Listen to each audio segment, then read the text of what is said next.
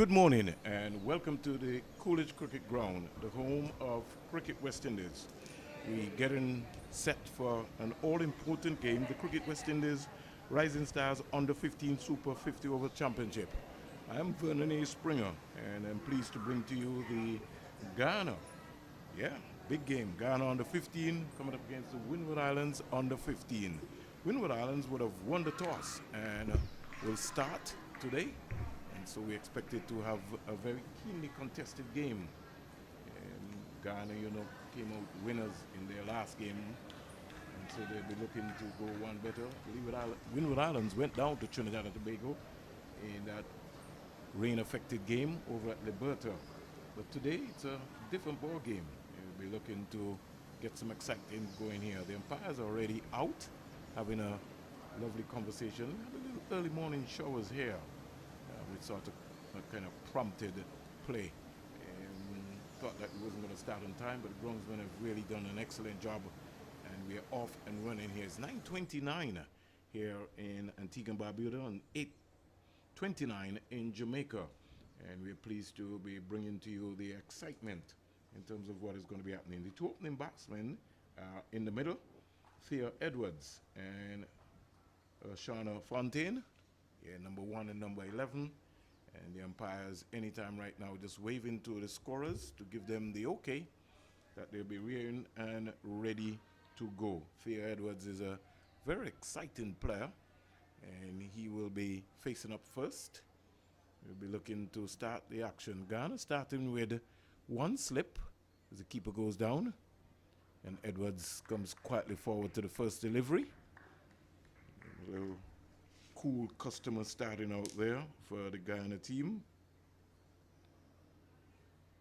Just about to get myself organized so I can get the numbers of the Guyana team. Don't have that on my radar as yet. But as soon as the scorers can be able to just muster that over for me, I'll greatly appreciate that. We'll break for a little while. Edwards comes quietly forward to good delivery. Number 33 player starting bang on target. And it is Shane Prince. So Prince for Guyana. Just more or less just ambling up in his own little form shape. Wait for a while. He's starting from the CIUN here at the Coolidge Cricket Ground, home of Cricket West Indies. And Edwards is back and across and just defending because the ball is being angled at the stumps. Number 33, Shane Prince.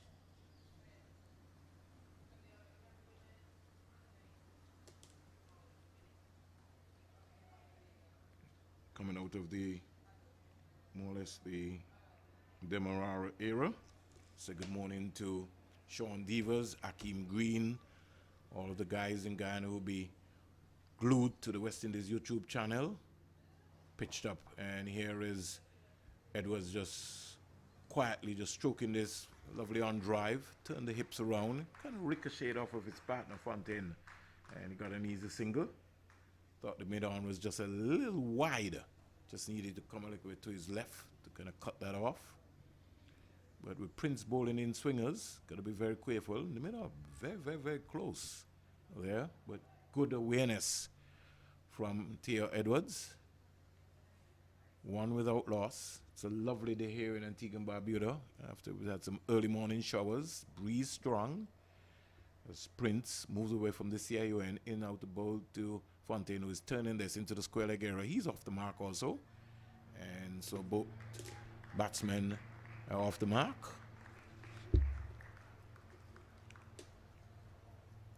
Still in the first over of play here. Okay, let's have organized and going. Guyana starting with a slip. Got protection, third man, fine leg. Backward point cover, mid off, square leg. Mid off, pretty close. The Prince is going to move in nicely to Edwards. Edwards is driving, it's gone through the mid-off fielder. Poor feeling there. It's going to have some running to do there. It's got to stop that. And Edwards gets 2 runs. He goes up now to 3 The score in the meantime goes up to 4 without loss. So the end of over number 1, Windward Islands 4 without loss at the Coolidge Cricket Ground, the home of cricket Windward Islands, after they won the toss and decided that they were going to bat first.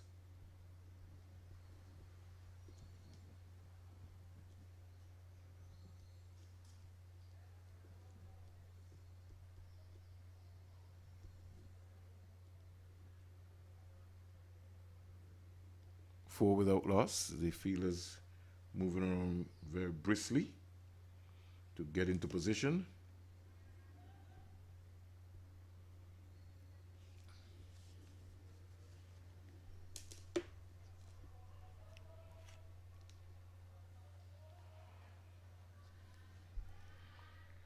It's good to see Guyana at this level producing some good young fast bowlers.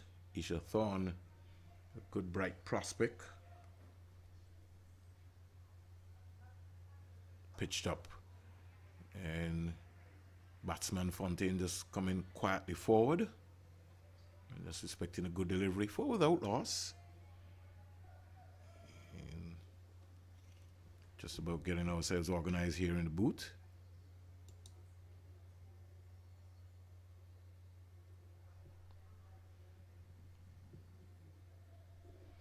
Wait for a while. That one sort of kept low. I'm going through to the keeper, wicket keeper. Issue there to stop that one. Emmanuel Lewis starting from the media center in here at the Coolidge Cricket Ground.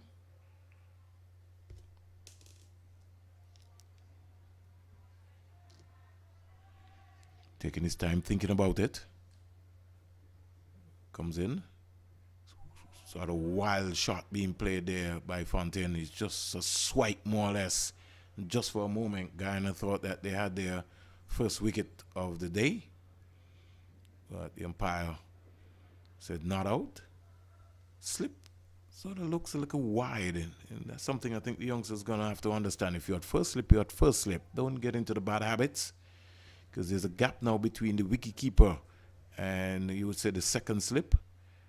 Oh, this good line. That's why the guy who's at second slip needs to go to first slip, because so you don't have any mixture. That's a good one. That touchdown in the right area. And Fontaine was squared up. Didn't know anything about it. Decent pace here by this young man, Emmanuel Lewis. Looks businesslike. Thinking about it, Lewis. Turns from the media center in here, Coolidge. Pitched up to Fontaine. Fontaine driving, not really coming right out. He was really just come on his front foot and stroke that. He was more or less in a standing up position. Just needed to be balanced there. Now he was trying to practice, but he just needed to get on his heel, get forward. Something I find that a lot of the youngsters are not willing to do. You got to be able to get forward and back. Pitched up again, back and across. He's comfortable with that length. And so a good start here by Emmanuel Lewis. Made over. And the score is 4 without loss.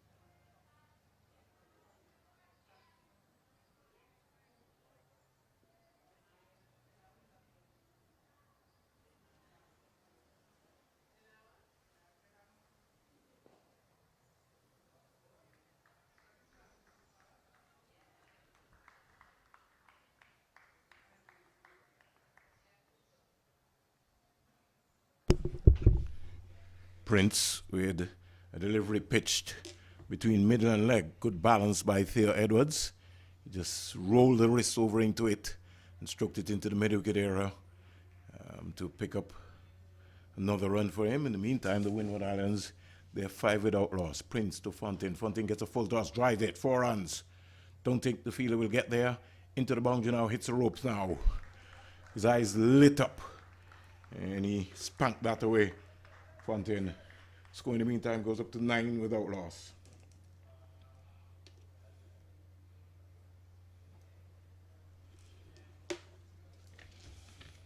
So, Shane Prince, guilty of bowling, as we would say, a gift there. He'll have to get back on target.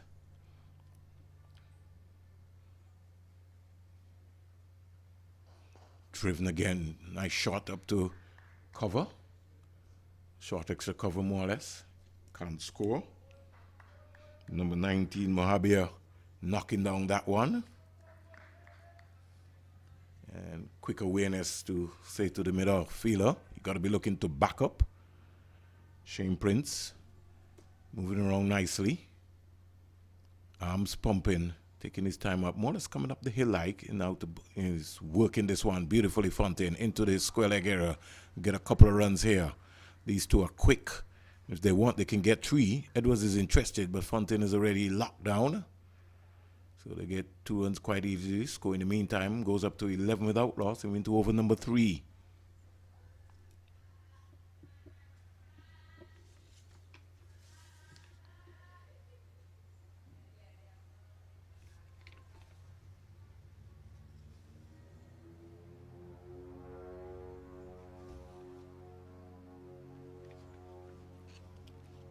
Prince moving away from the CIUN in.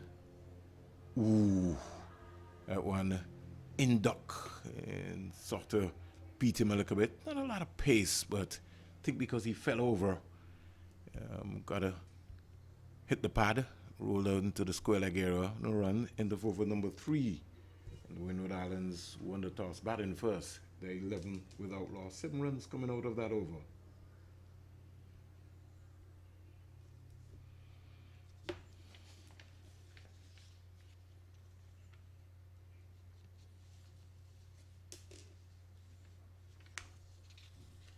Manuel Lewis wearing the very big number, 92.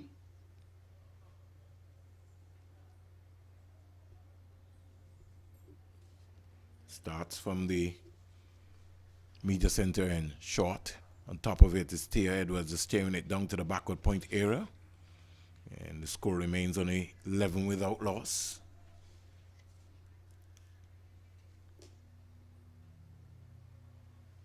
Danish Prasad at mid-off. Just rubbing away at the ball. Hands it to Emmanuel Lewis. Lewis to Edwards. Edwards is stylishly coming across the crease and just stroking it. Can't find the gap. And the score remains on 11 without loss.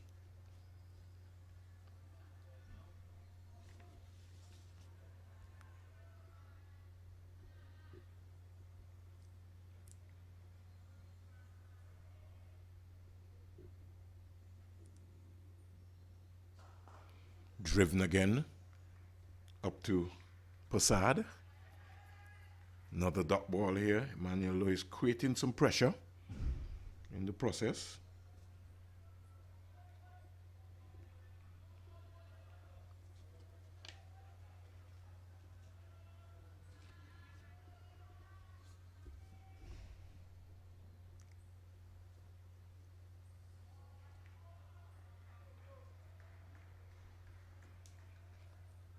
Again, another good delivery. Pitching in the right areas. Like the little business-like look of Emmanuel Lewis. Keeping it simple. That's what you want to see at this 11. 11 without loss. It's been a good over so far. Good control by the young man. Back and punching that. Finding the gap there is Theo Edwards. Won't get a boundary. Oh, little football skills there, not good enough. And Windward Islands picking up their second boundary of the morning. Should have done a lot better with that. Tried some football skills rather than trying to pull the ball back. And in the end, gave away a boundary. So Edwards quickly moves along nicely with that boundary. The second boundary for the Windward Islands for the morning. And the score goes up to 15 without loss. We're into over number 4. Very organized Thea Edwards. A good morning to Trevor Shillingford. It's Carifta Day in the Bahamas. We're looking to have some strong performances from all of the Caribbean athletes, especially from the OECS. There's also the Swimming Carifta Championship. Here is Edwards on driving but can't score. In the process, over comes to an end. And at the end of 4, the Windward Islands are 15 without loss. At the end of 4.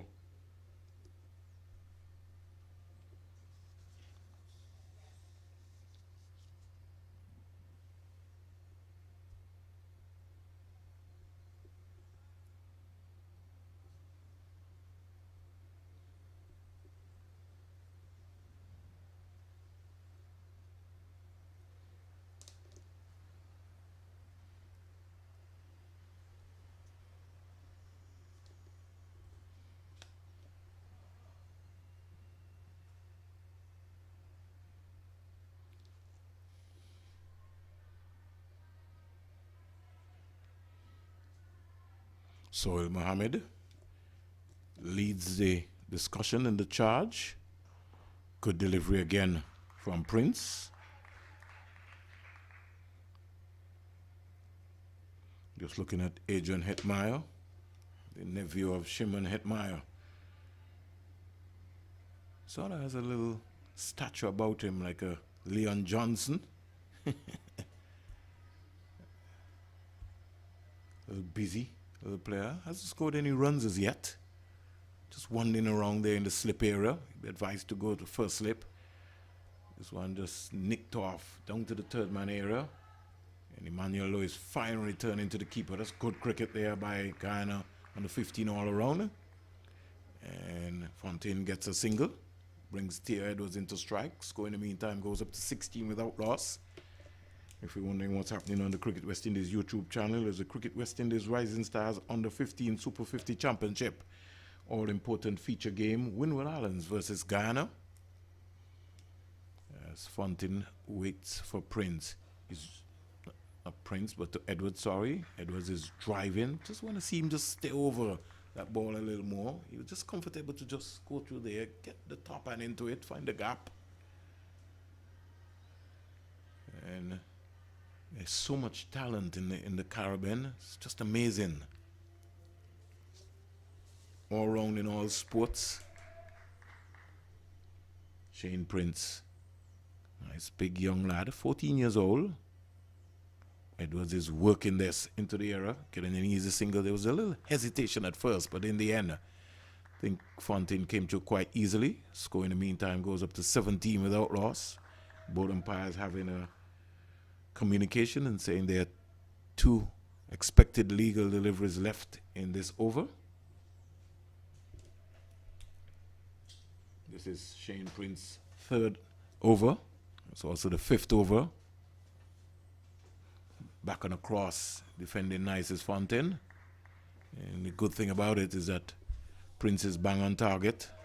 17 without loss. Windward Islands winning the toss and batting first here.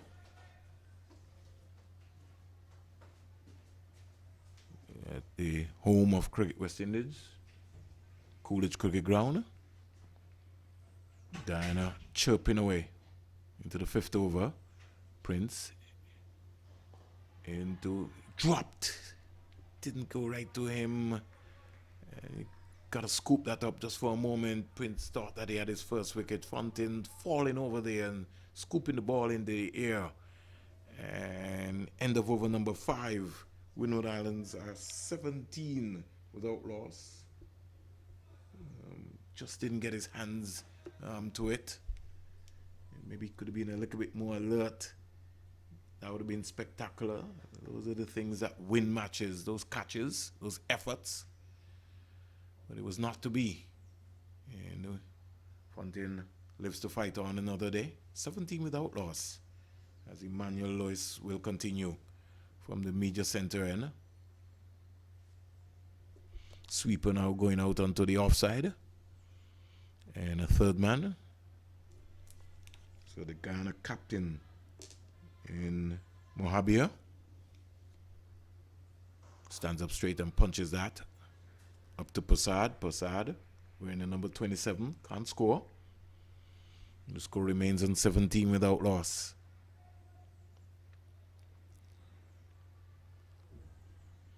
What I love is the Guyana senior team's uniform is now being emulated into the under 15.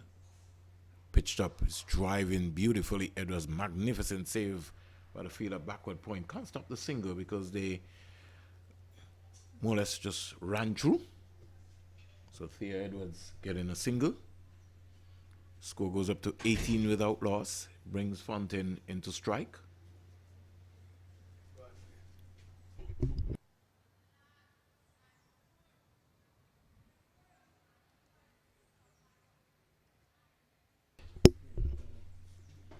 Inside edge turned into the square leg area. Another single.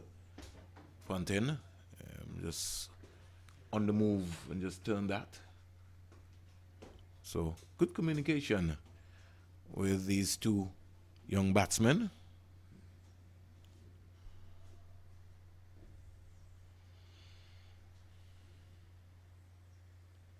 Score been clicking over, not after any real lightning start. The 2 boundaries, 19 without loss. Is Emmanuel Lewis into Thea Edwards. Edwards comes quietly forward. Ball pitch between wicket and wicket. Very composed is Thea Edwards. Saw him in, there's a camp between the Leeward Islands and Windward Islands under 15 at the Police Ground in Antigua and Barbuda. Windward Islands came in a week earlier. It was good practice for both teams. And Thea Edwards looks very organized. That one sort of stopped on him. He was in two minds. He just needed to come forward. If you're going to come forward, you got to come forward with nice soft hands. He's still looking to go for an expansive drive. But at this level, you will learn. You'll meet different bowlers from different countries, playing different conditions. Next time he plays at maybe the under 17 level, he might be playing in Barbados or Jamaica, for that matter. On driving down the ground, getting an easy single. Good straight. Good thing about Edwards is that he looks up the V for a long time. Over number 6 comes to an end.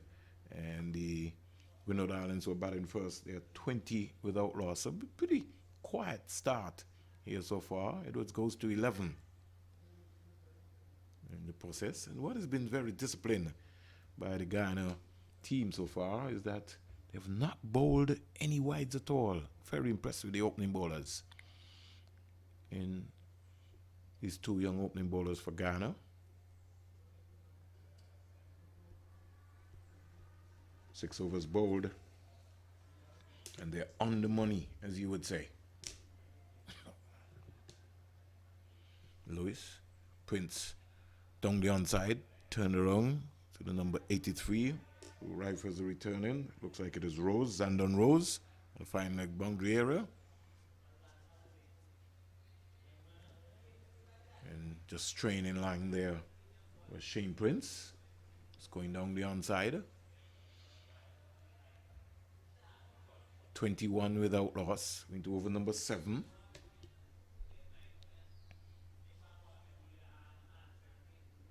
Here goes Prince to Fontaine. Fontaine is working the strong area into the square leg area. They'll come back quite easily for 2. And 2 runs to Fontaine. Score in the meantime goes up to 22 without loss. Into over number 7.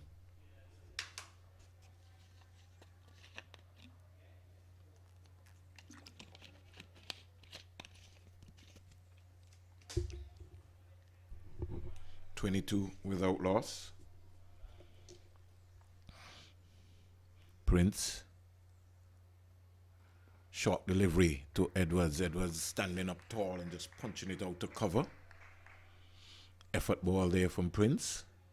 I like the look of Prince. Somebody that, as he gets a little stronger, and he attacks the crease even more, he can be able to, shows that he's got some pace and he can develop.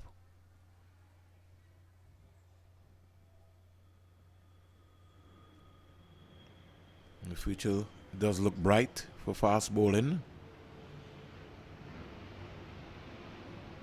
Full toss, not put away. Somebody could be in trouble. No, they get in quite easily in the end. And Prince is upset with himself. Was looking maybe there for a Yorker. And just has not been able to get it on target yet. In the meantime, the batsman Fontaine crossed for a single. Brings Edwards back into strike. The score in the meantime, Fontaine goes up to 12. Edwards is on 11. 23 without loss. Prince to the right-handed Theo Edwards. Gets a delivery right into his half, but really didn't step out into it. Really, he was more or less almost nearly yorked himself in the process. 23 without loss. Into over number 7. Edwards from the CIUN here in Antigua and Barbuda, the home of Coolidge Cricket Grounds. Edwards just for a moment, 2 sounds, got a little inside edge there onto that. He was hesitant in coming forward. Over number 7 completed. The Windward Islands batting first. They are 23 without loss. And good start here so far. Good quiet start. And these two will be looking to bat early. Very impressed with Prince and Lewis. Prince completing his 4th over. And Emmanuel Lewis, he will now start his 4th as he hands his hat to the umpire.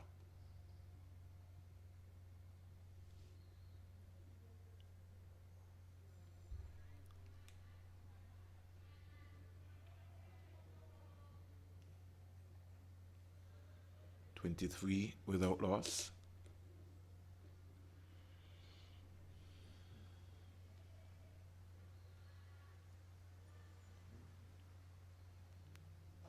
Driving in the air past extra cover, coming around his Passad. Can't stop that there. They get an easy run. Just for a moment there, Fontaine not getting to the pitch of the ball. Every now and again he tends to be in a standing up position, hitting the ball in the air. He has to bend that left knee a little bit more. Score in the meantime goes up to 24. Oh, he's bowled him! That's a beauty. Theo Edwards playing down the wrong line and lost his middle stump. Didn't cover it there. And the Windward Islands losing their first wicket. The wicket of Theo Edwards and Emmanuel Lewis. He strikes for Guyana in his 4th over. 25 for 1, Guyana.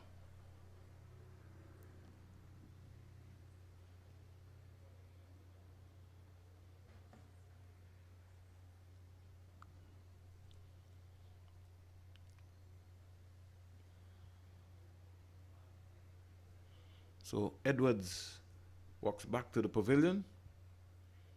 And Guyana striking early. It's always important when you get wickets early. And they were excited.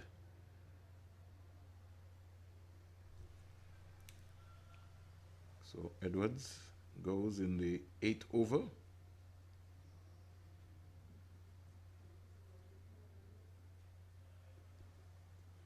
And Lewis picking up that important wicket of play here. So good start here by Team Guyana. Guyana on the 15 team. Once again, we want to say good morning to Colin Stewart. Rian King must be somewhere around the world. Sean Devers, Hakeem Green, all of my colleagues in Ghana. Joseph Retz Pereira will also be following this coverage of this youth cricket. Never misses a cricket game. His TV, his computer, everything would be on. Joseph Retz Pereira.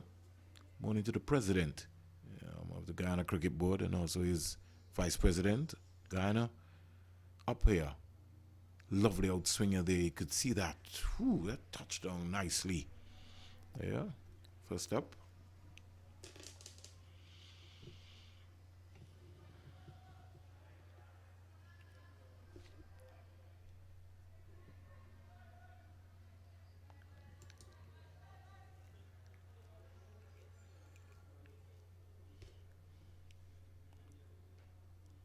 That one sort of kept low.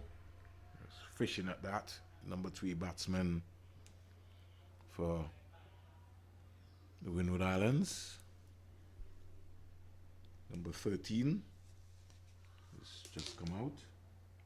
Jonathan Daniel, very accomplished player. Wait for a while. Squeezing this one down to the third man area, getting an easy single. So Daniel is off the mark.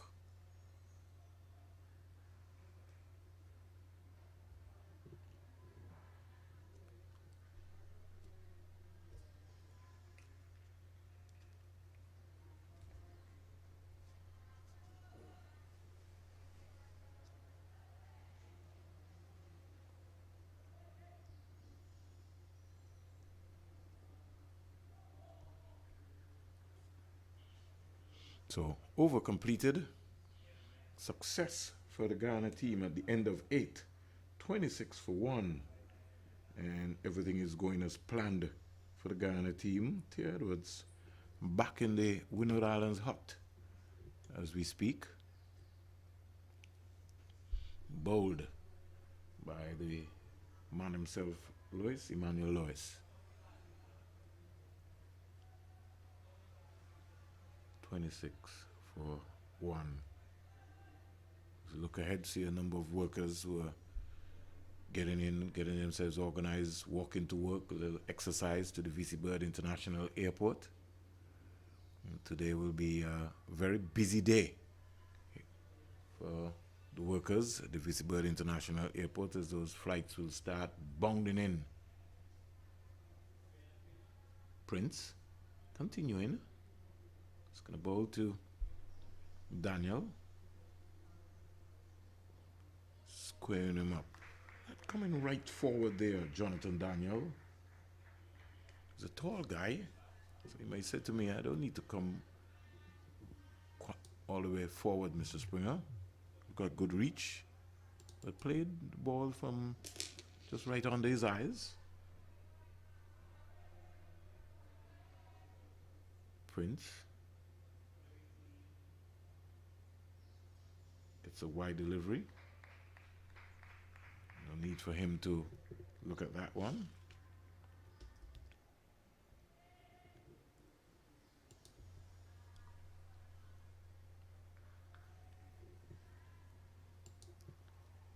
To over number 9. 26 for 1. Windward Islands won the toss. Batting first.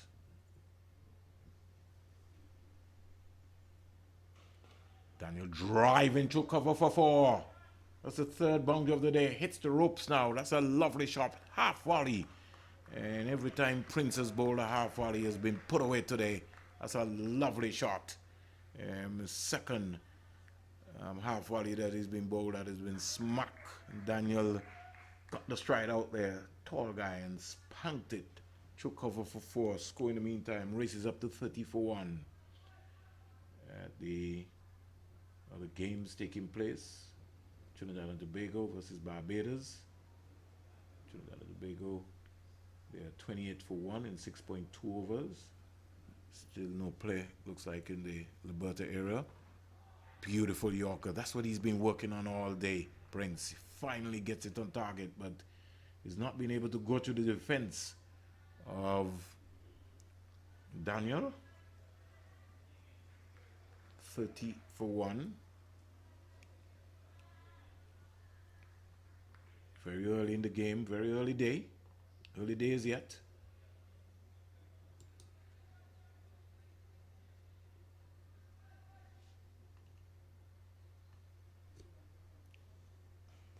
Daniel coming forward, nicely, steering it down the backward point. Can't score, the backward point is deep in the process.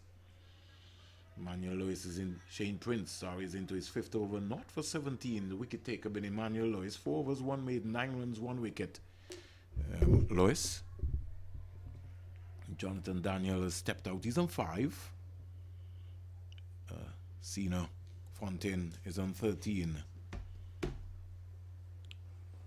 Short delivery coming into him in swinger, just backing across and turning it into the short middle era. Over comes to an end. 9 overs bowled, and the Windward Islands are 30 for 1 at the end of 9.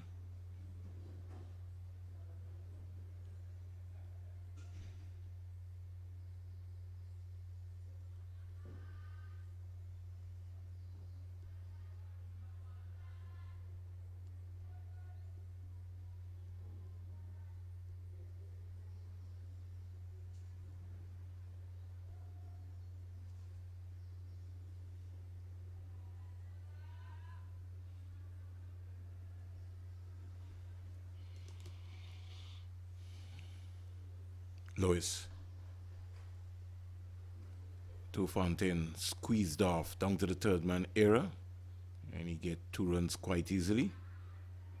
Return just bouncing in front of the keeper and to be backed up on the onside. Score in the meantime goes up to 32 for 1, and Fontaine is on the march. He's on 15. Manuel Lewis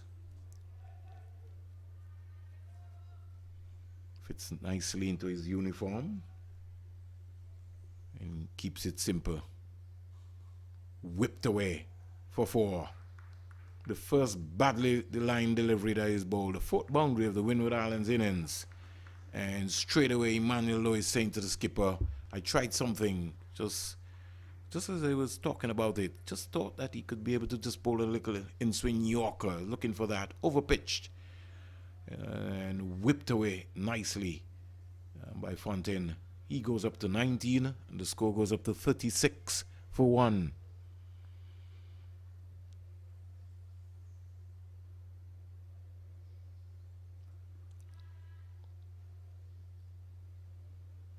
Bang on target, keeping it simple again is Emmanuel Lewis. This time he was down the 4th stump, as you would call it, the corridor of uncertainty. And the keeper, Sohail Mohammed. So good morning to all the Andrew Percival. I haven't heard from him in a long time. Percival waits for a while. Pitched up. That is going to be called a wide. First extra, really, more or less. And so the score goes up to 37. Just over compensating there. Emmanuel Lewis is into his 5th over. So maybe you'll be a little tired. He's a wicket taker. Shane Prince, 5 overs, no maidens, 21 runs, no wicket. Well, unlucky not to have picked up one. Emmanuel Prince, I like the look of him. Keeping it simple. Bang on target. Looking at those stumps. And when you got a new ball into your hand, you want to be able to attack those stumps. Prince and Lewis, so far in the competition that I've seen so far, they've been very disciplined, with the exception of that wide from Prince. Just maybe overcompensating. Looking at the 5.5 ounce white ball. Arms pumping, goes past the umpire. Pitched up full toss. But Fontaine can't put it away. Good piece of bowling and also good piece of backing up from Emmanuel Lewis to his own bowling.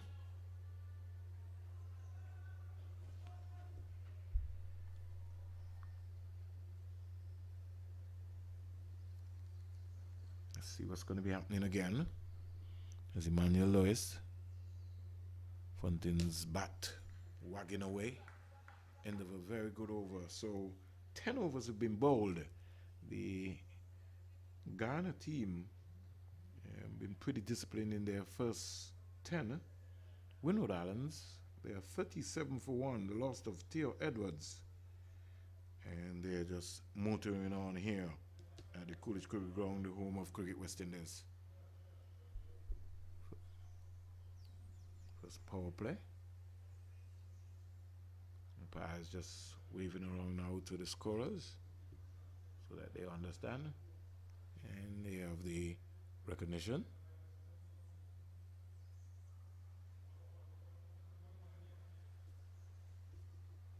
$37 for 1.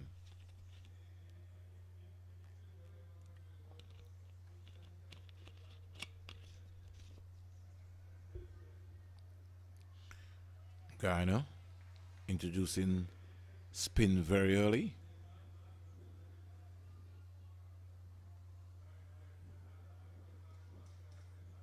$37 for 1. Daniel comes straight away forward.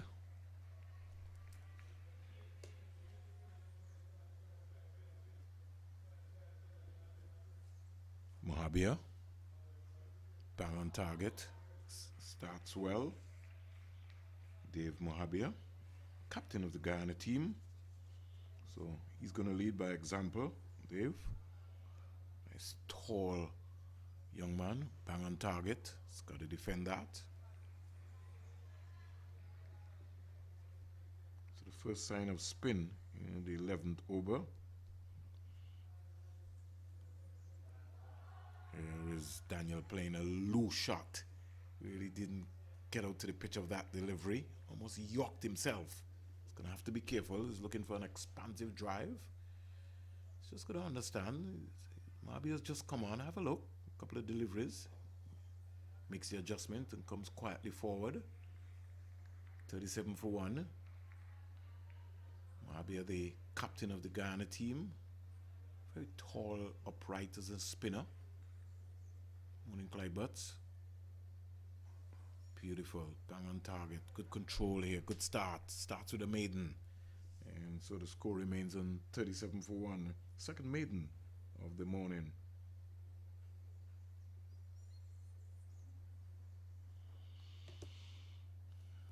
So we look at the lineup.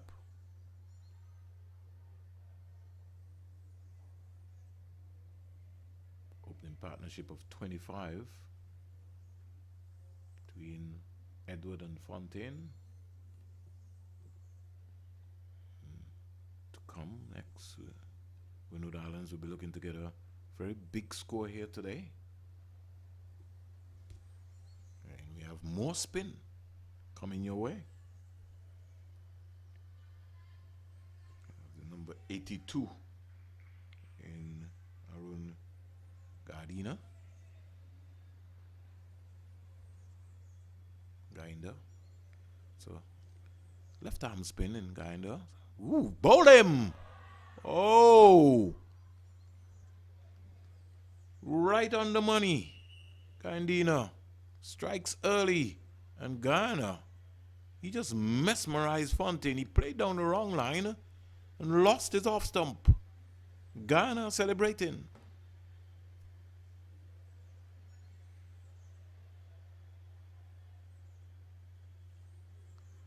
Windward Islands, 37 for 2.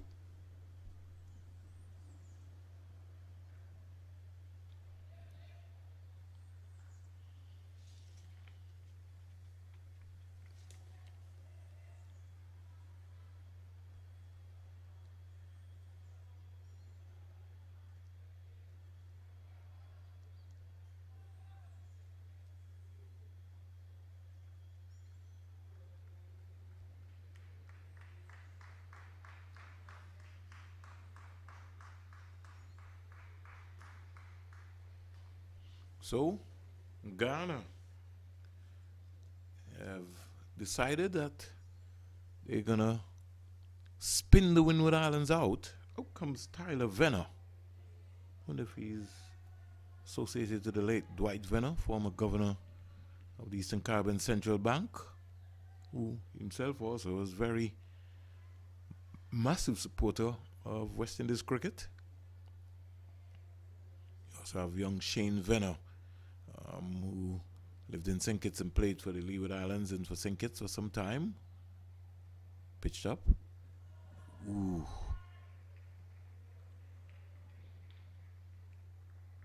That one was through him even before he thought about it. He's going to have to wake up very quickly. Guyana left arm spin away in the number 82. Comes quietly forward. And Venner sort of going hard at the ball. When you're playing spin, you can't go hard. You have to relax. You have to play with nice soft hands. Get that top hand working. It's one of the areas that you feel the youngsters are falling down. They think that they have to play expansive drives all the time. If you're coming forward, you quietly kill the ball right there. Can't be still looking to try to score if you're looking to when you're facing the spinner. And sometimes I think they tend to go hard at the ball. 37 for 2. Guyana. Bang on target. And the pressure. Guyana gonna maybe just try and put the pressure right now back on the Windward Islands. Good start here so far from Guyana. Bang on target. He starts with a maiden. Maiden wicket over for the young man. Windward Islands, 37 for 2. Back-to-back maidens. And in fact, not just only back-to-back maidens, but a maiden wicket. Fontaine bowled all over the shop.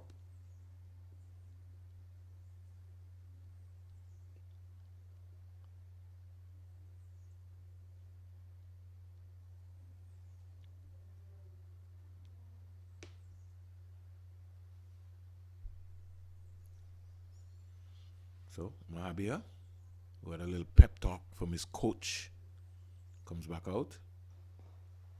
Daniel. Jonathan Daniel just needs to kill that in front of him. Doesn't need to be going so hard at the ball.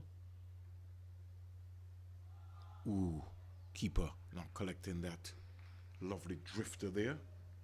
Soil Mohammed just bouncing out of his gloves. Don't need to rush, he just needs to relax. Let it come to you. Cough it. Bang on target again. So these two are going to have to work something out. Something completely different. The seamers are off. And it's now the turn of the spinners. And this is Guyana's strong point. Flatter faster is trying to turn that. Can't beat the fielder short mid-wicket. Looks like it is Ramda Hull.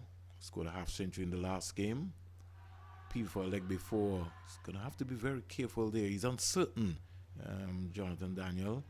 And the simple reason is that he's just made his mind up that he's going to come forward. So he's going to have to look at the length, really. There's going to be something different to him. Still early days yet. This is only over number 13. He's having a hoik at this one there. Made his mind up that he was going to go at that one. Got a single in the end, so it sort of released the pressure at the end of over number 13. And the score is 38 for 2. And Daniel deciding that he was going to go for that one. So the shackles of the maiden overs have been broken with that single. After back-to-back maiden overs, 13 overs bowled. Windward Islands batting first. Ladies score here at Coolidge Cricket Ground, 38 for 2.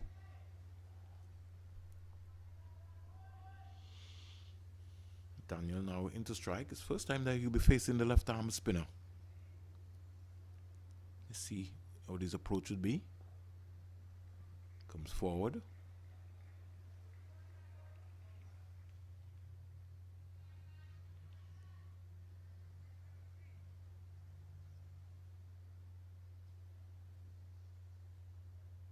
Arm ball. Back and across, defending nicely is Daniel. Tall player. If I'm not mistaken, I think he's the wicket keeper. They have 2 wicket keepers. I don't know who will keep today. Let's see what Daniel's approach will be. Flighted. Kenny's driving. He's a little uncertain. Needs to be positive. He's in the air long enough so he can step out and stroke it. He's maybe not that confident as yet. But Guyana has worked into a lovely rhythm, lovely position. Beautiful delivery. That's a beautiful ball. It's landing it in the right area. 38 for 2. Thinking about it. Keeping it simple. Full toss. Driven down the ground. Getting an easy single. Prasad comes across and stops that. And so Daniel winding up. No need for him to wind up. It's a lot of overs still. He's only over number 14.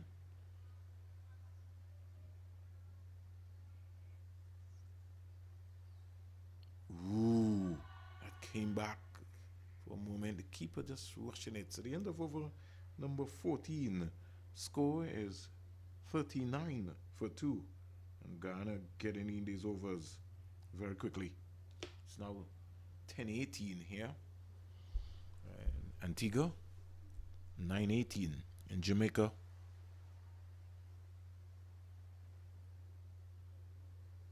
And the urgency of the Guyana captain leading the way in getting in these overs have been impressive. Mohabia, the Windward Islands want to put a break on them. Bang on target, flatter faster here from Mohabia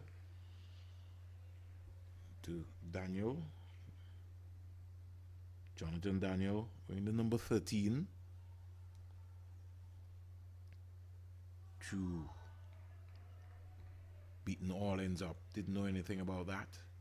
Tyler Venner has faced 5 deliveries. He's still on 0. And Jonathan Daniel has faced a number of deliveries. He's on 23. Back and looking to work that. He's going to have to bat. He's going to have to bat. He's going to have to concentrate here, Daniel. Can't give his hand away now. Coach John Eugene and Devon Smith will be expecting a real good performance from the young man.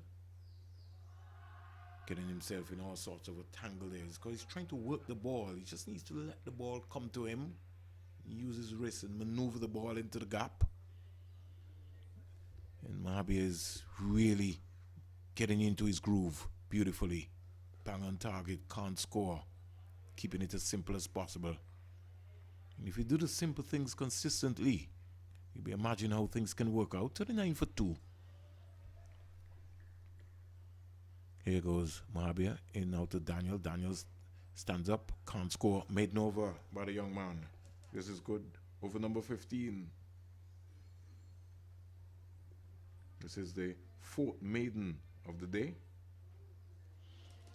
And they're now putting some breaks on the Windward Islands batsmen. Venner and Daniel. They get into these overs very quickly. I can say that to you.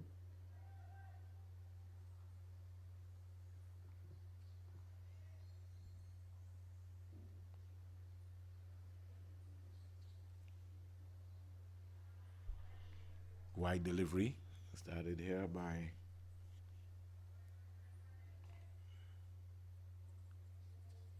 Guyana.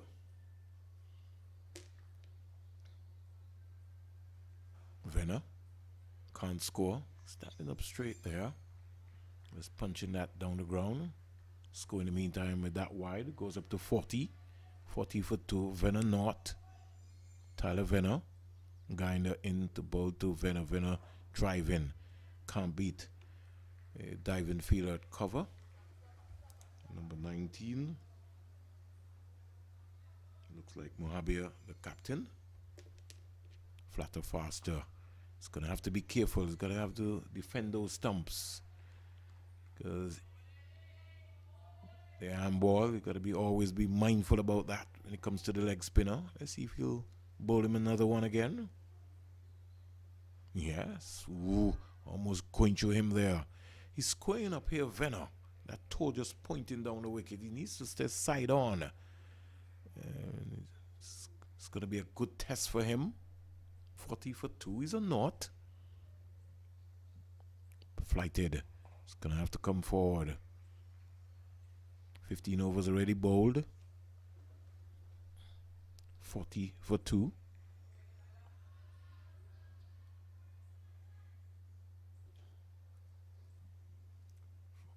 Flighted delivery. Thinking about a single, can't get it. Prasad cut off that nicely. So, despite the wide, at the end of over number 16, Windward Islands, they are 40 for 2.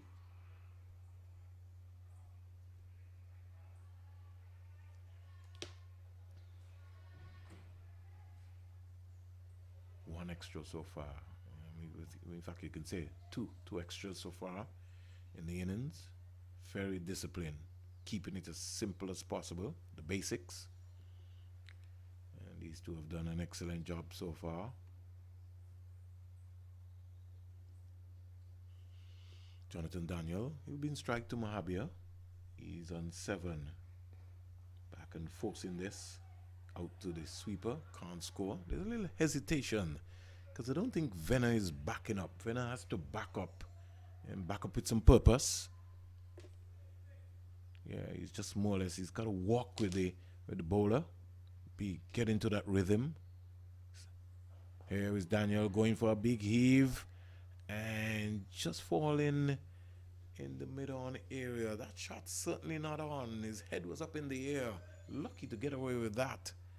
And then he goes on the non-striker's end and practices that he wanted to sweep.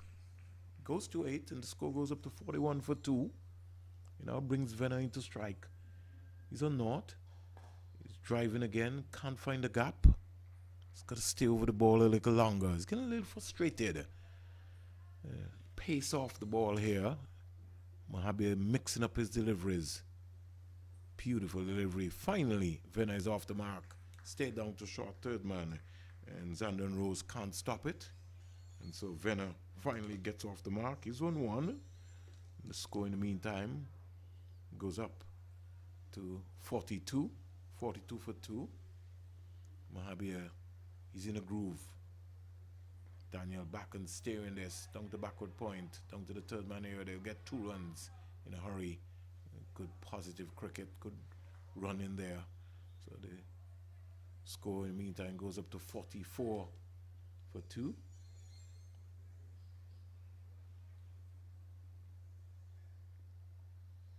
Mohabi just a little wide. That delivery. Bang on target. Comes quietly forward. The number 91 comes across nicely. In Budawa, he stops that. And over number 17, the latest score here at the Coolidge Cricket Ground. Windward Islands batting first. They're 44 for 2.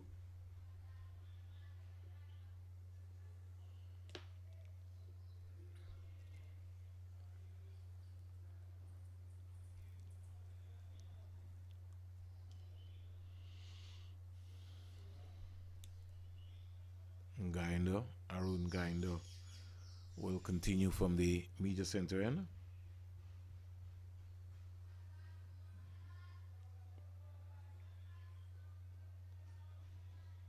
The score remains on 44 for 2. 44 for 2. And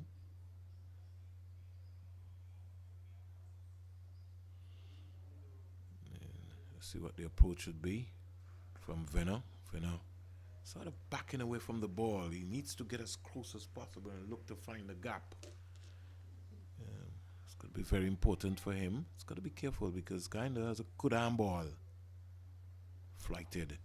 Bang on target.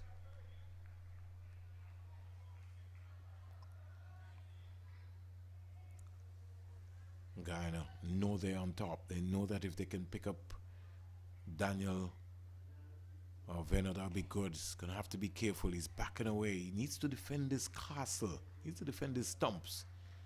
And straight away, Daniel comes on to say, be careful. He's got a good arm ball. You got to be tighter in your defense. So good game awareness there by non-striker Jonathan Daniel. Mohabi comes across and says, just keep attacking those stumps. 44 for 2. Flighted, beautiful, good control. It was tempting him. If he wanted to go for it, let him go for it. It's good control here by the young man. Good crafty bowling.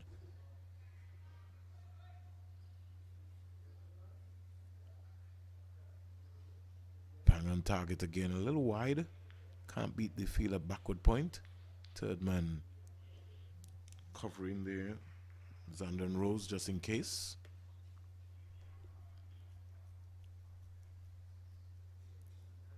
Nice delivery again. Beautiful garb. Maiden over here by Guyana. 18 overs bowled. Windward Islands 44 for 2. And Guyana keeping the pressure on here with another maiden over. 5 maidens bowled so far in this innings. And Mohabia just received the ball. Will continue from the CRUN. Latest score here in the Cricket West Indies Rising Stars Under 15 Super 50 Championship being played in Antigua and Barbuda. Windward Islands batting first. They're 44 for 2.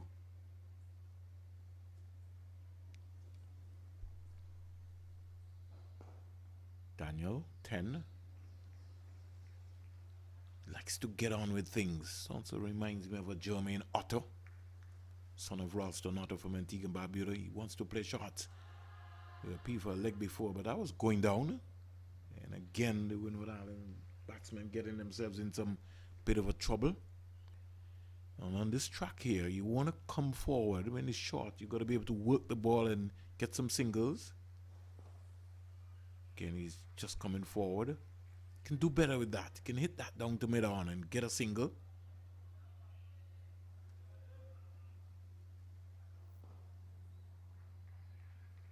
Another dot ball again by Mahabir. The pressure is building. Every now and again, Daniel tends to lose his patience. He's going to have a heave. He's bowled him. That is a poor shot by Daniel. Coach John Eugene will certainly be very upset. And when he looked back on the replay tonight, he would know that that is a poor shot. I was talking about the pressure building on him. Once he can't score, he tries something different. Another wicket goes down for the Windward Islands, 44 for 3. And Daniel has just given his hand away.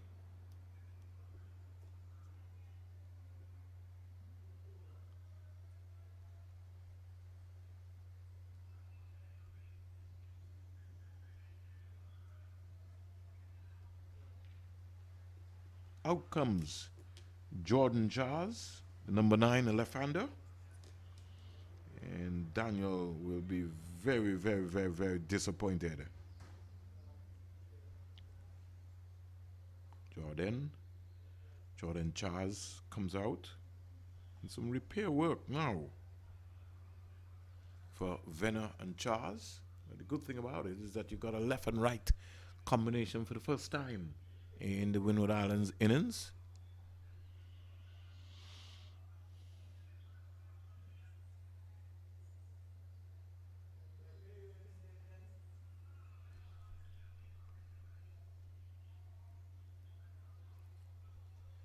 .44 for 3.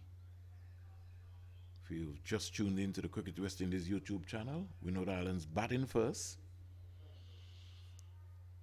Won their first game against the Leeward Islands at the Sir Vivian Richards Stadium, lost in Liberta, and now playing at Coolidge.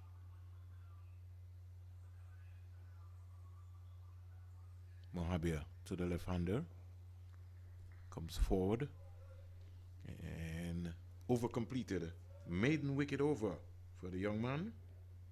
This is good. 44 for 3.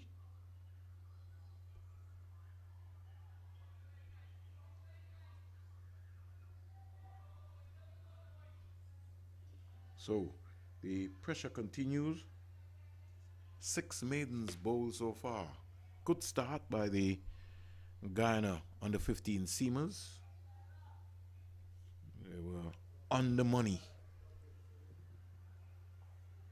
And the spinners have now come into their own, building even more pressure. Shane Prince, 5 overs, no maidens, 21 runs, no wicket.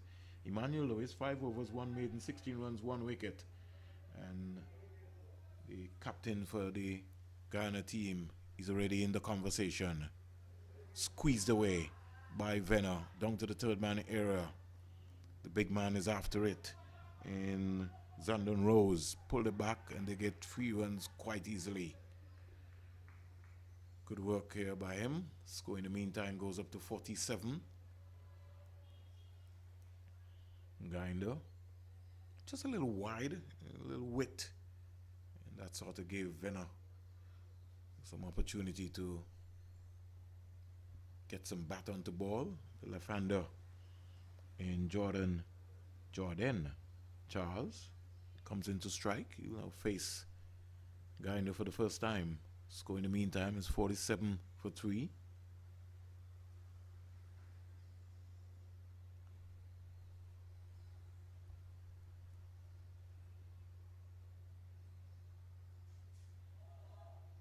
Keeper not collecting. Just needs to relax. I think he's just rising too early. He's gonna have to stay down. Just stay down. Most of the young keepers, they're not staying down long enough. Gotta stay down. Plus his positioning to his stance. Here's another delivery. more or less backing away and trying to play that ball down to backward point. As a keeper, you got to work on your back muscles. You got to do a lot of squats. His positioning is going to be out of. He's already putting a little bit strain on his back here. Thought in his own stance, going back rather than forward. You got to be in a hump, almost like a number 9 position. Bang on target. Here's Jazz playing this one out to cover. Direct hit. But I think he got in quite easily. He's going to have to be careful in his running. End of over number 20. Windward Islands are 48 for 3.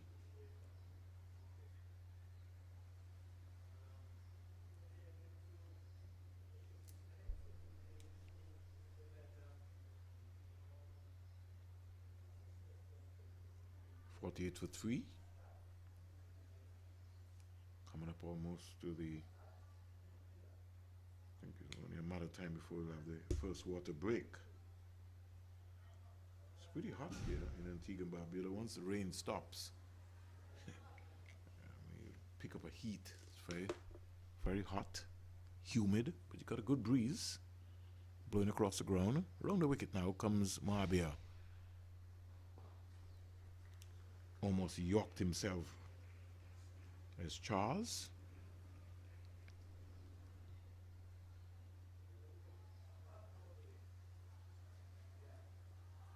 Oh, he's playing a nothing shot. That's almost like a get-out shot. He'll be advised to play the ball up in front of him, which will be in front of the V.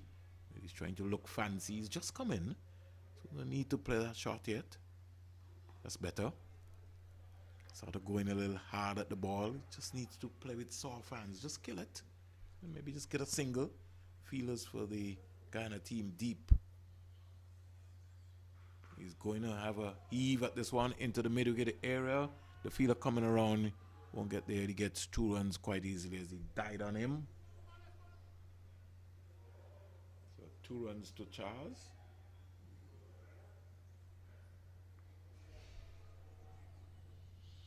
Score in the meantime goes up to 48.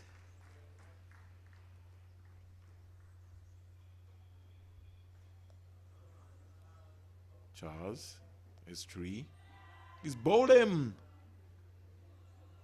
Charles played around a straight delivery. No defense there at all. And Mahabir goes through with another wicket. They're tottering. 48 for 4.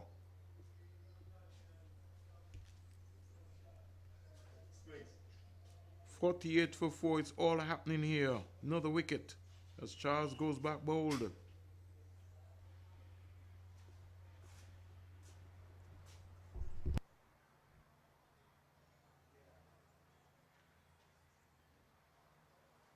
And the first water break comes up, and at the end of the water break, Guyana are large and in control here. The Windward Islands are in trouble. They're 48 for 4.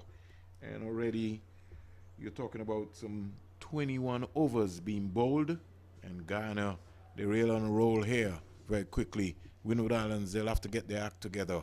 And when we come back after a water break, I'll be joined by my colleague, Earl Richards, former Leeward Islands under-19 opening batsman. It might be a good joy to see him looking at your cricket again here in Antigua and Barbuda. As we take a break, Ghana, large and in control. Let me just give you a summary of what has happened so far, so you can maybe have an idea very quickly. Tia Edwards bowled Lewis for 12. Sheena Fontaine bowled Gandia for 19. Jonathan Daniel bowled Mahabir for 10. Tyler Venner is not out on 4. John Charles bowled all over the shop there by Mahabir for 3. Leaves them tottering now at 48 for 4. And trust me, the spinners are large and in control here after a good opening spell of bowling from Shane Prince. 5 overs, no maidens, 21 runs, no wicket. Emmanuel Lewis, 5 overs, 1 maiden, 16 runs, 1 wicket. Dave Mahabir, the captain, 5 overs, 3 maidens, 5 runs, 2 wickets. And Aaron Gandia, 5 overs, 2 maidens, 5 runs, 1 wicket. We take a break, and when we come back, we'll give you an update as to what's happening here. 48 for 4. Guyana large and in control.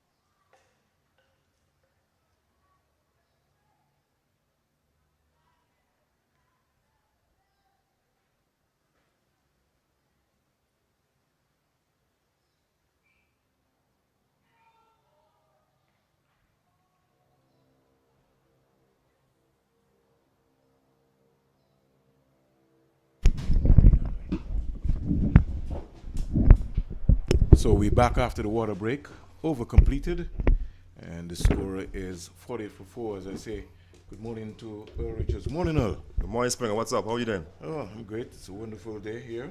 It's nice to be in the presence of greatness. My Greatness. first stint on the air. First stint. Yes, sir. Ah, okay. You can't complain. You're not doing too bad at all. 50 for 4, Guyana. Large and in control here. Windward Islands will have to do some repair work. It's actually a lovely day for cricket, Springer. It certainly is. So let's see what the approach will be like here.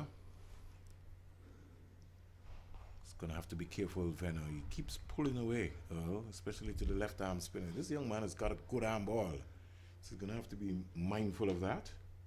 Should try and knock the ball a bit more straight back up the pitch. Valman is on the 9 strikers end. It's back and forcing that can't score. Hesitation there. Valman was attempting a single. He's just come out. What I like to see Springer do is to see the spinner get the ball a bit more air. When attack be too short. Bang on target again.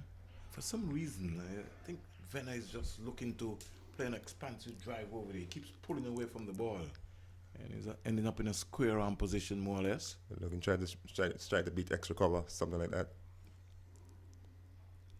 Nice flight to delivery too. Every time he defends that ball, he's like pulling away. He's going to have to be very, very, very careful. The right foot just needs to come across. He has to defend the castle. Too many of the young Windward Island batters have played down the wrong line and have lost their castle. Good little loop there. When Earl said you want to see the spinner just toss it up a little more there, especially to Venner. I think he's off balance. It'd be nice to make him look up. That's correct. Flight is up some more in the air. 50 for 4. Defending nicely. As the coach will say, let's see if he can do some dancing. Try to play so he can do some dancing. Maiden over again there. Yeah. Well, it's not a bad over. As I said, just for me to see the ball being tossed up some more and see what it's like for the batsman be on the front foot. But all in all, it's a pretty good over. So at the end of 22 with that maiden, 50 for 4. 7 maidens being bowled here, and Guyana spin attack after the opening spell from their seamers. They bowl 10. Spinners are in control here.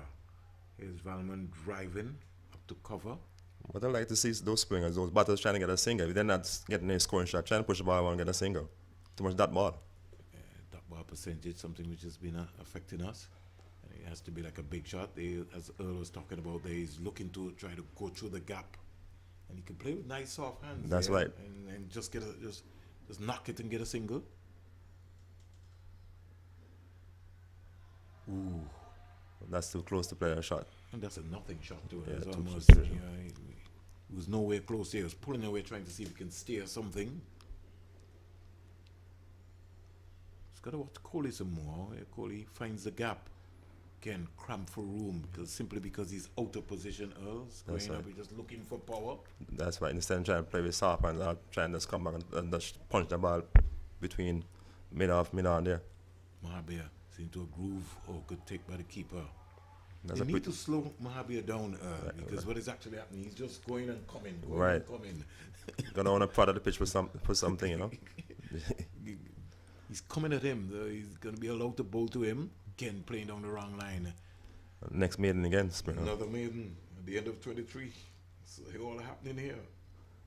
What I like to see is the batsman do some gardening, also do some mid-wicket conversation. How you approach these spinners.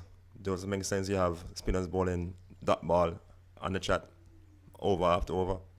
That means your score will not going anywhere. So these batters need to think the game out, play with some soft hands. I know it's something that's affecting our team at the higher level also. So these guys really need to work on playing with soft hands, look at pick up 1 and 2s if the big score's not coming. All right, so Venner, let's see what his approach will be. Nice flighted delivery. Again, he also comes forward. And the thing about it, Earl, you have to learn that if you're defending, you're defending. They're going hard at everything. That ball went right to cover. That's correct. You just kill it right there. You learn to soft hands. Right there. Back. deep. See, that top arm need to be a bit slack on the bat. Try and play soft and pick up a single there. But he's backing away from the ball too, which is not helping him either. And that's why he's going to be cramped for room with where his right toe is pointing. It's just pointing right there to the short extra cover area. Just from my vantage point, doesn't seem to be any depth in the wicket or the spinners. For me, what I'm sitting here is not doing much with the ball. It's just the batters making the bowling look a bit challenging. And because they can't score, then they try something different. Flatter, faster. They appeal for caught behind.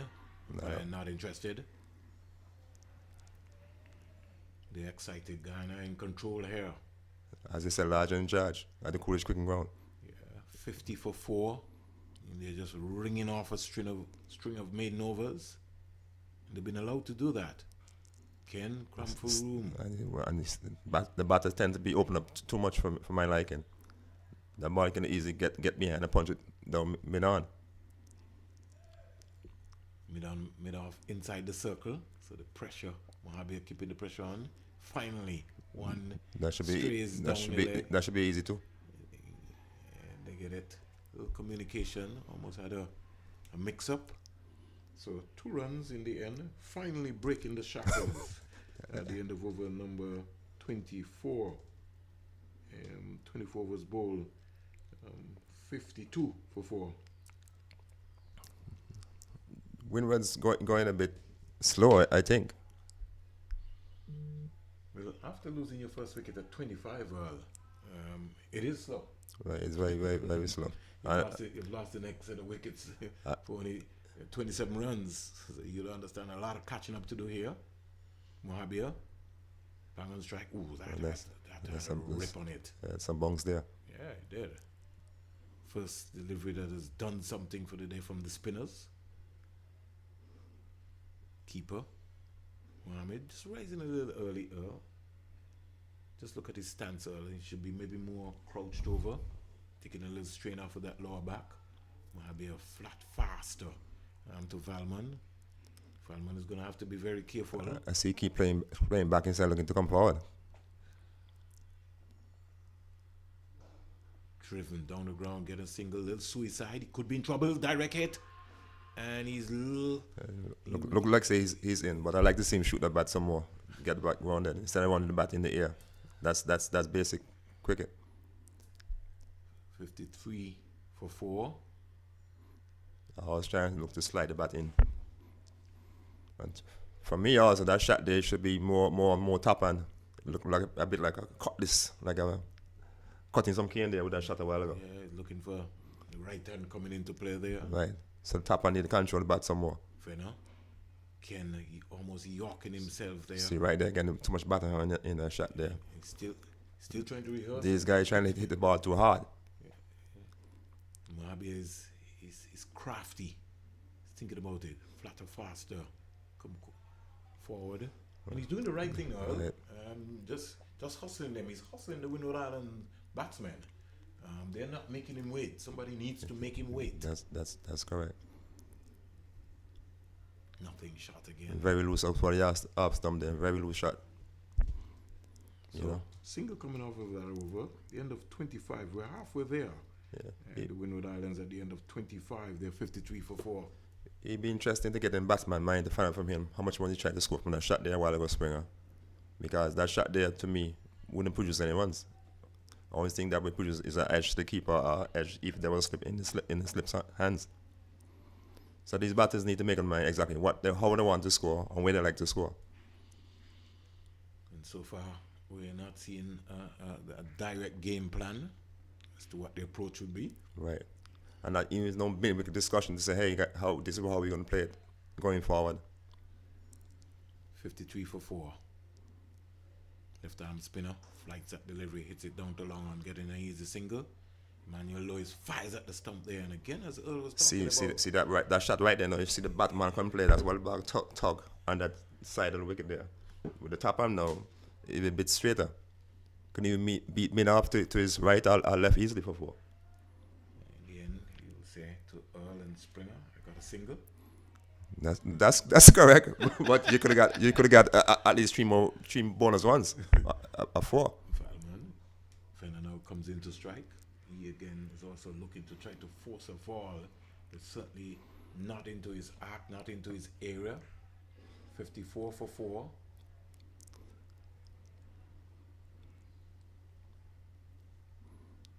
Flatter, faster. Squeezed away down to the third man area. He's got to get back into his crease. Direct it again. Good cricket here all around.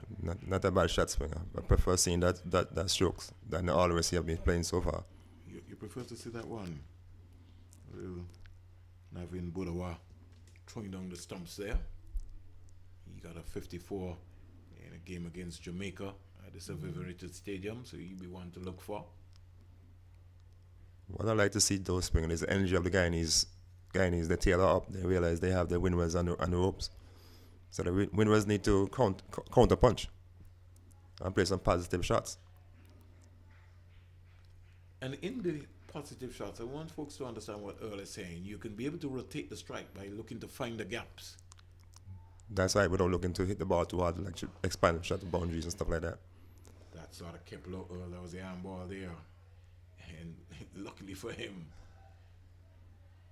he's going to have to be careful. He's sort of pulling away. Venner. He's got to keep batting. Again, stay down to Budawa.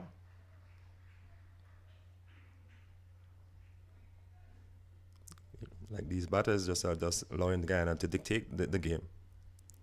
Control. 54 for 4. Flatter, faster. Can't score, can't beat Mohammed. Another over comes to an end. 26 overs bowl. 1 run off that over. Next tight over, once more springer. 54 for 4.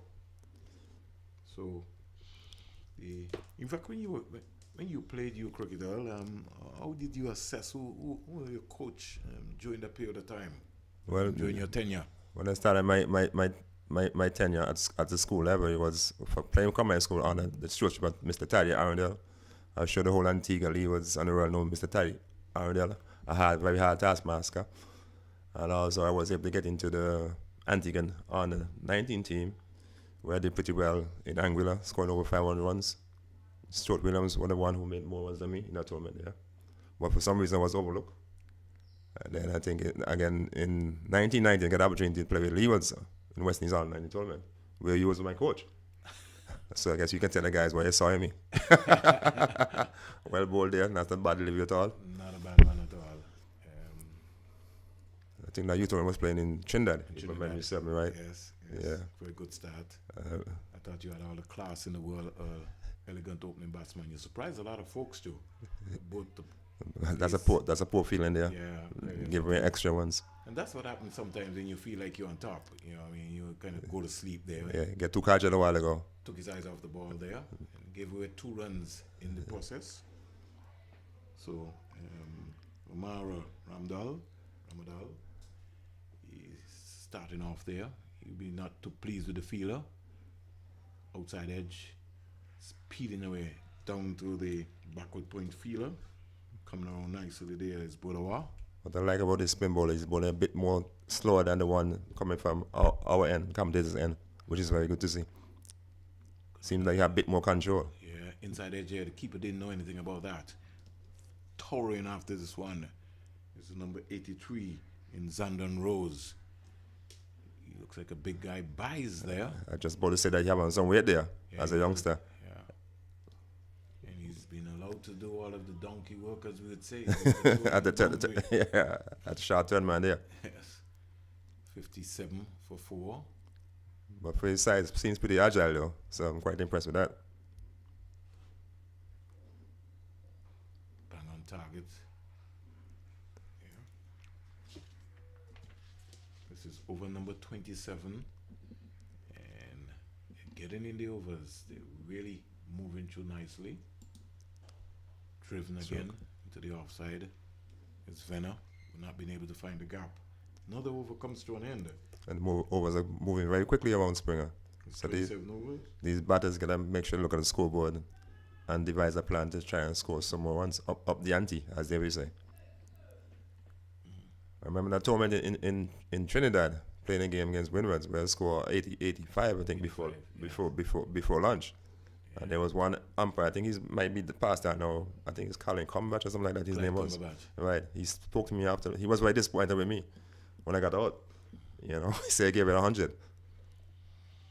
You had so much time, he's driven again, not being able to find the gap. He's winding up all the time. Yeah. He looks just trying to be in control, trying to stroke the ball, trying to hit the ball too hard. That's simply because the right hand is coming into control, okay, Earl, Valman. They should be looking at more timing than power. Yeah. You know, the spin boy is already bowling pretty fast already. So they need much power with him, just timing. Just use the pace. And get the ball away easily. But it's something for these youngsters to adapt to and learn quickly. Yeah. Oh, beautiful delivery. Hit down the ground, one bounce. Yeah, somebody could be in trouble. Yeah, no communication there. No communication there a while ago. He got it away. It was ball watching. He looked safe. Yeah. Number 27 there. Normally, as you know, as a non-striker, when the ball hit behind your back, it's a striker call. So once the striker tell you yes, you have nothing to worry about. You need to respond. You're right. Or you should respond. Should respond because the striker is seeing the game clearly. So once the ball behind your back and the striker say yes one, I don't think he would send you into social depth, you know. Communication is going to be key. Fenner just bending over there. Don't know if he's tired or maybe from that one. Score in the meantime goes up to 58 for 4. Flatter faster. He's pulling that one away. That's a gift. That's a gift. That's a poor delivery. Yeah. Deserve the full treatment. Prasad now saying, what are you trying? I wonder if he's a bit tired. It look like say he hand drop a bit also. He sort of pulled that one down, and you expected to get away with that. This is almost, I think, Earl's 9th over. Oh, okay. Yeah, so you can't expect that in a crisis of this nature. Nice to see the batsman capitalize on that bad delivery though. Very nice to see. And that's what you want to see the batters do, you know. Every bad ball trying to make something from it. 62 for 4. Stands up straight, banks it up to Mahabir, the captain. That's a nice shot for no runs. Yes. Nice straight bat. Because the balance in his out of position all the time. He's pulling away from the ball rather than getting as close as possible to the ball. Now that's a poor shot. That's a poor shot. The appeal for caught behind umpire says not out. Then he give his victory a while ago. Nearly. For nothing ball. So 28 overs bowl. 28 overs bowl. The latest score here, the Coolidge Cricket Ground. Windward Islands batting first. They're 62 for 4. What become of Stanley Frank Springer? He's still on? Yes, he's still there. He's still around. I know he was a manager on that tour there. On that tour, yes. Yeah, I remember that he was a manager on tour. Weeks. Yeah, Weeks, right. Weeks, in fact, Weeks was the captain. And the late Colin Cookies Joseph. Yeah. You know, I also remember a game playing against Trinidad on 19, where Colin Cookies had Richard Smith backing away. Yes. I was at first to the field and never forgot that game there. Yeah. You know, that's not a bad ball at all. Remember Malcolm Ramsey was so frightened that he forgot his shoes? yes, that was some fun game there. He was so frightened. Bang on target there. First time that he was traveling out. Leeward Island tournament. You're going to the big area. He packed everything. He said, yes, coach, I packed everything there. I don't have his shoes. Didn't have his shoes. Back and slashing. Miss out on that bad ball there. Oh yes. Should easily cut the ball for 4. Valman having a little torrid time here. Jeez, the bottom hand comes into play here. That's killing him all the time. For me, he's not playing positive cricket at all. I don't know what he's thinking about.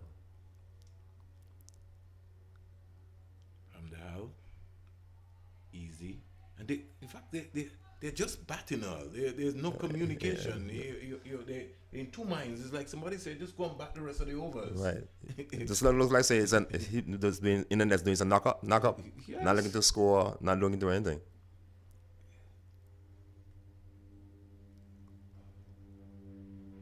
And the simple reason is because it's not into his area where he can be able to go and have a hoik. And play that big shot. And so once that is not possible, he's frustrated. End of over number 29, 62 for 4, Earl. Another maiden over. And that's a lot of, these Guyanese keep chalking a lot of maidens. But it's nice to see that they're having some mid-wicket conversation. I hope that is saying that, hey guys, we need to push up the ante, get some 1 and 2s, and look for the bad ball to get some boundaries. Because definitely, if they can't do this rate of scoring, I can't see them get more than 130. And that to me would not be enough on this lovely track here. Definitely not. Especially when you alluded to earlier on that a youngster already scored a 60-something for Guyana already. Yeah, 54 in the last game there. Very decent score. Number 27 we see now coming into Danish Posada. And that's what I expect from Guyanese, all spinners, you know. Yeah, another spinner coming into the mix here. He's a bit tall for his stature. Let's see what's going to happen. He's going to bowl off spin also. He's going to bowl some wrist spin. Starts well. Not a bad start at all. Yeah, I like to see that. Good loop, good loop. Nice flight there. Nice flight. It's almost like a factory that comes out of Guyana. Yep. Remember we had Nagamuto in 1990. It's just amazing. Oh, beautiful. Well, boy. But you got to do better than that. Get an easy single. So finally, Venner gets a single. And in my time, they have the guy from Guyana, a guy Nandu. I remember playing against Nandu. Yes. And the one the spectator was saying, which is Nandu going to kill you today? You know? I remember hitting Nandu for a few lusty blows. 63 for 4. Well ball. Jeez, good control here. Bonks and turn. That's wonderful delivery. Good rip too. Yes. And also the pace on the ball is just right. And the revolutions, as you rightly said earlier, it's coming out nicely. Cool, calm, thinking about it. His approach is right. Oh, coach. Well ball. And well that's played. a good shot. Well played. 1 bounce for 4. That's an excellent shot, Springer. And that's what you want to see. Positive batting. So Valmont decided that he was going to have a go at that one. It was tossed up. The ball right in the air, right in the slot for that shot. Yes. And he played it well. Played it well. And that's what you want to see. Play the ball in the merit. You know, once the ball be hit it. Don't be scared to hit it. So there's a break as the ball is going into the trenches, as we would say here. And what I like about the field, it's in good condition. So once you hit the ball, you get value for your runs. In quick outfield. So the batter shouldn't be afraid of playing those strokes.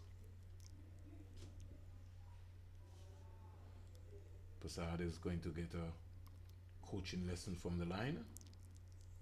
But in terms of coaching, Spring, you finished with your coaching stuff? I still find some time now and again. Just being a broadcaster and an administrator, but now and again I do a lot more one-on-one with some guys. Don't think a lot of guys all want to put in the work. They don't want to hit balls. Right. Just want to come and play the game. You got to hit balls all. You got to work hard, even the nights and stuff. You have to do some shadow batting at home and stuff like get a socks tap in your room and play some shots. Can't get them youngsters to do that by that's the major problem. Stay away from those phones for a bit if you want to get somewhere. 67 for 4. I'll give you a little classical after this delivery. Well played. Bang on target. Jay Taylor is here as head coach of the Leeward Islands under 15. Right. And I said to him, take up the phones at a particular time. You take all the phones. Right. We were able to 2018. I'll come back to that conversation now. Down the wicket again, almost got himself in some trouble. What I realized, he was preempting the shot there a while ago. Before the bowler in the delivery stride, he already started jumping on the pitch. Like he knew what was coming at him. They always tend to guess before, just take your time and read the game properly. You're not in a hurry. You already scored 4, get 4 already. You know? Don't give it away now. 2019, we brought in Byron Andrew, owner of iMobile, right, to just discuss with the youngsters and so on. He decided that he was going to do a test on some of the youngsters' eyes. I don't want to tell you the results, right, because I spend so much time on the phone in the nights. Yeah, it's a serious thing. And they're telling you that they're relaxing their mind. They really don't understand. Right. Of course, because that drains you so much. Yeah, your eyes on it all these hours, and you're not moving. You just keep staring at it. Even working with computers, you know how it like working computers for from 8 to 4. Sometimes you really want your eyes to get. You can't even watch some telly because your eyes are so tired. Yeah. So you have to give them some rest. And I think that's why it boils down to now. These are things that I think in outside of us just having them on the cricket field, we've got to start to educate them about nutrition, about their fitness. And I think that's where there's a role for people like you as mentors to be able to speak to them about those things. Not the entire team, but a couple of players, and you know the Joel Andrews and company. Right. You start to talk to them about what is going on, because when they go to play, whether it be county cricket or cricket in Australia or whatever, these are good things that they're expected to know. Exactly. And they need to start from this age, even age. like 10, 12, 13, at a young age group. 67 for 4. Pressure again. Guyana going back to the basics, going back to the fundamentals. This is over number 31. 67 for 4. Flighted. Well flighted. Beautiful. Should have done a lot better with that. He got to the pitch of that, found the gap, made it over there. Should just lean into him some more. Pick up an easy 1 or 2 there. Stroke the ball through extra cover there. But not a bad over for Guyana once more again. And just when they were getting the momentum, spinner came and just Pull it back. Yeah, Ramdal put a break on it in terms of what's happening. So Venner and Valmon trying to put some fight up here and get going. I think this is all going to be an exciting over. I sense something brewing. Stands up and defends that nicely. And just spend some time at the crease, Earl. You'll be amazed, people tend to forget you, that you're batting. That's so correct. Because you're not scoring. So, once the opportunity serves up, driven down the ground, beautiful shot coming around is Manuel Lewis. And if you notice, Springer, from that shot he played in the last over, I see they posted 2 deep fielders. Yes. Because what would automatically have to happen, Earl? He'll have to hit across the line of the ball if he wants. That's true.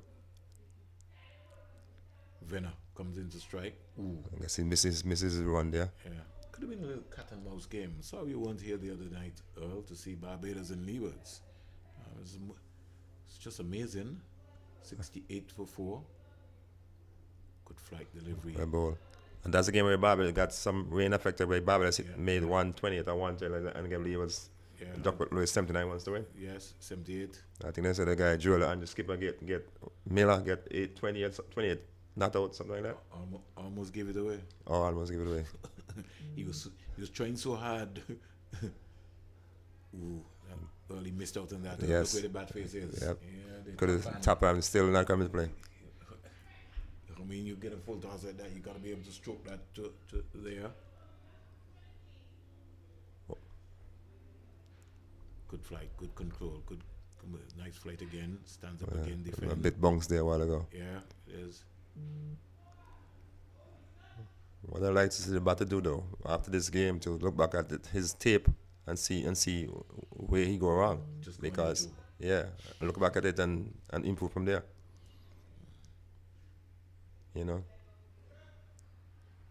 For them, the excitement is to hit a 6 and a 4, Right. And that to me sometimes is the problem. It's almost like you're watching football and some of the youngsters, they only want to see somebody who shake and hook somebody off.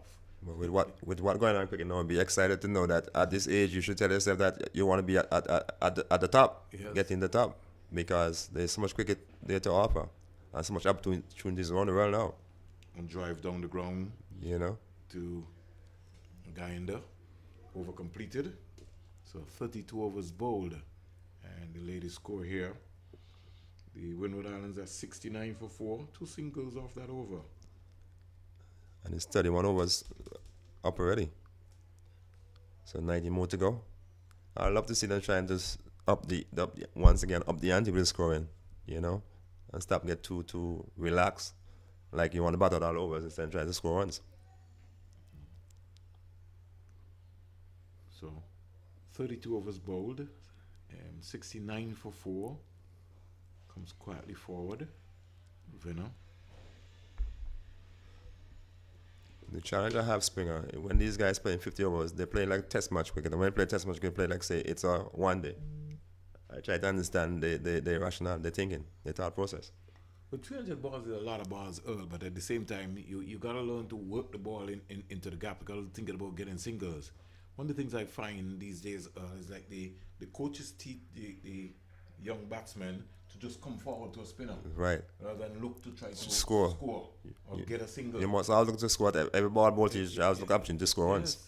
That to me is a fundamental problem. So you look around here, Guyana sitting back on the 30-yard circle, and nobody really trying to do anything else different. You got to look to find the ball, to put the ball in the gaps. Right. He's contented to just do that. Unless he can a ball hit the boundary, I would say I'm okay with just playing the ball down the ground for no runs. But I always look to score. And the non-striker, he has to back up too. He's not backing. He's not moving at all. You see where he is, Earl? Right. He's still in his crease, looking around. Maiden over ball, Earl, and over number 33 and another maiden. I'm sure it's about what 10 maidens so far in there. Well, it will give you an idea, Earl. 11 maidens so far. They're talking about six dot balls there. And that 6 is runs. Let's say let's say you have. You even get 20 or 30 out of that. You do, yeah. So that's something the management team for Windwards need to look at. Scoring opportunities. Got to back up. You have to back up. That's something that they're not doing. Passad from the media center end. Good flighted deliveries. Going to have a Eve there. That one again is Falman. But he's winding up. See that ball, if he's just lean over someone, can hit ball straight there for a 6. Got the long on is so wide. So you can just hit the ball straight back. An easy 6. Easy boundary. Ken can't hit that down the ground. That is in the air long enough. He just march onto that. He's not dancing. Hit that down to long on and get an easy single. Prasad. 70 for 4. Guyana large and in control against the wind. Look at that ball there. Finally gets a single. And you know why, Earl? Because his right hand was able to come into play there.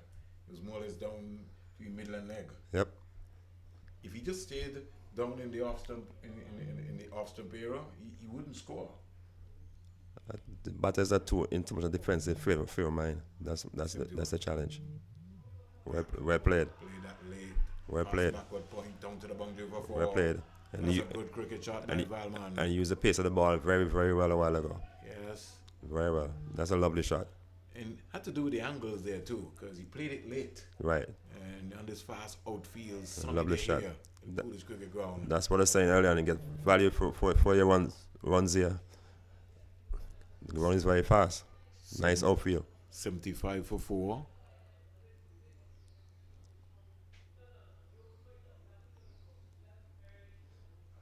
Ken defending nicely. Expected to have 2 legal deliveries in the over left.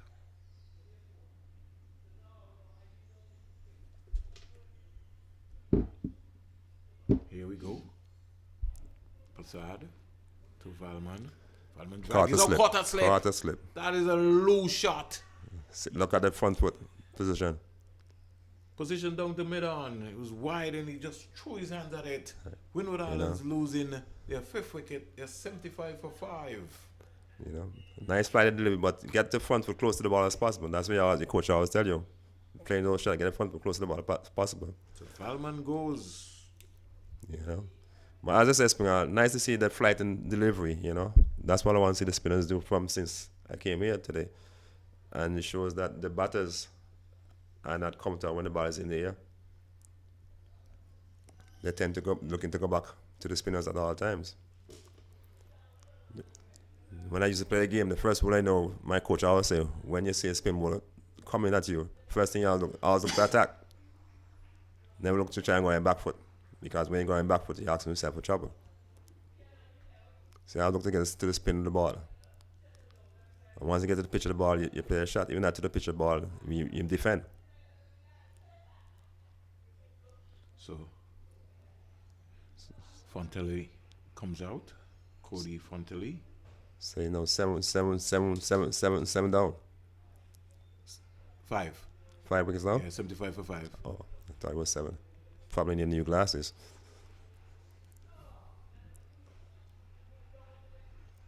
That's an easy single down. Positive single there in the end. More runs to overthrow. Might get 4 overthrow. 4 overthrows there. Bad backup. Poor cricket. Poor cricket there by the keeper. Got to cut that off. Poor cricket. Number 82 coming around there should have done a lot better. Kinda. But the Windwards will take any help they can get because the slow rate they are going, this is adding value to them. Certainly adding value. Score in the meantime goes up to 80 for 5. I think somebody needs to help the folks down at the main scoreboard. They should be, they got 79. It should be 80. They're struggling a bit down there. Yeah. I think the umpire is now indicating to them that it's 5 runs. Yeah, so I think they're going to get it right. They're still looking. So Black's not up there. If Black's was there, he'd be on the ball. Yeah. The two ladies working it out, Gail and a colleague, I think they got it now because the umpire did communicate to them.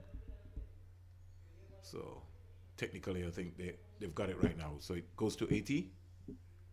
And right, so we bang on target. 80 for 5.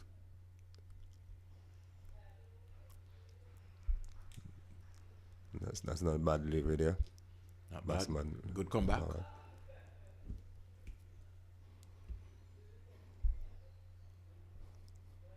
Ken comes quietly forward.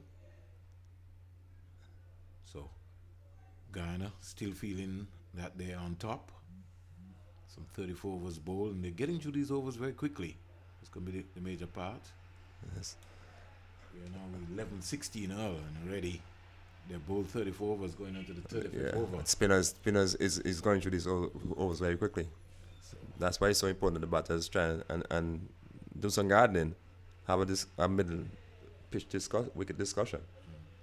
You know, try and slop the bowler, let him rethink what he's doing with the ball. 80 for 5. Windward Islands have to be deciding to bat first. Quietly forward in front of Leeds or not. End of over number 35. And at the end of 35, Windward Islands are 80 for 5. So 15 more overs to go.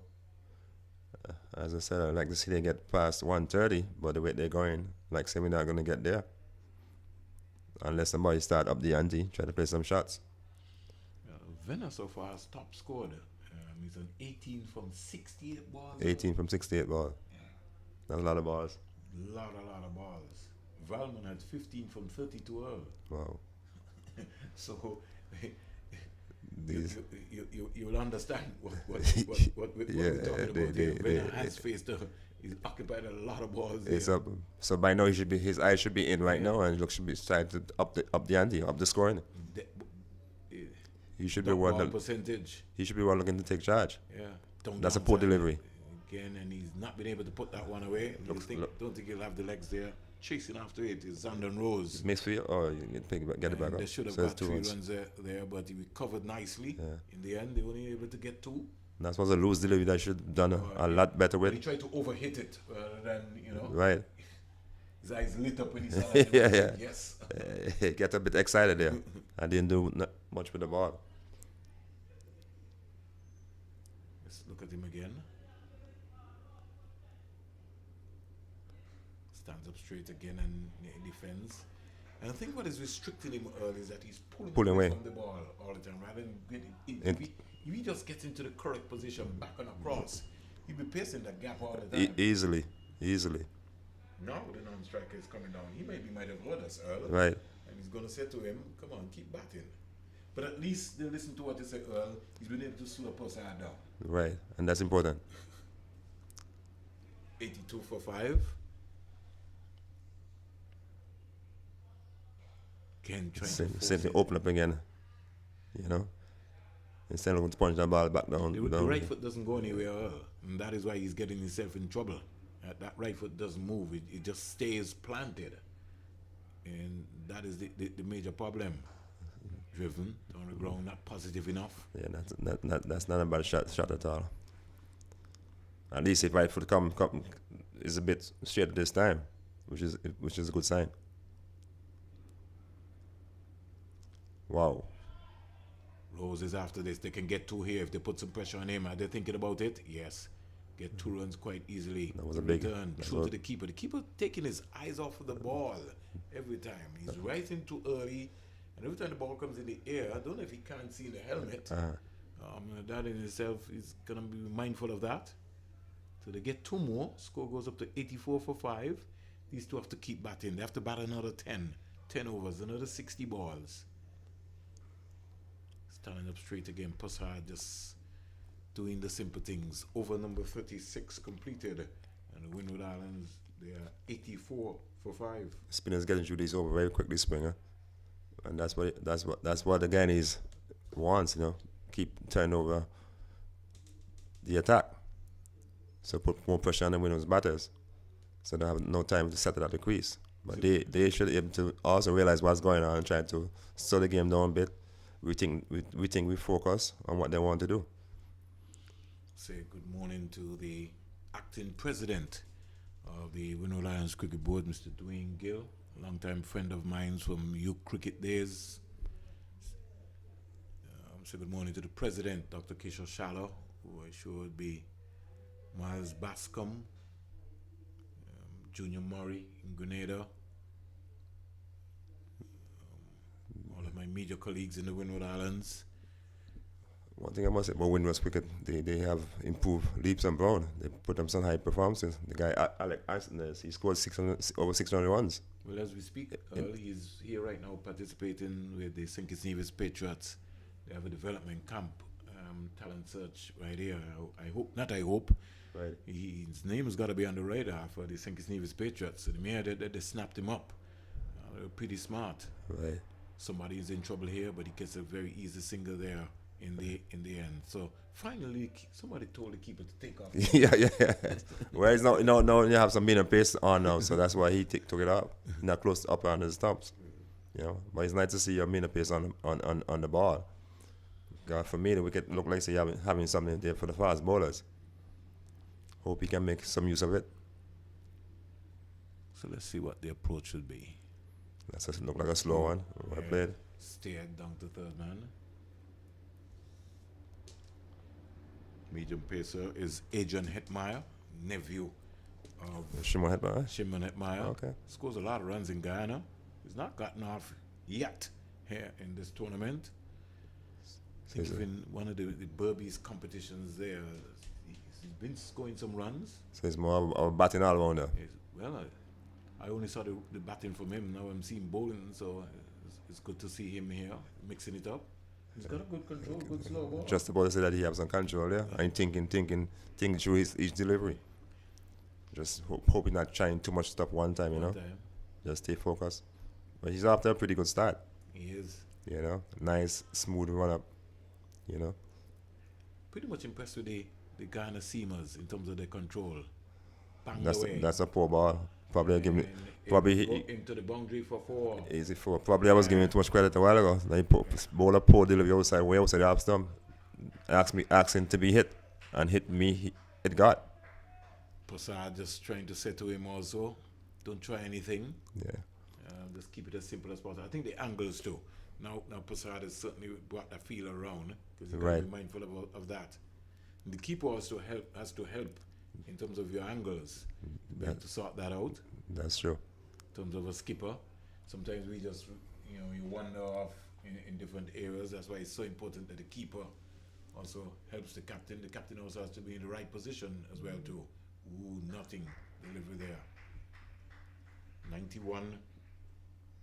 Some 7 runs coming out of the over. Hetmeyer's over so far. Score in the meantime goes up to 91 for 5. What I like to see the batter do, bat him like a spin bowler, because he's not coming with much pace from my vantage point. We're at 27. And that's a nothing shot there. Yeah. But the change of pace too is also confusing him too, because there's no pace under the right. pace. So that's why I was saying to bat him like a spin bowler. He's nothing, no devil in the pitch. So you can easily look to bat on the crease because the keeper is standing back, and look to bat him as a spin bowler. You know, and try to maximize his overs to them. Because obviously not getting ones from the spin bowler, so you capitalize on a weak link. Hetmeyer seems to be a weak link so far, from my vantage point. So Hetmeyer's first overs cost 7. Passard continues. Danish Passard, 4 overs, no maiden, 17 runs, 1 wicket. And Venner is on 27. Cody, the young man, he's going to be on strike. He's on 2. 91 for 5. And you got to also understand to Earl, Windward Islands brought in a new coach, South Africa. Yeah. Yeah. Oh, that's why they okay. For the recent concluded West Indies. For the last couple of games. Ooh, keeper bubbling at it there. So they made some transition. Started with Shirley Clark. Maybe he wasn't pleased with the results that they were getting, and brought in a new coach at the end of the. Almost nearly won the championship, because had Leewards defeated Guyana, Right. Windward Islands would have won the regional competition. They have been playing some good cricket for the last few seasons. That should have been done better than that, but that's what's poor delivery once more. Yeah, very poor. Should have done a lot better, because nobody's deep behind the square. So the ball should be coming from the scoreboard. I guess he was trying to look too fancy or too cute or something a while ago. Yeah. But it's very poor delivery. Venner fighting along, and you're talking about Windwards cricket. They got some little boy by the name of Teddy Bishop. Think he's going to be a handful. Really special young little talent. Right. I was looking at Wickham yesterday, another young guy from the under 19 from Barbados. He's also here in Antigua and Barbuda, and flighted driven down the ground for 4. Excellent shot. That's what they want to see. That's a good cricket shot. I think that's the best shot of the day. Earl. Yes, that's what they want to see. Wow. Hit nice and straight. Couldn't desire better. Nice. That has to be the best shot of the day from Tyler Venner. And takes him up to 31. Wow, that's a good shot. Very good shot. Split the long on and long off. And that's why we have been asking for all morning, to play those kind of shots there. 96 for 5.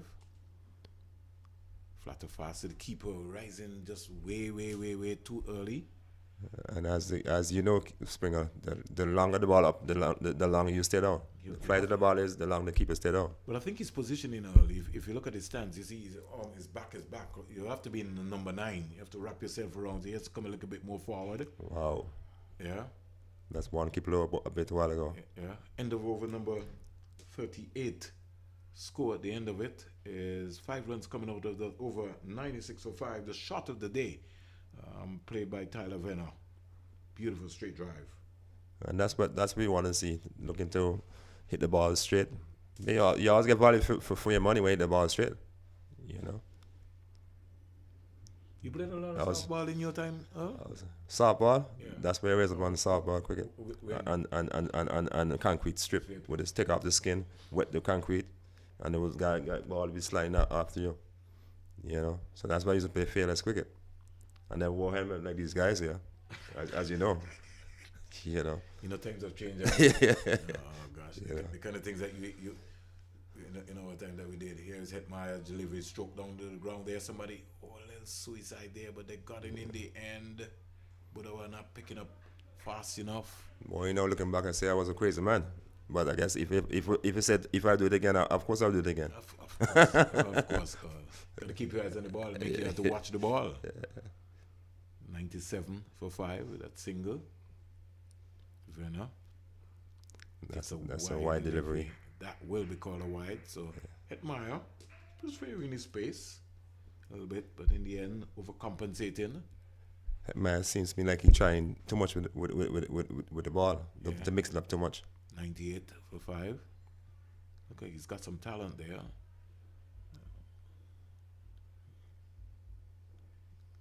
Little variations there of cutters, driven.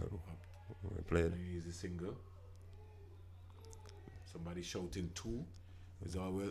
That's over keeper again. I guess the keeper is a bit short. Need a ladder to catch the ball a while ago. Gotta find the pouch. Gotta find the pouch. You know that. Look at right wayside. Find that pouch. 99 for 5. Windwards approaching their 100. A lot over still. In this context. Down the onside. That's a wide ball. Get the 100 now, and Hetmeyer giving one away, another extra. A little discipline, yeah. What Hetmeyer need to do is find a spot where you want to drop the ball and keep working that spot there. You know, he's kind of all over the place. One time up, one time down. You know, just find a spot and keep it there. Now after you get it when you're going down, you can try and start mix up your deliveries. Venner 32. This will be a very important 32. Wow, that's some That is improvisation there. clipped away into the square leg area, deep back. One bounce for 4. One bounce for 4. So Cody Frontally deciding that he's had enough. He goes up to 7. What I like about that shot there, he realized that Hetmai is in basically, what you call it, military medium. So you're able to go down there and do like a scoop, something like a scoop shot. 104 for 5. That's what Hetmai will come back with. Worked into the onside yes, and they get an easy single. Budawana picking up quick enough. Try and be too fancy there with one and pick up. Yeah, get the ball first with both hands. I've always told him that the fundamentals of the game has never changed. That's correct. It doesn't matter with all of the things. You have to get the ball first before you do anything. With all of those things. That's why God gave you 2 hands. Easy single. Ooh. That was a powerful return there. Posada trying to throw down the non-strikers stumps. He's disappointed that he didn't hit. That's true. Since the introduction of Hetmaier, what I noticed that this batters now looking to score up the ante with the scoring. Because pace on the ball. Yeah, you can see that approach is totally different. Seems to be a bit more counter with pace on the ball. And both these two teams, Earl, Windward Islands would have had 12 players from last year. Tournament was held in Grenada, and Guyana have also had 12 players from last year. Right. Looking for a single. Passat has to be sent back. Where was he going? That's the second time I see play that shot, one with two legs. When you play a shot, must have a base. Gotta be balanced. So Yeah. 106 for 5. So if he was a bit more balanced, they could have get an easy single there. But he playing a shot on the run. So you have to watch that shot there. That's the second time I seen him doing it. So 39 overs bowl, Earl, and trust me, as we speak, it's 11:32. It is kind of heated, Earl. I think I'd like to see them maybe even have some shorter water breaks. Right. Maybe 40 minutes. These are under 15 little boys. You want to give them that little time. And it was also one of the observations I saw. Lunch was a half an hour. I'd like to see them have 40 minutes lunch, really. Because to walk from that dugout to over there, going to over there, by the time you get there early, you have to food. But you have half hour over already. Yeah, we give them a little chance. That's a good observation. Pass Budawa to the third man boundary. Might just look too creepy in the boundary. Hits the rope now, 4 runs. Short, wide delivery. Ask him to be hit and get the treatment he deserves. Yeah, so Venner on the go here. And the folks on the Windward Islands dugout, they'll be feeling very excited that Venner has put his hand up here. And although he might have batted for a long time, he's now moved to 37 from 85 deliveries. Well, you want to make sure, Springer, and the coaches want to make sure that he stays until the end. If he does, he could easily put up 70, 75 runs as a personal target for him. Get a single there. Score now goes up to 111. Call him some water. It seems like. Yeah, it's hot here. As I said, the water breaks to me got to be a little shorter. Got to look to the regulations again. I would like to see those water breaks be minimized. Single in the onside there, very easily. So that's good. Score goes up to 112 for 5. I think he's running down the track. The umpire's pointed out to him. He said, need to run out the wicket. It's a good day to Thomas Kentish from Dominica.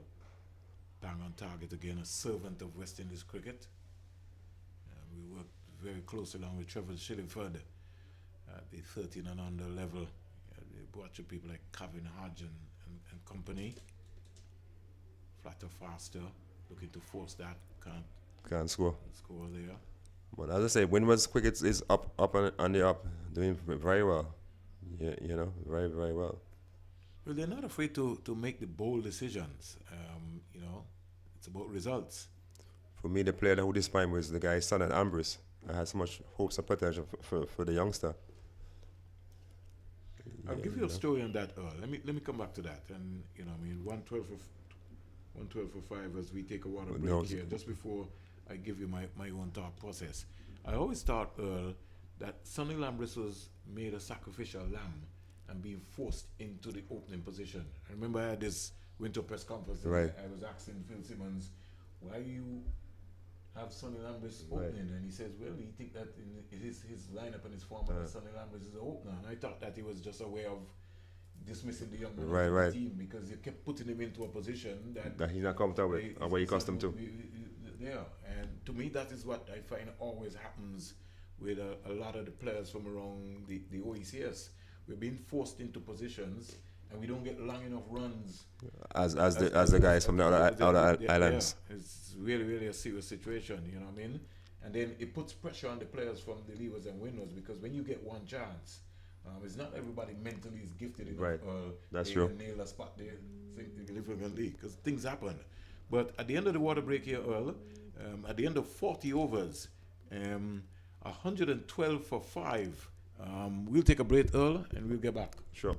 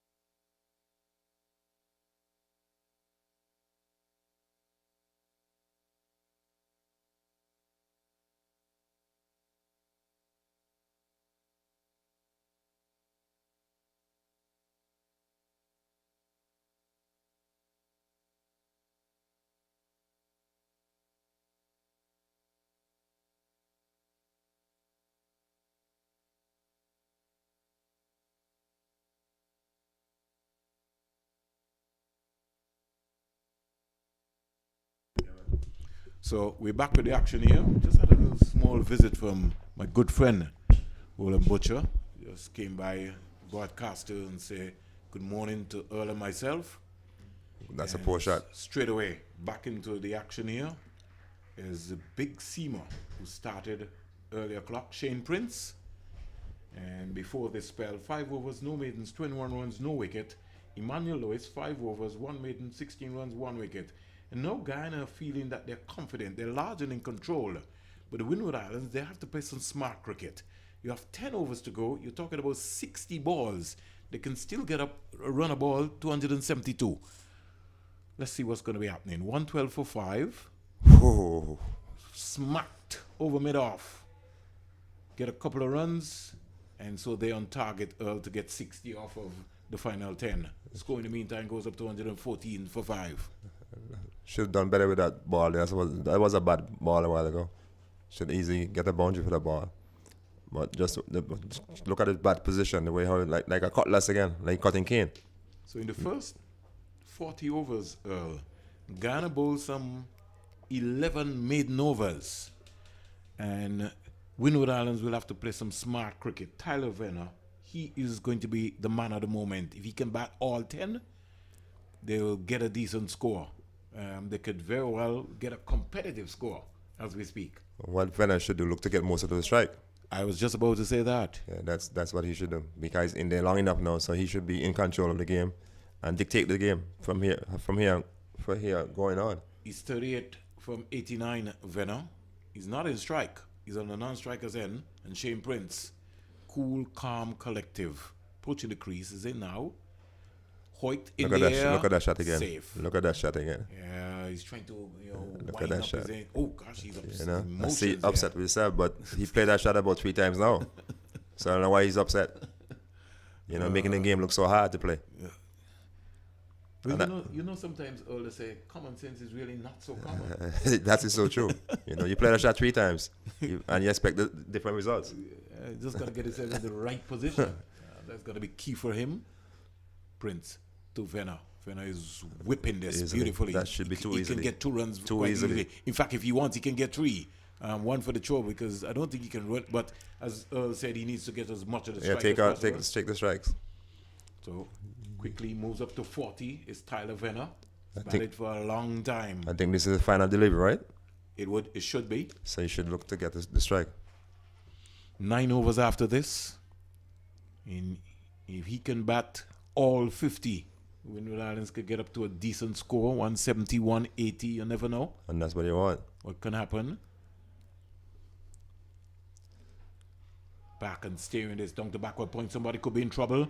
No, he gets in quite easily. That's where you want. Take the strike. That's good running. So Venner, listening to Earl Richards, former Leeward Islands opening batsman, score at the end of 41, 118 for 5. Earl, during your time of cricket, when you left cricket, you came at a point in time when you could have done anything, but there were so much things happening for you in your career. That's so true. I know a lot of people were disappointed in me stopping playing the game at an early age, but I would say that things happen in life. I wanted to be a cricketer also. I came back home and told my mom I want to be a cricketer, and she decided to tell me no. She don't think that's the best option for me.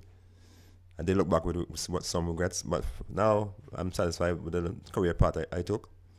But then, as I said, the same umpire, Colin Cumberbatch, he told me after that break, that game against Windwards, when I make 80-something, that he looking to see me in Leeward's setup. He was so impressed with that innings there. It was class. I remember one big fast from, I think it was the same winner we played against. And there was one big fast from Windwards who hit me in my cup. Had me on the ground, rolling. Yes. In a lot of pain. And next delivery, up and all, I don't think they find the ball. Yes, indeed. I hit him straight back up here to 6. I never forgot that game there. 118 for 5. Passad starts from the media center end. He's going to bowl to Tyler Venner. He starts with a wide. In fact, it's gone to the keeper. And that's 4 byes. And hits the rope now. Byes signal. So Passad lucky to get away with that. 4 byes. Yeah. But what happened to Springer, as I say about my career in terms of me playing, because I was at a young age, 15, 16, you're playing against Hungry Wash, Yes. the Curtin Arms and stuff like that. So I went to play youth cricket. I was just fearless. Of course. I was just fearless. They guys just I just play each ball on its merit. If you bowl me a good ball, defend you. Well played. If you bowl me a good ball, defend. If you bowl me a bad ball, it's out the park. Just every now and again, Tyler Venner feels that his right hand has to come into play. If you can just get that top hand working there, flatter, faster, cramp for room. And simply because he's not getting deep into his crease, he got to be able to get deep into the crease. He'll be able to find the gaps. So what I'm hoping, as I said earlier on, after this game, hope you look back at the tape and see what he needs to work on. because he looks like he have potential. You know, still a youngster. Here So is when he steering this it's one nice past soft the hands. shut, man. But Well played, that's four. He won't get there. No, that's Oh, a he big does. save.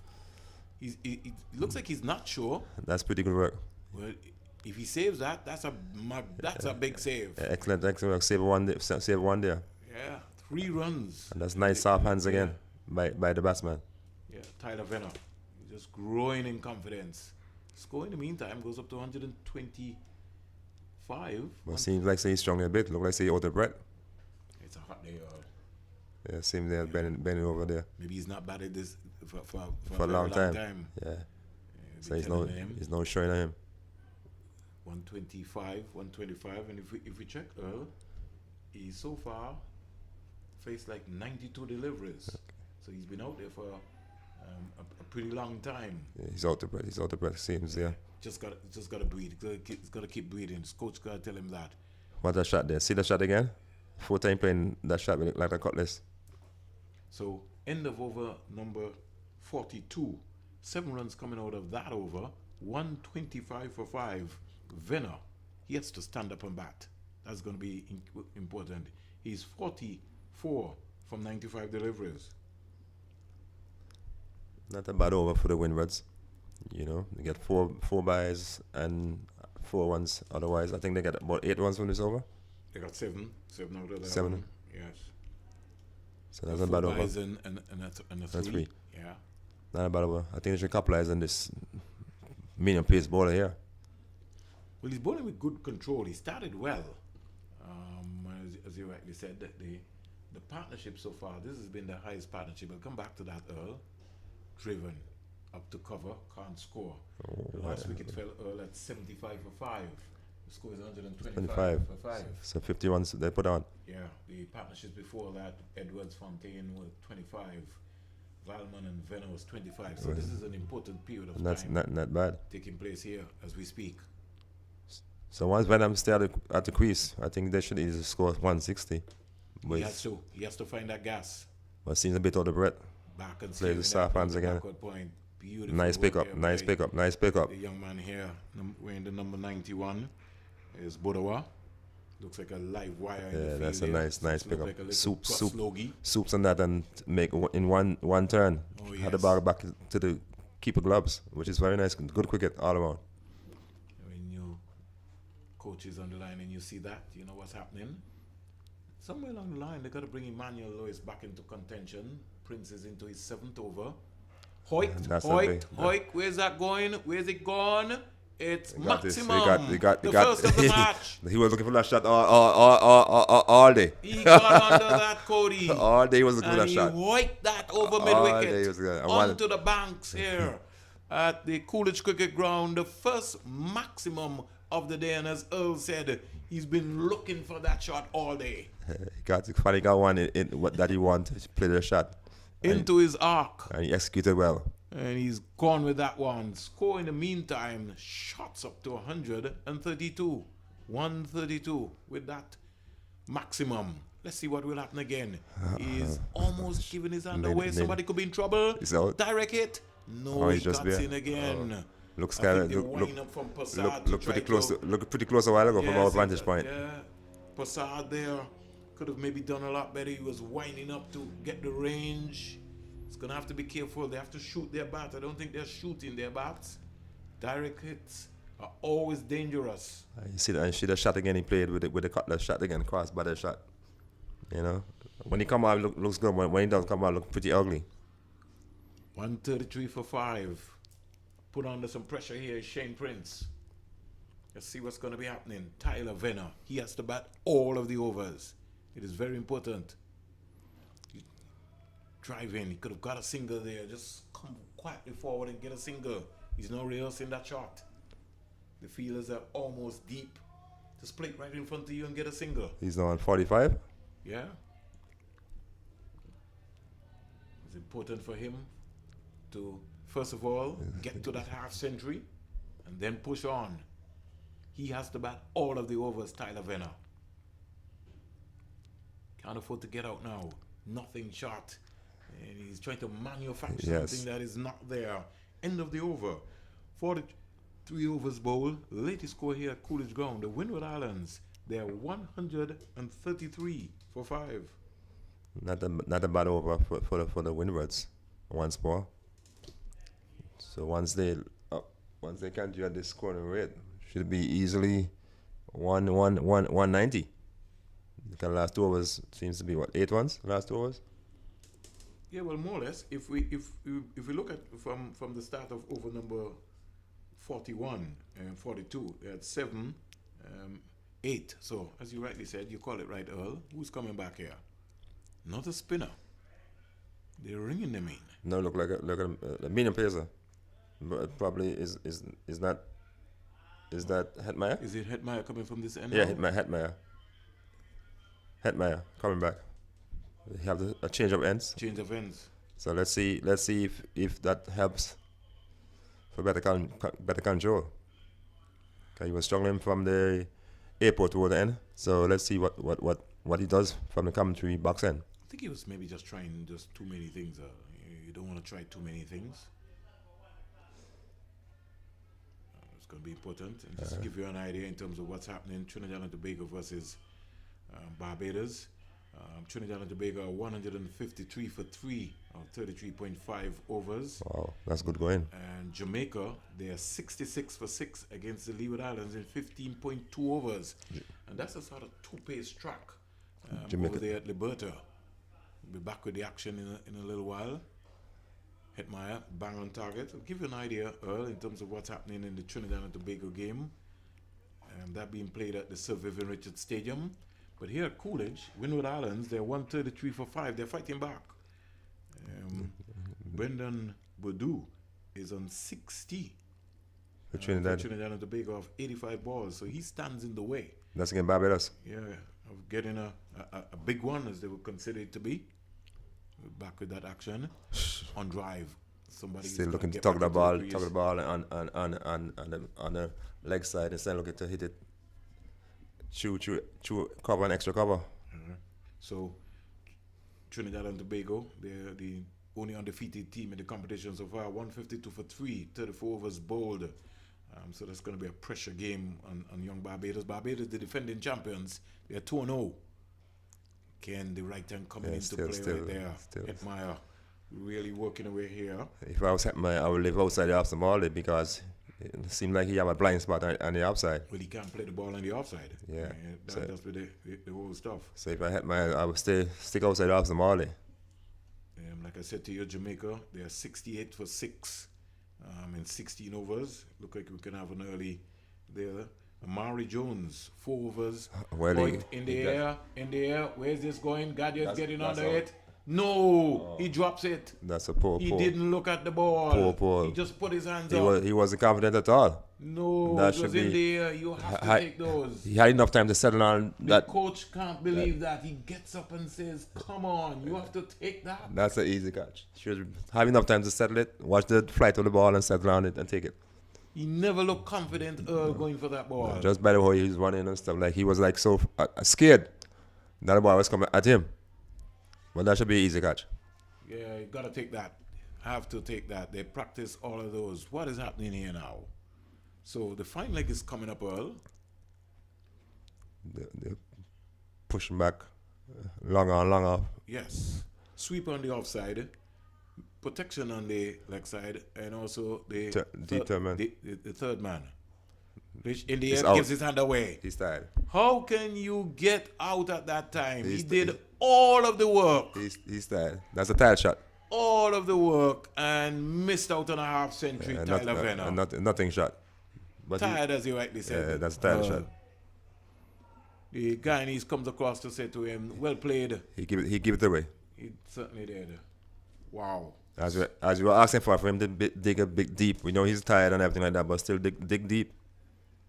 Take some deep breaths. Get yourself organized. Get some Gatorade. Recharge yourself. Can't afford to reach this far and give it away. No, you can't. You have an easy 50 there. You know, and that's so strange enough. The other day I was listening to a guy told me a story about Jeff Boycott. He said he worked so hard to get 99. Why can I work hard to get that extra one to make 100? Yeah, no, I find that very amazing. And these youngsters live to that standard there. they easily get 100 all the time. You know, you put in all the hard work, you reach 99, then you're going to trade away and don't get the 100. I feel for him. Tyler Venner, he did all of the work, all of the hard work there. And Hetmeyer, moving from the CION to the media center in here, picking up his wicket. And the important wicket of Tyler Venner. Out comes, not being able to pick the number up yet very quickly. But what that's done now, Springer, is put a spin on the score now because we're looking at the 190, probably now looking at a 160, 170 score. You never know. With that follow wicket. 134 for 6. Let's see what's going to be happening. What? Nice shot. Positive shot here. Looks like the open batsman just came to the crease. It's number 5. He's in a hurry here, man. Leon Alexander. Good positive shot. So the end of over number 44, Earl. Score goes up to 135 for 6. Good going by the Windwards in the latter part of the innings. You know, early on, if you're looking at the game, you want if they ever reach 140. But definitely, they're up the ante and looking good on track for 160, 170. So 135 for 6, 135 for 6. They're continuing in the mix with Shane Prince. But I like Emmanuel Lewis. Emmanuel Lewis has got some good control. So maybe Lewis might come from the CIU end. Bassard would have other ideas. Shane Prince looks like a tall youngster. He's 14 years old. Let's see what he have in his bag. Demerara area in Guyana. Slashed down to third man. Idea. Get the single. Yeah. What I like about this batter just come to the crease, seems very busy. Yes. It looks like he's in a hurry. Alexander, Leon Alexander. He's come out. He could maybe just put some pressure back on the I see that he's the very, Guyana team. from the moment he came to the crease, seems very busy. Look like a no-nonsense player. The body language determined what is going to happen. 136 for 5. Hoyt. This Who is guy, going for it? keeper. Who is going to take it? That's going to be... Well caught, boy. That's a big catch. That's a big catch. That's a big catch. They always tell you the man with the gloves. That's a big catch. Excellent catch. Earl called that right. And finally, Sohail Mohammed takes a screamer. Excellent catch. I guess he redeemed himself Yes. after you were so hard on him. Yeah, but it's just those little fundamentals there because they put some pressure on him there, you know, and your lower back, you know that. If Yes. you're in a wrong position, then you know what's going to be happening. You're going to be rising all the time because once you're feeling that pain, you know, Right. you got the keepers make you stay down. Right. You had Craig Dyer. Remember Craig Dyer? Yes, Craig Dyer, yes, for Nevis. Yeah, you know, you got to stay down. You got to stay down as long as possible. I said to them that even when the bowler bowls and the batsman defends the ball, you stay right down there. Right. Because you can break that back barrier. That's a real big catch. Real big catch. Ball was spread away from him. And he keep his eyes on him. What nice about it, he kept his eyes on the ball. And that's important. Yeah, so Prince gets his first wicket and he was so overjoyed on 36 for 7. Guyana looking now to wrap it up. But not sure yet because Alexander is still there. And he looks a busy player. Well, ball. Ooh. There's appeal for a run out. No, I think his foot was in the crease. But what a nice thing about that, you know, is keeper took a catch a while ago and now he's right into the game right now. He woke up, he got some energy. Yeah, you can see that, you know. That's one thing about what scoring runs taking a catch does to you. Get you fully into the game. You know. I'd like to see them give Alexander the strikes. You know, he seemed more busy and more positive.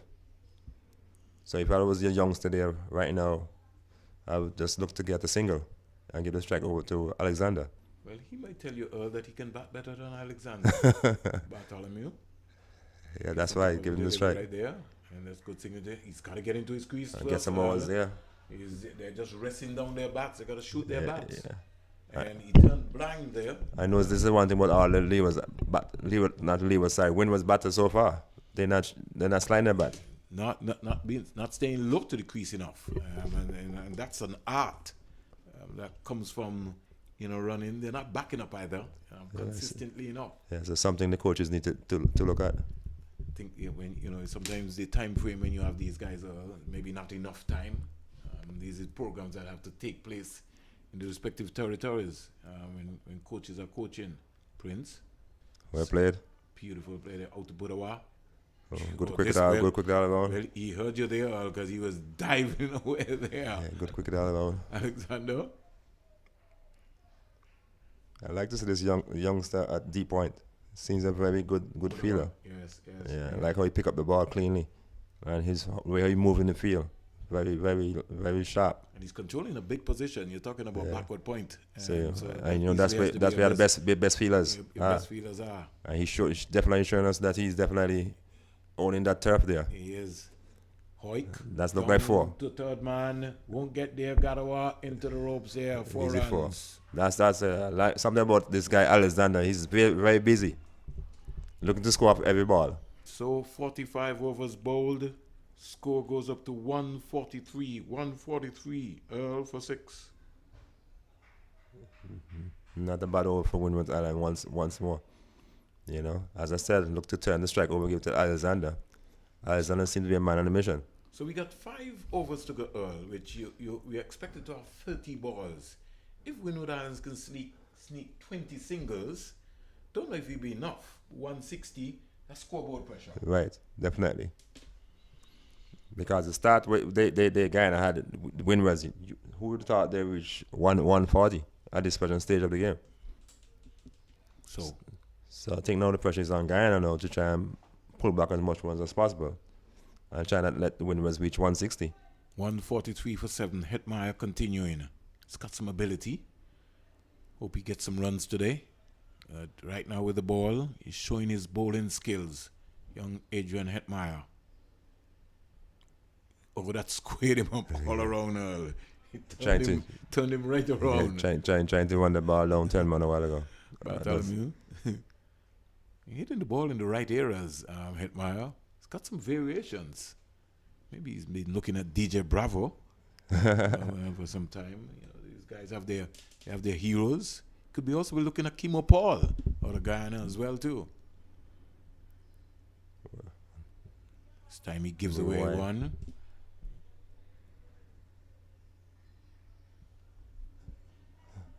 But as I said, Hetmeyer look like a good promise.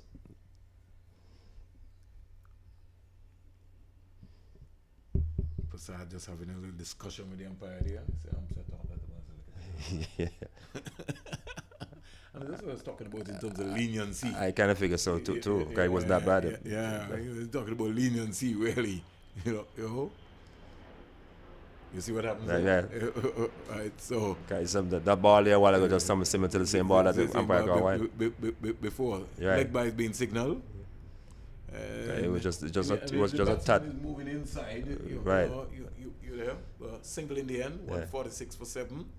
But see, I think in some umpires' mind, once the ball is down leg side, they call it wide. But you have to also look at the movement and the movement and stuff like that.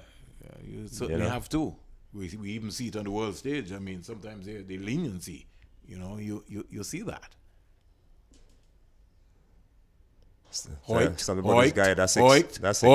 That's out the ground. Easily. I tell you something Alexander. This guy is very busy. 150 up for the Windward Islands. Hetmeyer could just look in disdain. This guy Alexander me business. Body language from the time he came to the crease, you could see something about him. What a big shot by the young man. He just hoiked that over long off. And that's a real big shot. The ball still cannot be found. Still can't be found. The ambulance into the little driveway, into that area there. Meet it out. Finally come back on the play. But that's a good shot by Alexander. I like this youngster. Umpire just checking to make sure that everything is okay. And the second maximum of the Windward Islands innings has brought up their 150. 151 for 7. Alexander, busy player. He's on the go here. He's working this into the leg side area. Too easy. Too easy. Look at him. Too He's easily. getting back here. He has to switch the bat into his Too left hand. He easily. hasn't done that yet. Too easily. But he gets 2 runs quite easily. 153 for 7. We're on the march here, Earl. This guy Alexander, man, Springer, is my player so far. Leon Alexander. He's on the march here. 151, 153 for 7. Alexander, he's on 14. He's looking exciting here. Well, That one, Kepler. That's He could be close. in That's trouble. close. He That's came close. right across the wicket. That's close. And he kept low, and you could see his middle and leg That's stump. Once he close. missed that, Earl, He was in trouble. he was in trouble. That's dead, as they will say. if the blind man would do that. And he knew that Yeah, too, Earl. if the You blind know, man would get that out. 153 for 8. Alexander's little busy. But in nice his game the, turn. nice the cameo by Alexander. Yes. He was very busy from ball one.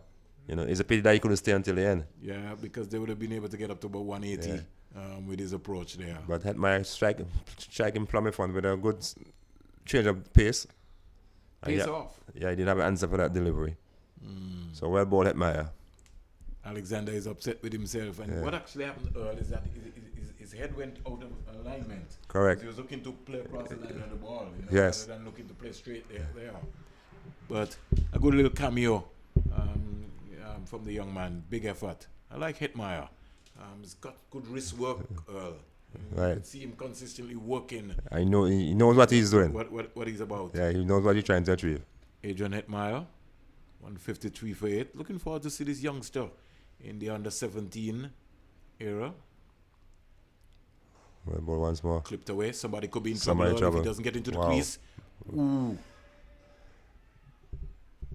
And is he? No, He's he not gets gonna- in. So he's been diving all over. He could quick it all around. Looked like LeBron Douglas in the end. So another bad over Hetmeyer. No, not at all. Over number 46 comes to an end. Got the wicket of the dangerous Alexander. Okay, he was there. The wind was threatened to score 170 or more. So The way he was hitting the ball. 155 for 6. 4 overs to go. So it was a good wicket to get for Guyana. Getting rid of dangerous Alexander. So let's see what's going to be happening here. Who's coming next? Still continue with Prince. All right. So we're in among the runs. 153. 155, sorry, for 8. 155 for 8. And 4 overs to go. Yeah, 24 balls and counting. It's now 12 over 7. Let's see if they can get up to 165. Yeah. Wow, that's Driven not a down bad the shot. ground, misfield by Prince.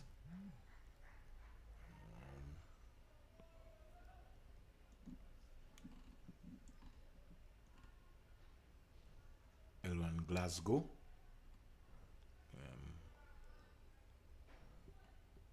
Comes out. Let's see what his approach would be. Prince from the CIUN. 156 for 8 here. Windward Islands.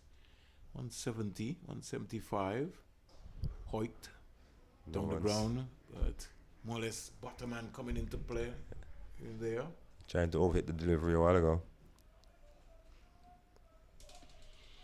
Better serve trying to play the balls straight up. But the first thing is that the Windward Islands don't want to get bowled out.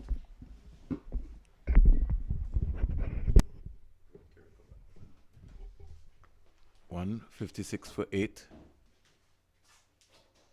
Driven down the ground to the long off fielder. Get a single.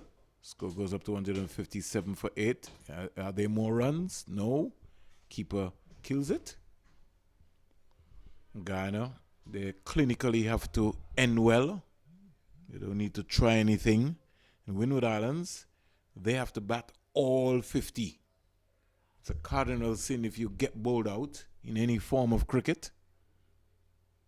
157 for 8. Prince working away. Steered down to the third man area. Guardia coming around here. Would he get there? Big effort in the end. He gets there. A lot of work for Guardia. They get 3 runs. So Guardia has had to work hard here. In fact, 1 shot. You can't do that.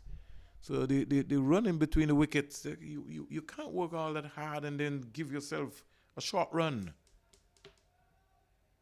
That's not. You speak here. Score in the meantime goes up to 159. Can't give you any runs. Every run is important. Windward Islands. 159 for 8.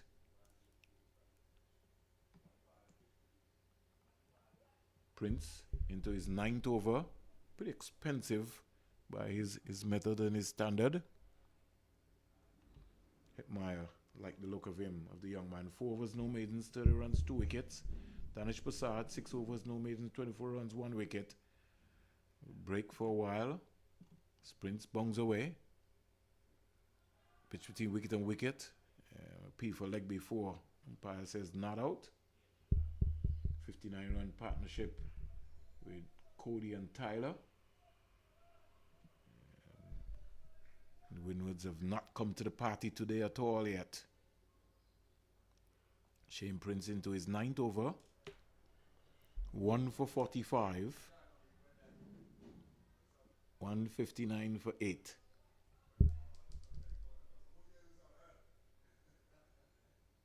Prince. Again looking for a shot that's certainly not on. Can't beat the short mid-wicket fielder. And over number 47 comes to an end. And the latest score here at the Coolidge Cricket Ground. The Windward Islands, they're 159 for 8.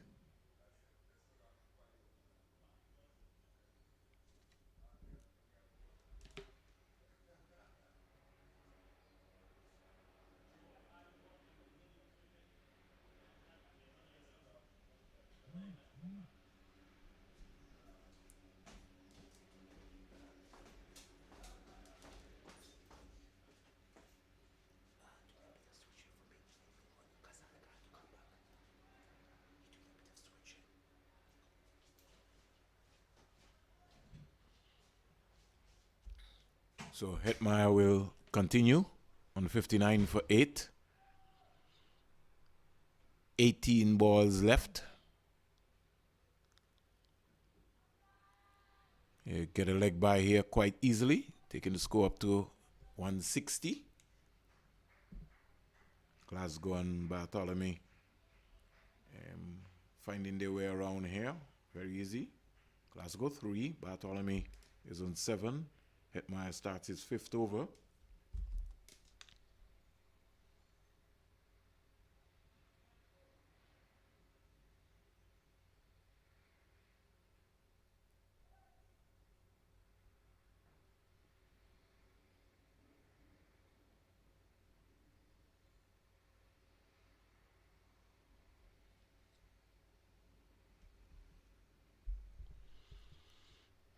Let's find out what's happening.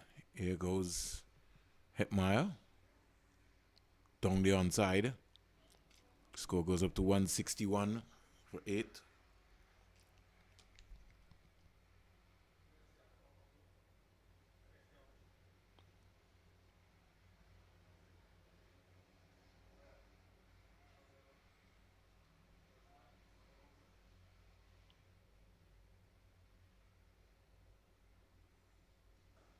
Bang on target again. Can't score. Here's the batsman.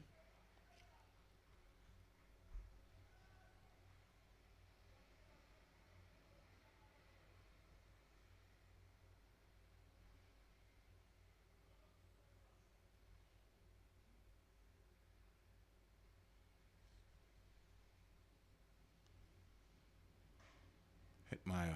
Bang on target. Somebody could be in trouble again. Ooh, he missed. Tyrek Hick, and that would be in the 9th wicket down for the Windward Islands. In the end, he got a single. Score goes up to 162 for 8. 162 for 8 into over number 48.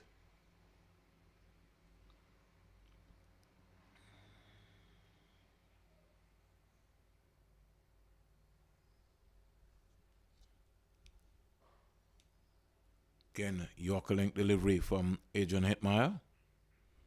And the batsman can't get under the ball. Bartholomew to hoik it out of the ground. Kevon Bartholomew and Elron Glasgow. 162 for 8. Very disciplined approach. He's driving beautifully over cover for 4. Lovely shot by the young man. That's a big shot. So the score in the meantime goes up to 166 for 8. And the Windward Islands fighting back here. Bartholomew goes to 10. And young Adrian Hetmeyer, 2 for 36 so far.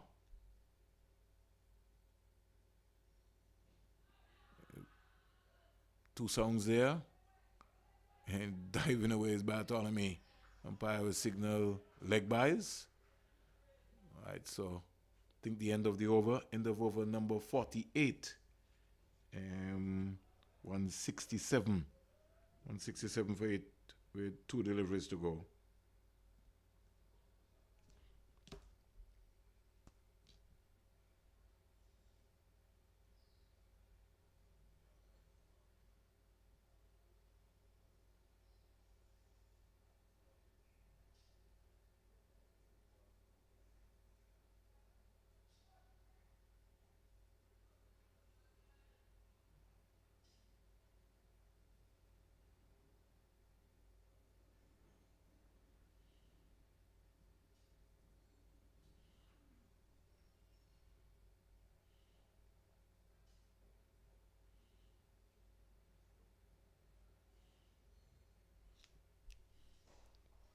Dropped. That was hit back ferociously, and Prince didn't take that. Prince into his final over. Adrian Hetmeyer, 5 overs, no maiden, 36 runs, 2 wickets. Prince starting his 10th over. Dropped a ball on court, hit back to him. And the score remains on 167. 167 for 8. Let's find out what's happening here. Driven in the air, inside out, over cover. Fielder coming around from the mid-off area. Get 2 runs quite easily, and the score goes up to 169 for 8. And Guyana have to be clinical. You can't just take it for granted here. Got to end and end strong. The Windward Islands, in the meantime, they have to bat all 50. And they're approaching that in a very professional manner as we speak. 169 for 8, Windward Islands. Prince into his 10th over. Change of pace, and he can't get under that. Bowling figures so far. Emmanuel Lewis, 5 overs, 1 maiden, 16 runs, 1 wicket. The captain, Dave Mahabir, 9 overs, 4 maidens, 14 runs, 2 wickets. Aaron Gardner, 9 overs, 3 maidens, 14 runs, 1 wicket. He's had a lot of work to do in the outfield, fielding down a third man and a long on. He's dropped a sitter also, but he will learn as time go on. Bowl him! Prince strikes early. Prince picks up his 2nd wicket in his 10th over. Windward Islands 169 for 9. It's all happening here as Daria comes out for the Windward Islands.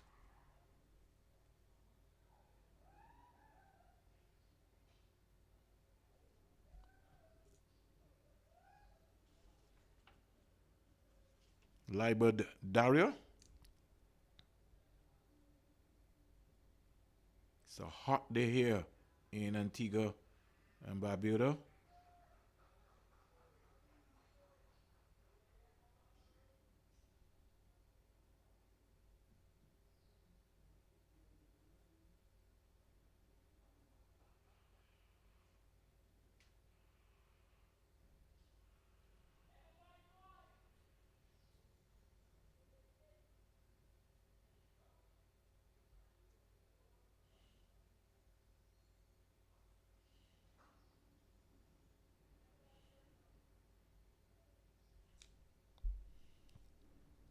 Daria is P for a leg before. He was caught on the crease. Umpire said not out in the end.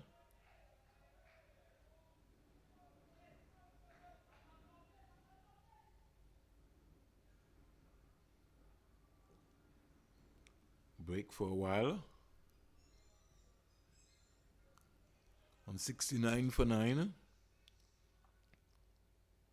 Prince looking to pick up his third wicket, 2 for 49. Ooh, lovely delivery. Daria didn't know anything about that. Over comes to an end. So 49 overs bowled. And the Windward Islands are 169 for 9.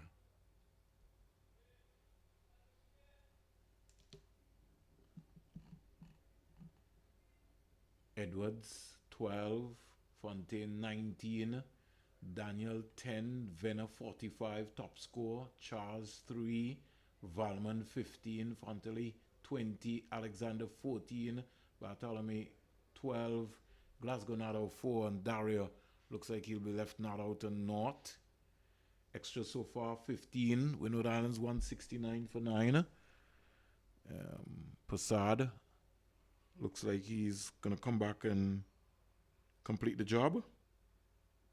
No, it's Dave Mohabia, the captain. He's going to wrap things up.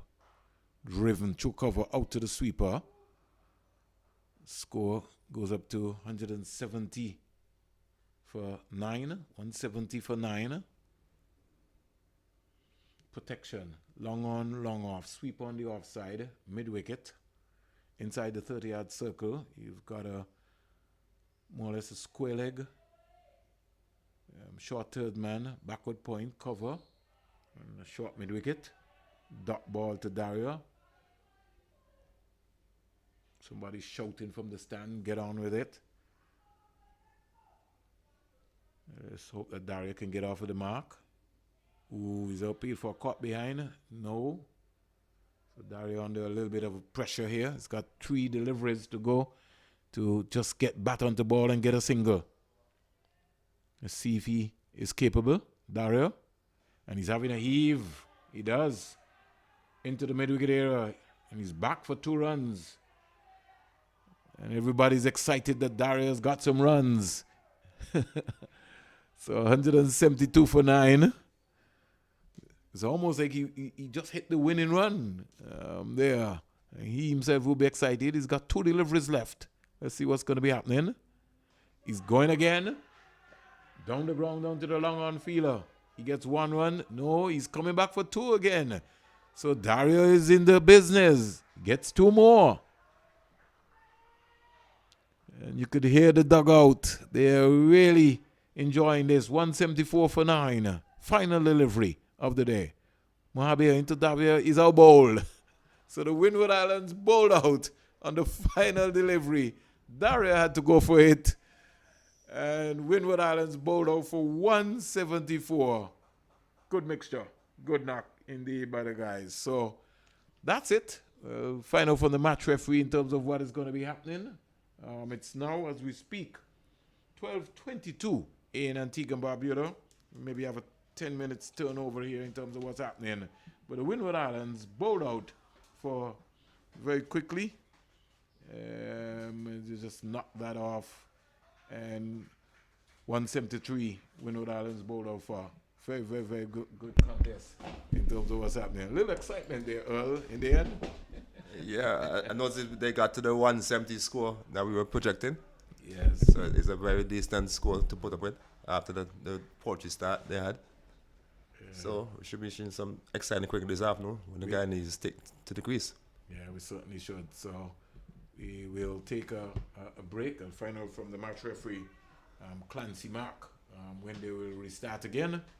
But Earl, it was really indeed a pleasure working alongside with you, and we look forward to completing my first hit. If you're here in the afternoon game. But just before, let's give the folks a rundown and an idea in terms of the matches, the other matches that are taking place here in Antigua and Barbuda, and for the Cricket West Indies Under 15 Championship.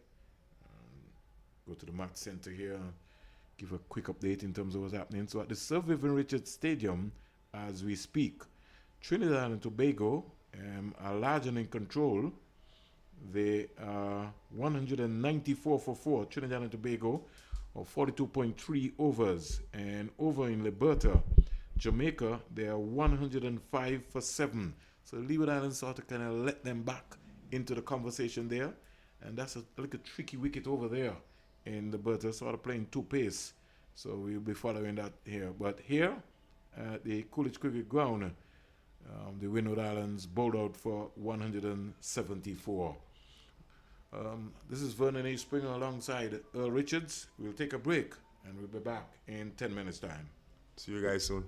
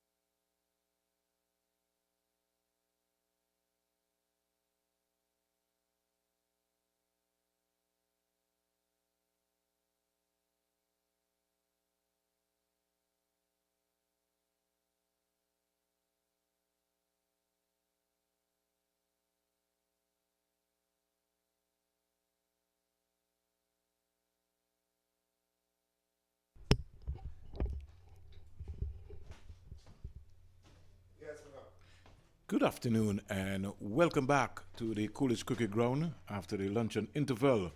And just to let you know that the Guyana will need 175 for victory in their 50 overs. Windward Islands, like I said to you, they were bowled out for 174. And already starting here, left arm young fast bowler for Windward Islands from the media center end.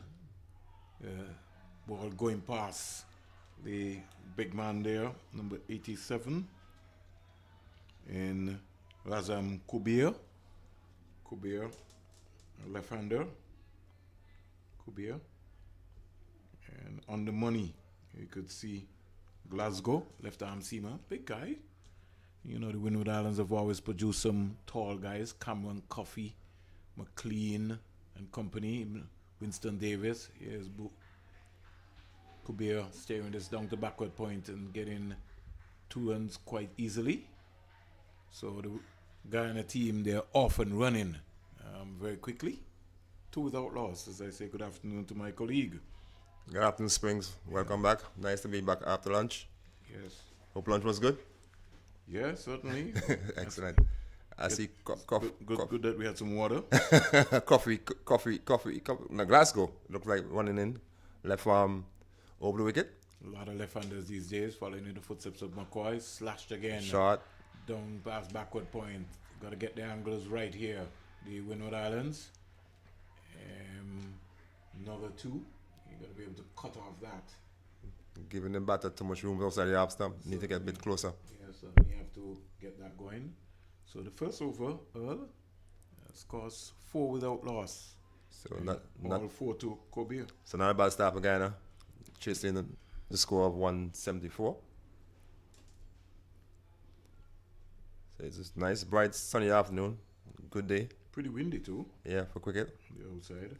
So let's hope the bowlers can use the breeze to their advantage and get some sea movement. Well, we don't see any rain threat today, but you never know, Earl. Today's also a big Carif today for athletes in Antigua and Barbuda, St. Kitts and Nevis, wherever in the OECS. Yeah. Looking to get some strong performances from those bowlers. Number 7 in Dario. Libert Dario is going to be bowling, so we see the opening bowlers in Glasgow and Dario getting themselves organized. And Dario looks like he's going to bowl a bit of medium pace. Yeah, don't expect anything else much. He got some runs, so he will be motivated and eager to go. I have a pretty long run up there. Well, first time we get an opportunity to see him in a real match situation, so we'll see how he handles the process.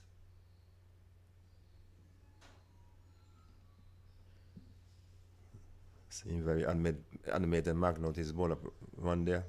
So let's see what he have in store for us. Pretty quiet afternoon. Yeah, pretty.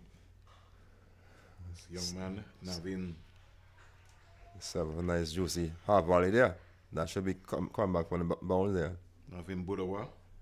This young man who scored a half century in the last game over Jamaica. And as Earl said, he just got a half volley, but he really didn't lean into it in the way that he maybe would have liked. It should be reaching the bar for the extra cover boundary a while ago. 4 without loss. But let's see. Daria goes past the umpire. Little nippy. Left hand not doing anything, Earl. Yeah, yes. He's got to get that left hand up. Jonathan Daniel, the keeper today. Big tall guy for a keeper. Sort of reminds you of Junior Murray and Mike Finley and those guys. That's so true. It looks pretty good. Pretty good take so far. It looks pretty good behind the stump for a few balls I see so far. But the proof of the keeping is when the spinners is on the ball. No slip here for the Windward Islands. Pretty strange. White ball. And in taking the ball, again, look at his stance again when he goes back into his coach position. And we got to spend some time in showing the youngsters the correct positions.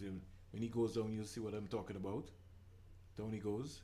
You see where his feet are? Yes. That's a wide delivery. Another wide delivery again by Dario. Not too sure he's trying to bowl too fast. But he's all over the shop. 6 without loss. They just need to find a spot and just stick to that spot there. And gently work his way up into his rhythm and pace.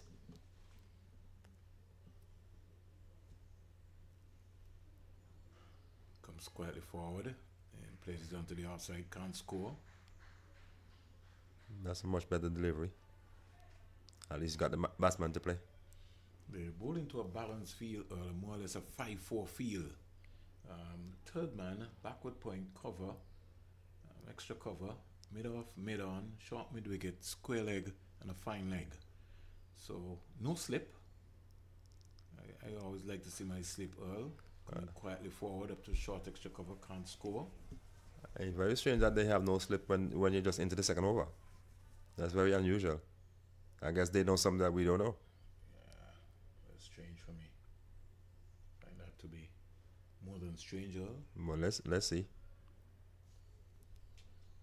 6 without loss. Clipped away beautifully for 4. It's like you're bowling to a division. You don't bowl there. Yeah. And Budawa just balanced. Long time I haven't seen a player leg glance a ball like that. That was a lovely shot. Yeah, clipped away very easy. Oh, easy, man. Very easy. That was nice, Earl. Seems like that was meat and drinks for him. 10 without loss. You know the good thing about it, Earl, is that we learned that early. You're playing against Nevis. You never bowl in divisions on their paths. That's right. And the stroke runs were famous for that. He loves to clip up those pads. Once he gets in his pad, that's meat and drink for him. Livingston, Lawrence, all of those guys. Oh, they were so elegant in that area there.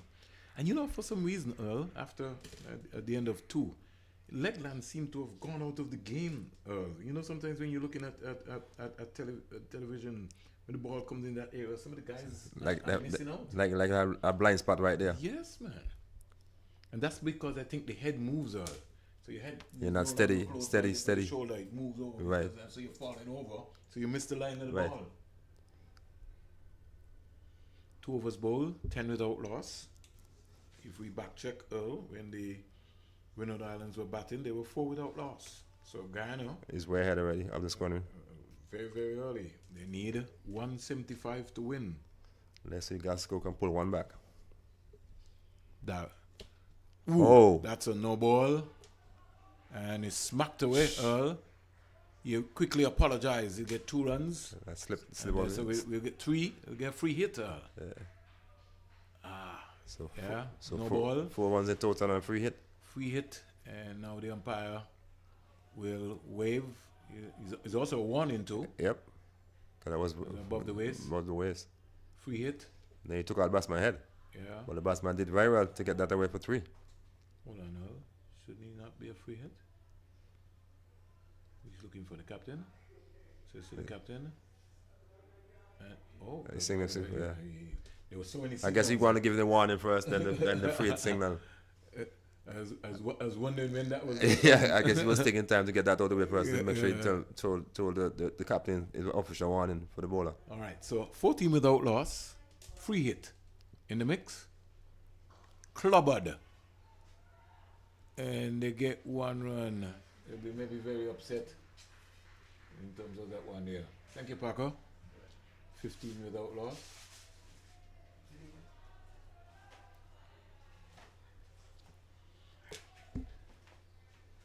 So 15 without loss. This is going to be an exciting start here so far, Earl. The length. They got to get their lengths right, Earl. I was a little bit short. Yeah, very short. Come up, but got to get their lengths right. I wonder if you're trying to do too much. They all are. I think they're excited, and you can understand that. But runs on the board is runs on the board. They got to be as disciplined as possible, and they have not started discipline at all. Whipped away beautifully. 4 runs on this fast outfield. Down the hill, hits the rope now. That's a lovely shot by the young man. These Guyana batsmen, it seems they're in a hurry. That was really bad line anyway, the Earl. Yeah, they're serving with some pretty ordinary bowling for these the 2 open bowlers bowling some pretty ordinary balls. You know, they keep going to the batsman legs. I don't like to see the shot. He trying to look the ball outside the half stump, top up off, and get the batsman to play instead of looking to go on the leg side. So Earl, Jamaica were bowled out for 117. Trinidad and Tobago reached 235 for 8. We'll come back to that in a little while. Dot ball on the end. That's not bad ball. That's a much better delivery. Yeah. So at the innings break, Trinidad and Tobago 235 for 8. Let me just. Somebody get 100. I would hope we've only had one century so far. Windward Islands player. We'll break for a little while as we get ourselves sorted out. Wide delivery. And that will be called a wide. Too much extras in this over here. Yeah. And that was the difference, Earl, when Prince and Emmanuel started. They were on the money. Much tighter. Windward Islands very ill disciplined here so far. Start. Somebody's going to have to peg them back and peg them back very quickly. I guess he's trying to look for too much speed instead of control. Just put it on this spot there. Dead ball signal. You're having a torrid time here. Yeah, and to me, like he's in too much hurry to ball his delivery instead of staying back there trying to think through what he want to do with the ball. He's like in a rush to go back and bowl.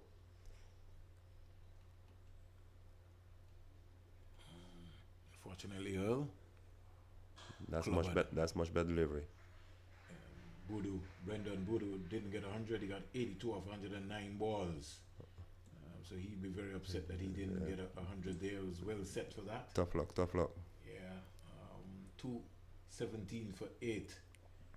When you look at the Barbados batting, they're going to struggle to get that score. Well, ball. Ooh, that's a much better length. That's the spot you should be looking to aim at. Yeah, Maxwell sort of action there just a while ago. Yeah. Comes back with his head down. End of over number 3. 20 without loss. So a good start here for Guyana. Here at the Coolidge Cricket Ground. Chasing down 175 for victory. So it's a pretty good start. So we're in for a pretty good game this afternoon from the looks of things so far. Unless the Windwards have a bag of tricks coming later. I like how you said that, bag of tricks. That's well played. Bag of tricks. Yeah, 'cause we definitely need some tricks here because the way the two batters looking so far, looking very solid.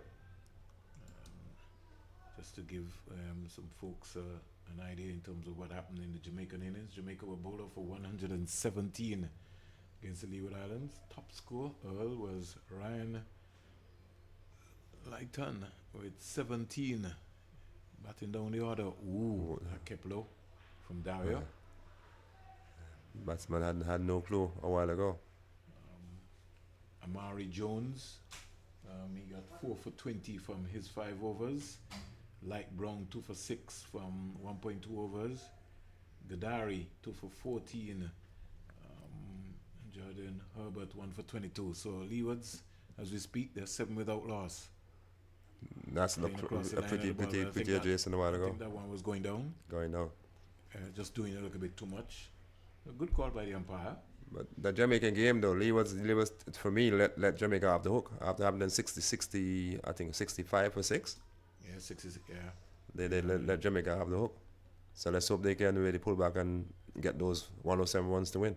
It's going to be a good game. So that's something that we'll be following. They're 7 without loss. Light Brown, the vice captain, is on 5.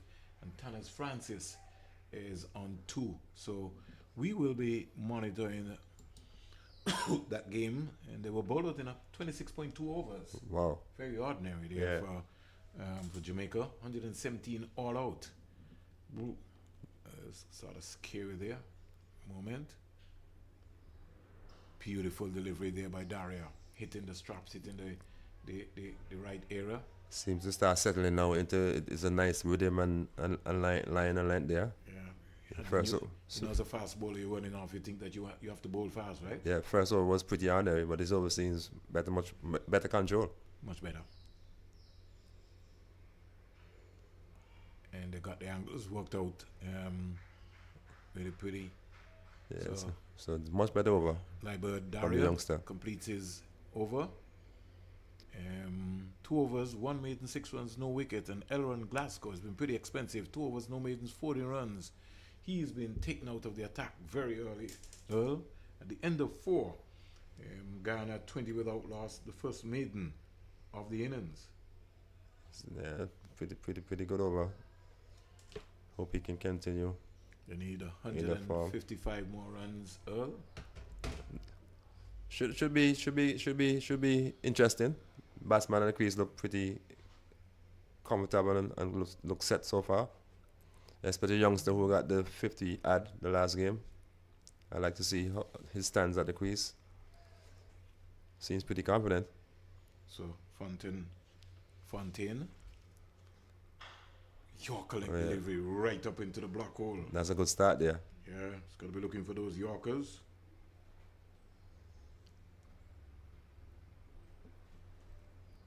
I would like to see him come over the wicket though, but I don't know why he's coming around the wicket.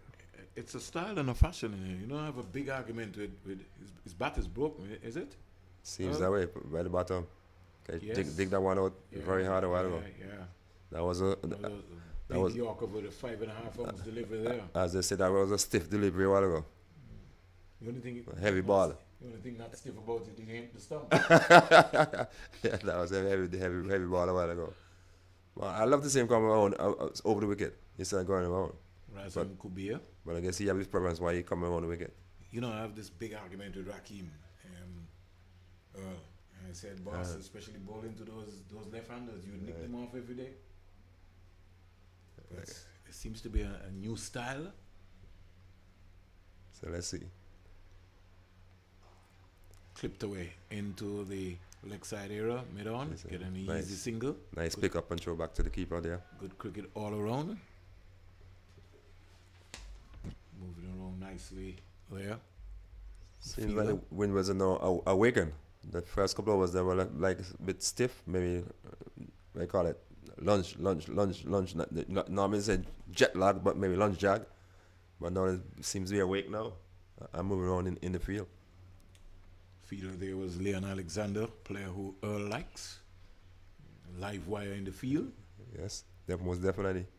Look at Budawa as he waits for this delivery. Comes stylishly forward and strokes it out into the offside.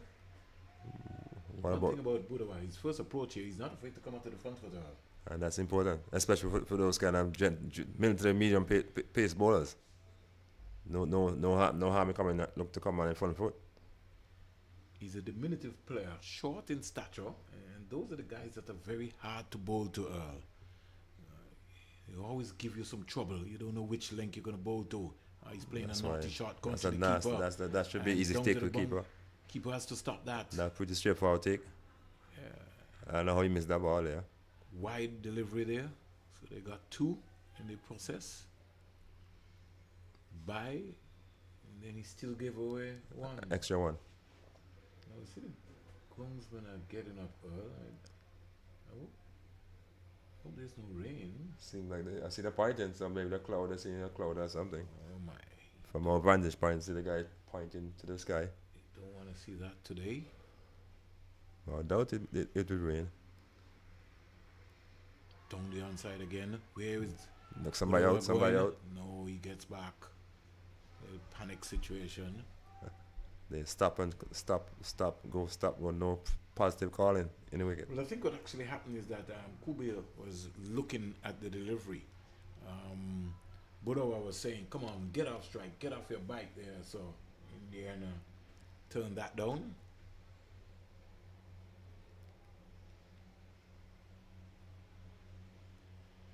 Hoisted. 1 bounce down the boundary for 4.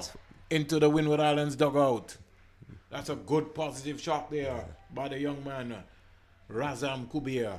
Left-hander, right-hander combination. He just clipped that over mid-on and down to the boundary for 4. What I like about that shot, he knew exactly what he wanted to do with that shot with the ball a while ago. He looked at the field, he knew exactly where the fielders were, and you could see the intention.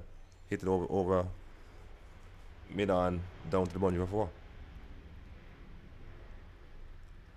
Bang on target and just works it into the onside, into the mid-wicket area, getting an easy single. And that's sensible cricket there. Good organized cricket here so far, Earl. And that's From- why that was looking from the Windwards when we was at the crease. Yeah, 5 You overs know. being bowled. These Guyanese batters looking to turn the strike around. If they can't score a boundary, they look to get a single. And that's common sense cricket. And that's what we have been asking for all day, to play with some common sense. 28 without loss. I think those on the manual scoreboard there. Just 1 run behind. Somebody didn't move the 7. If I was the Windwards right now, I'd look to bring in a spin bowler early and see those Guyanese batters what they will do. Somebody maybe could just alert the folks on the manual scoreboard. The score really should be 28. They have 27. Don't think they turned over quick enough. I guess day 2 is a bit lunch lag, not jet lag. Yeah, so 5 overs bowled, 28 without loss. Back and spanking that, can't score, out into the offside. Somebody can get a message to the manual scoreboard folks. Score should be 28 and not 27.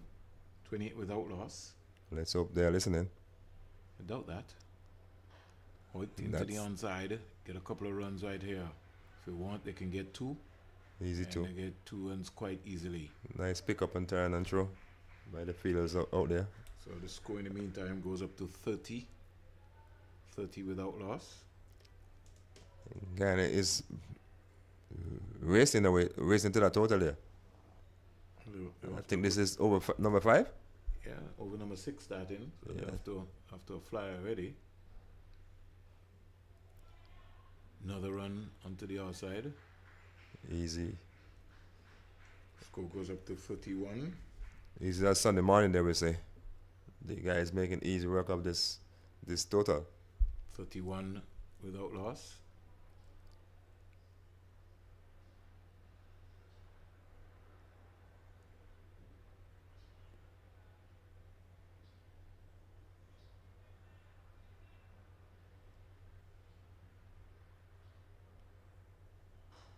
Stroke.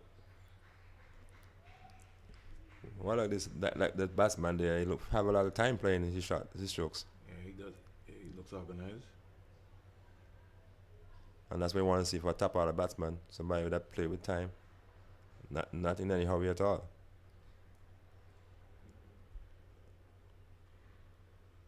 Oh, naughty shot there by Budawa. Trying to maybe just steer that down to third man. That's almost like an out shot, Yeah, that's a nothing shot. as you would say. 31 without loss. Ghana.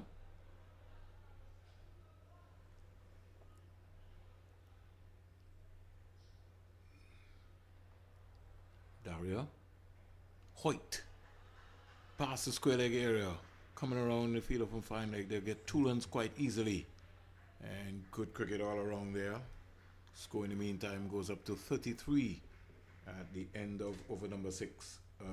See what that's what I keep saying with these Guyanese batters. They are looking to score at every ball. Unlike the Windwards were at the crease, they were looking to defend instead of look positive, trying to get a run from every ball, and that's what cricket all about.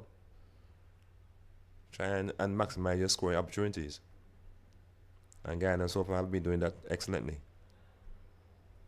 Leeward Islands played 2 games against Scotland. Sort of one-sided Earl over the period of time. Scotland were bowled of 54 yesterday. 54. Yeah, over at Liberta.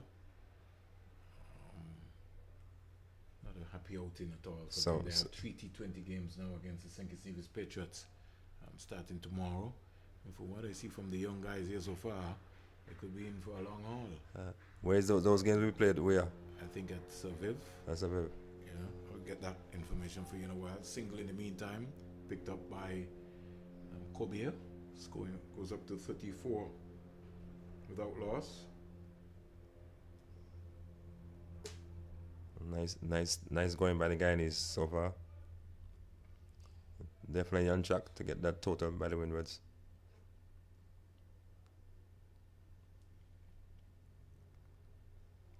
Budawa driving at a loose delivery. sort of overbalanced himself there.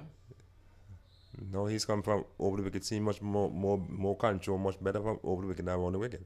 I wonder why he chose to go around the wicket initially. Hope he can continue to find that spot there and pose the threat to the batsman. Well bowled. That's well bowled. A low shot for caught behind, but umpire say not move. I think the bat hit in the ground, more or less. They were a bit excited a while ago, but that was a lovely delivery. Pitch outside after and was going away. Now he's over the wicket. Now his over the wicket looks so much a better bowler than around the wicket.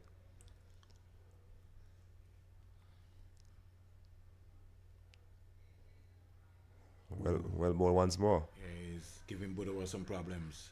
Yeah. Budawa seem not to be. And I think the extra pace to the effort ball and the Fontaine is bowling is worrying Budawa.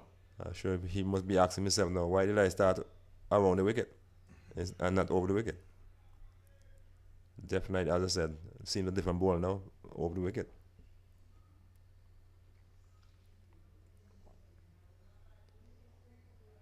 Two minds, but he waited on the ball and then just. It's got good hands, Budawa. It stayed that down to third man, got an easy score. Score goes up to 35. 35 without loss. Good going so far by the Guyanese. I like to see Windwards show some more life in the field, though. Yeah, they gotta get some spark. They gotta get a spark. Gotta get something. 35 without losses is a good start here so far by Guyana. Wide delivery. Lucky to get away with it. So the end of 6. Yeah, 35 without loss. End of 7, sorry. 35 without loss. If we check at that point in time, Windward Islands were 23 without loss. So Guyana way ahead. Scoring pretty fast. 5 runs over, which is not bad at all. Good going. Well, their run rate is about 3.25.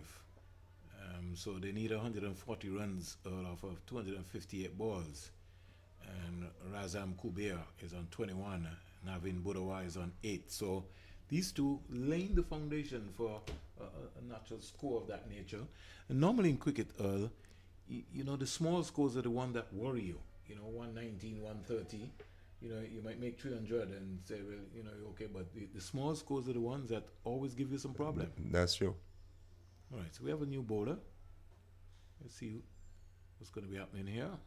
Who we look like? We have the number 4, wearing the number 4 jersey. And as we look around, we see it will be Tyler Venner. So Venner is into the attack. Let's see what he does with the ball. And a lot of these youngsters are three-dimensional players.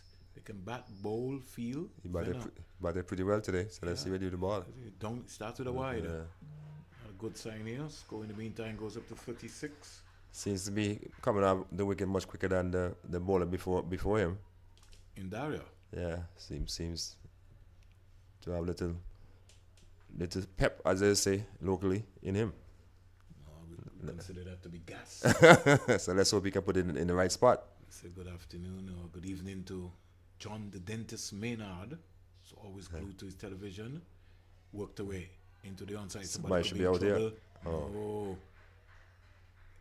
Effort there. Budawa caught napping there for a while. Let's hope that he's okay. I know the dentist get that name from when he did some damage at ARG, right in Antigua with Zoal Batley. That's where he turned famous. Always had pace. Came out of the island of Nevis from the Gingerland era. And the late Lipton Griffin, who himself was a big fast bowler, policeman, very strong. But John always had that nature, big strong guy. Right. Say good afternoon to Kenrick Scott. Thank you, Scotty. Slashing down to third man. Picking up another run. A little wide there. In the process. Score in the meantime goes up to 38. And that's what I like about these Guyanese batman. They're not afraid to go and play the strokes. You know, Every scoring opportunity, they jump at it, and that's so important. So it's nice to see that they're playing positive cricket.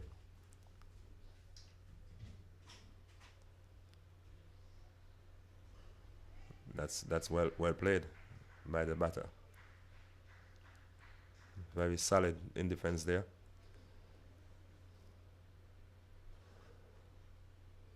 It's a nice, cool afternoon here at the Coolidge cricket ground. Lovely day for cricket. It's a pity we don't have much more spectators looking on, supporting these youngsters, because they definitely need the support at this tender age.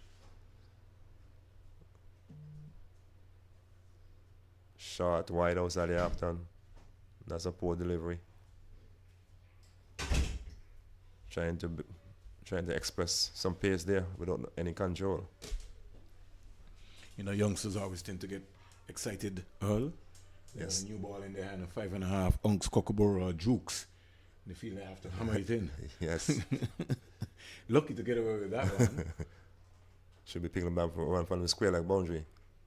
Short again. Had some pace. I think he was trying to leave it alone. Yeah, but rush the glove. And the little uncertainty bounce here is giving him some problem here, Budowa, today. Yeah. That's Venner doesn't look bad at all. Yeah. That's why I said earlier on, I like to see some real pace man this wicket here. I think that you get something on the wicket here. Wicket seems having some bunks here. Well, it's a little green top. You can say it's very grassed area. Venner just needs to find the right areas where he can be able to get that ball to bounce around. Kubia, the left-hander, he seems to be a shot maker in process. Yeah. 39 without loss at the end of 8 overs. So they're almost not threatened. It's a little bit of ill discipline bowling from the Windward Islands. That's so true. When I see the little left-hander for Guyana, it reminds me of the shot, the figure of Devon Smith. I think I saw him there. I think he might be the coach. Yeah, I think I saw him during lunch hour. Yeah, just the way how he stands in the crease remind me of Devon Smith.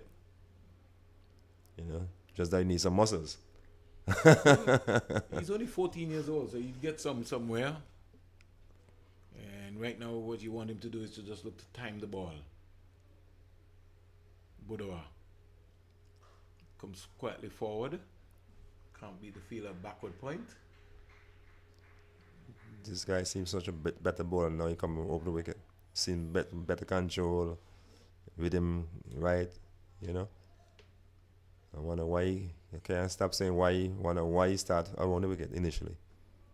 You just never know.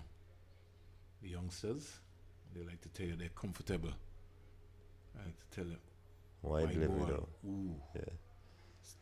Need to start that a bit closer. Yeah. You could see the intent. What he was thinking about. Score in the meantime. Yeah. Goes up to 40 without loss with that wide. You wanted to bring it in and take it away to the slips. Yeah.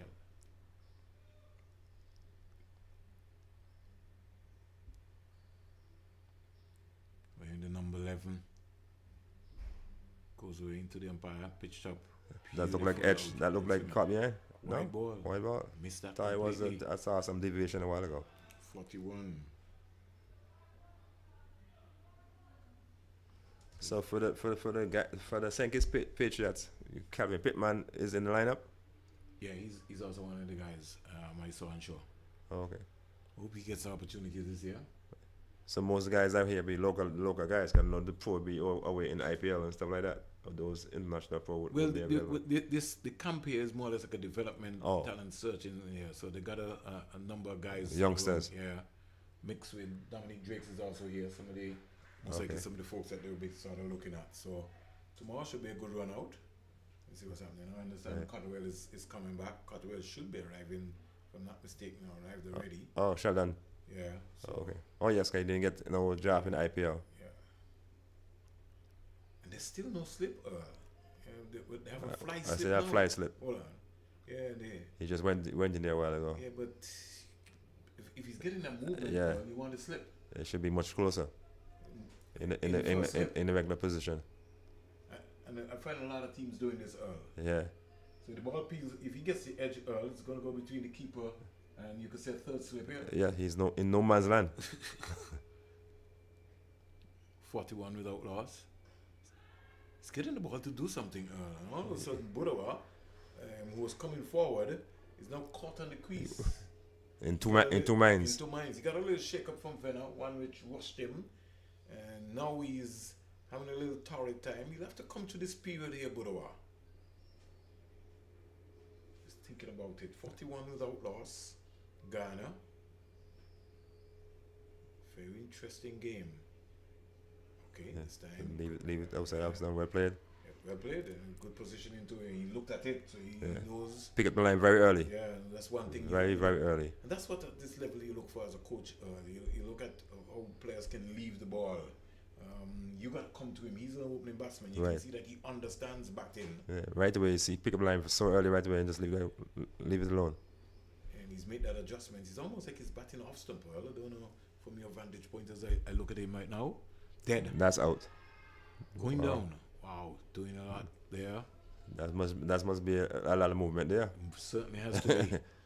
Cause from where I'm sitting here, look pretty straight to me. Well, we're not behind the umpire's position. It's just a little shade of overcast now that's coming over here. Cloud is covering the sun here. And trust me, this has been an interesting over here so far from Fontaine. Oh, that's going to be called, I think, Earl, as above the waist. Budawa sort of hit it up and over. Look like may get rid of this one. You think so? Looks that way. Square like that England, so he got rid of that one. Simply because he's kind of short, right? Yeah, got rid of that one. Got rid of that one. Didn't say movement from square like umpire.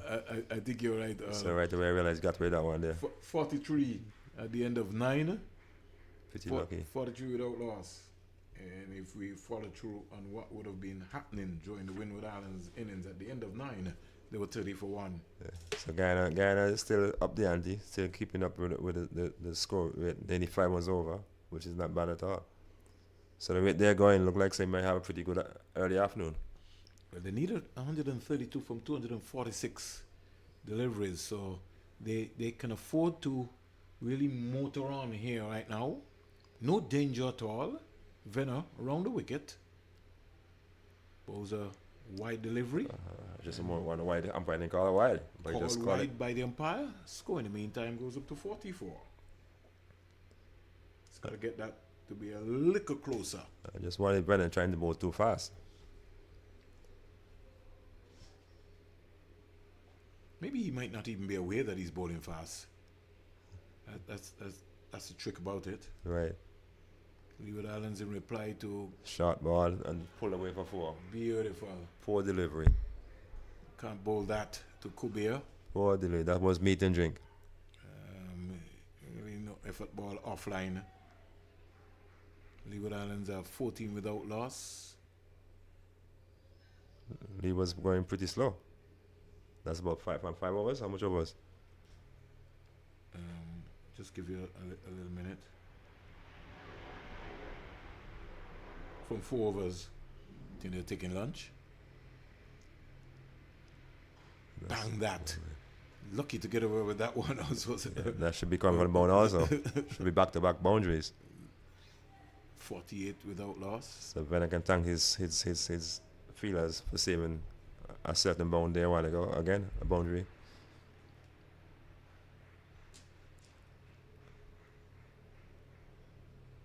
The Islands 50 came up Earl in the 21st over. Wow.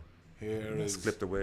The Guyana's 50. That should be 4 again. 50 up for Guyana. Poor delivery. 52.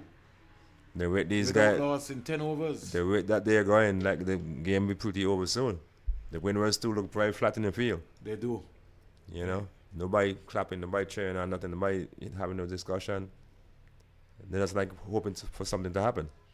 After winning their first game against their arch rivals, Leeward Islands, losing to Trinidad and Tobago, they now look real flat here. They need a spark. Something needs to happen. Venner can provide that spark. Driven. Getting an easy single caught on the heels there. Yeah, they're waiting for something to happen. They're not making something happen. Meantime, Kubea goes up to 31. Score goes up to 53 without loss. We're into over number 10. I'm quite sure the coach must be want for a water break to come so you can have discussion with them because they're very flat out there. It's going to be a long water break. Unless they get a wicket. Yeah. It's going to be a long water break. They need to refocus. Cool and calm. Look at the batter, how much time he had to play that. He just come across nicely. He was even thinking about a single. Like you have all day to play a shot a while All day. ago. You know, I like this youngster. He plays with all the time. And he's playing the ball right under his eyes. Come on, the Windward Islands, they need to make a game of this. They look flat. They're waiting for something to happen. Nobody clapping, nobody making noise. The Guyanese batsmen are not going to give them anything. Look at the batter, how he looks so easy. Straight bat. Over number 10 is completed. And the latest score here, Earl, at the Coolidge Cricket Ground, the home of Cricket West Indies. Guyana are 53 without loss at the end of 10. Exactly, five ones over. I see the umpire signaling something. I don't know if you tell him if water break or something, I don't know. No, this power play. Oh, okay. Yeah, power play. Signaling to everyone. The scores also, we take that one up. Somebody just needs to get the one up to the folks in the manual scoreboard so they can keep up. So wait, that guy in the going Springs look like say this game might be over by 30 overs or less. Unless something magical happen by the Windwards. Unless something magical happens. As is on 12 and Kubia is on 31. That's Andrew Five Mason. Five boundaries so far, huh? Yes. Andrew Mason will say Guyana is large and in charge at the Coolidge Cricket Ground. You know. Looks like Alexander. Is it Alexander? Yeah, it looks like Alexander now coming into the conversation.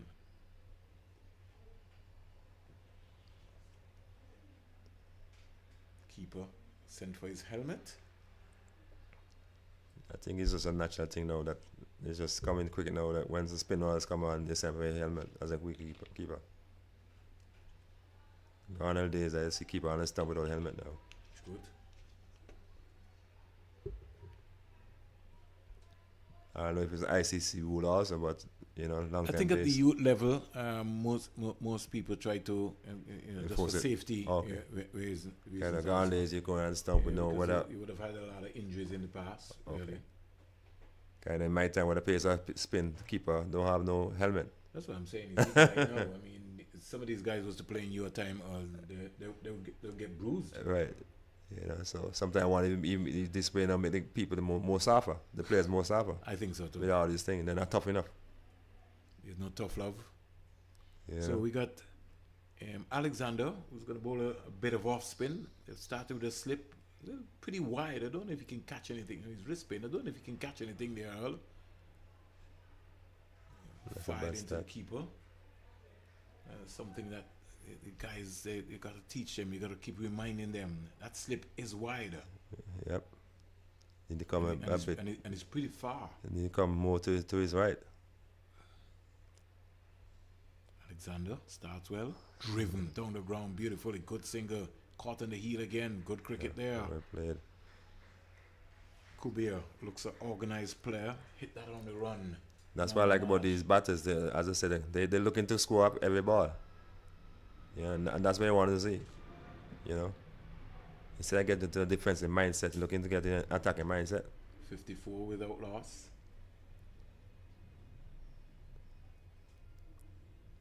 When Windwards were batting, they looked like they were defensive first before they looked to attack. Just to defend. Yeah, their first move must always be on the attack. Well, you got to be thinking about getting a run. Well bowled, well played too, for balance himself. And that's one of the things that I've found in modern day cricket. Guys don't know how they're going to get a single. That's true. One run you're talking about, you got to look around in the woody weak fields. Yeah, before the bowler start, you start looking around and see where you can get one from. Yeah, where you going to get a run? He's got a lot of time to play the ball. He comes right across, watches the ball right onto his bat, plays the ball as late as possible on Budawa. What I like about him that he uses tap hands a lot. Just by the way he hold the bat, you can tell. Elegantly through cover, finding the gap there. Out to the sweeper, getting an easy single. Rotating a strike is important. Now Budawa is doing the honorable thing. Just find, he knows that Kubia is a shot maker. He just rotates the strike, just gets a single, get him back on strike. Good start, good cricket, good game awareness here. 55 without loss. Oh, beautiful. Swiped over 4. That's a lovely shot by Kubia. That is a spanking shot, Earl. And I just said that the both are complement each other very well. Wow. As you just said a while ago, the left hand is the shot maker. And the batsman realized that, so he always turn over the strikes to him to get the ones going. That is a lovely shot. So Guyana really making this score looking like 100 the way they're going. And they've been allowed to, Earl, in fairness. Yeah, that's true. If you're a betting man, Earl, you'd win comfortably. Windwards don't have any clue what's going on out there. They No seem clue very disoriented. Like they wanna, how can we get a wicket? Maybe we need to tell them, Earl. You know, they need to do try something different. You know, look at your feet placing. Look at where the batsman scoring runs. Shut down their angles.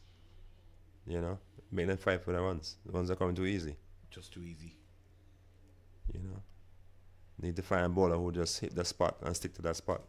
59 at the end of 11, 59 without loss. It's almost a roller coaster here.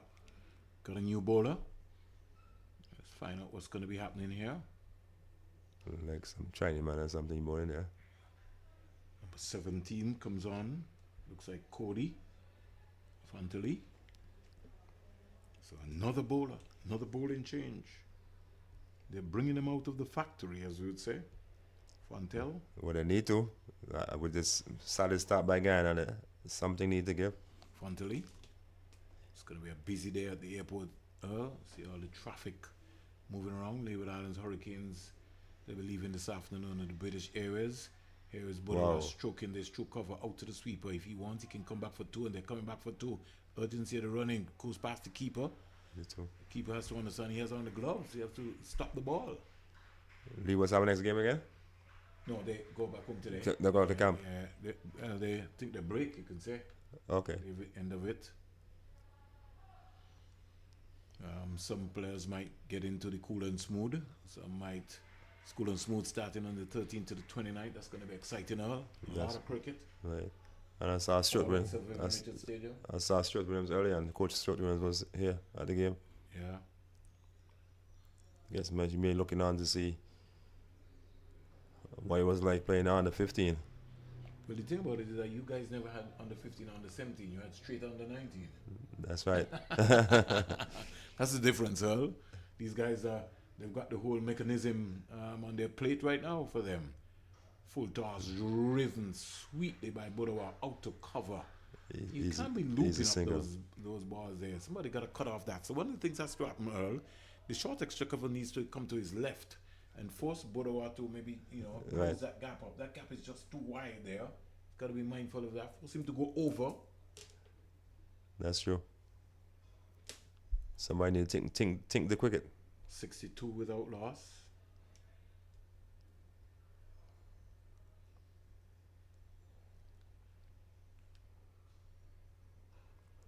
He's a single. Played into the gap again out to the sweeper. And they can do that all day because it's almost easy. The keeper you have to stop those keeper.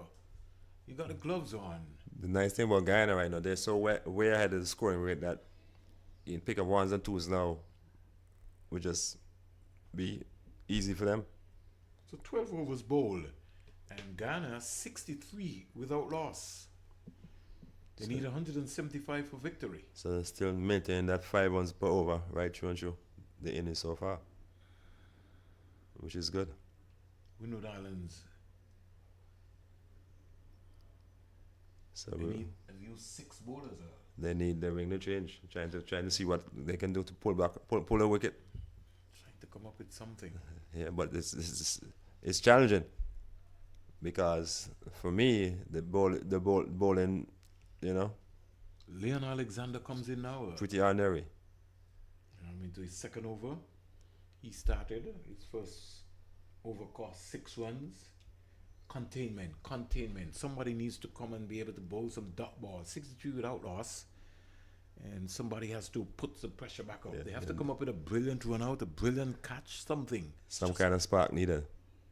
Driven in the air, And over the middle, that's and over down there. to the boundary. No, the Dario is chasing, and they get 2 runs quite easily. Now I would leave. Nothing is wrong with that, Earl. Right. It's good. Good You to go. put him back in and leave him there. And back into the same position again. You know, if he wants to go, let him keep going. Kobe, I don't think he was really to the pitch of that one. No, but it wasn't. that's okay. Keep him up. Keep him up. Bowl. Bowl him. That one. I don't. Touchdown in the right Yeah, area. yeah, And what actually happened early is that he didn't move his feet there, Kobe. He No. just pushed at the delivery. I think the ball did the thing. He didn't expect the ball to play down the wrong line. Yes. He played down the wrong line. And I can see he was upset with himself. Too many of our cabin batsmen Yeah. can bowl. Give him a fist punch. Even at the professional level, at the franchise level. Yeah. I mean, you only have to look at the innings, Leewards and Windwards. The amount of guys that got bowled, it was almost straight balls that you were looking at. Yeah, loose shot. Guys playing down the wrong line. Played down the wrong line a while ago. So that might be the spark that Windwards wanted. They finally get one in the bag. So let's see. Let's see. We have a closer game.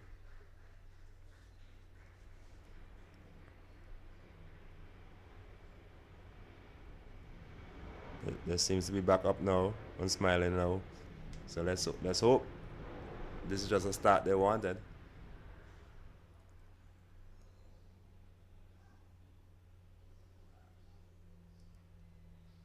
It looked like the bail was broken. It was? Yeah, God, the umpire, the standby umpire brought out a new bail. So I guess we'll have to bite and turn there, destroy the bail. Pretty interesting. Ramdawal. Yeah, right-hander comes out. Mario. Ramdawal. So 2 right-handers now at the crease. So the left and right combination broken up. And Alexander has struck. And get rid of the danger, man. Because he was going great guns. So another accomplished player comes out. Let's see what Alexander has up his sleeve. Short, wide, Need to start one bit closer. 65 for 1. Into the 13th over. That's much better. Well ball, well played in the end. And you check the difference, right, Earl? He didn't try to go hard at the ball. He just killed the ball Right. there. You know, coming from Guyana, you Soft expected that hands. you should be able to play spin. Well ball again. That one skidded on. Yeah, but the movement was that he didn't get back on the cross. He was also pulling himself away too, and that one hustled on a little faster. Look at the googly there. So it look like Windwards find a range now. Gotta peg them back. Yeah, Gotta peg seems them to back. find a range. This is much better over. Somebody gotta bowl some dot balls. Much better over. Made make it over. So 2 runs coming over that over. 65 for 1 at the end of 13. Still pretty big goalie by the Guyanese. But it's nice to see Windward get a wicket, so I guess their tail will be up, looking for more inroads into this Guyanese strong batting lineup. 13, Windward Islands were 38 for 2. Guyana 65 for 1. And they double the score. That to show how much the Guyanese have been going helter skelter after this score. Inconsistency, you know, when you have a small score like 170 something, you got to get off to a good start. I see the Windwards ringing the changes now. trying to shut down the angles. They're scoring for the young batter there.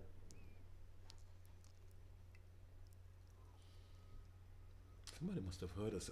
Now they understand what we're talking about. The wall of the Windward Islands has to be strong. And nice back offside. It's much better now. You've got some protection there. Force him. If he wants, let him.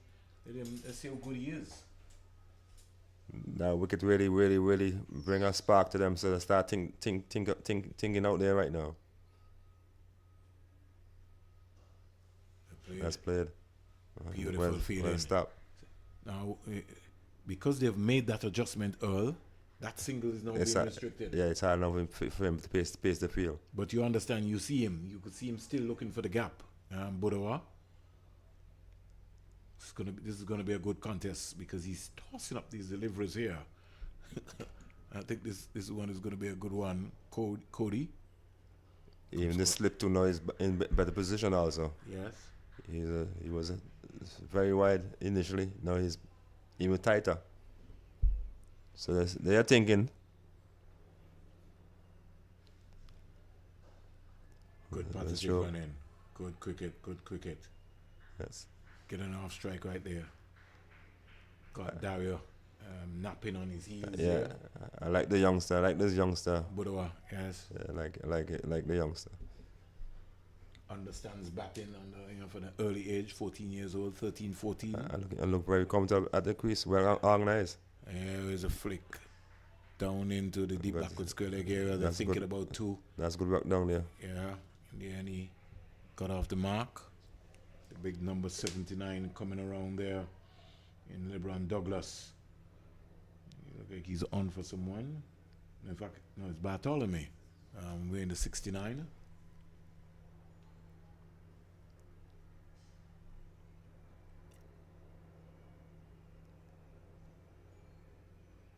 Quite before. That's well played. Not a bad over by the Windwards. So, 14 overs bowled, 67 for 1. And Guyana, they can afford to play smart cricket. They know they don't need to give away anything or try anything daft, as we would say. The Windwards should be feel a bit better now. Like the last 2 overs only yielded, I think, 4 runs.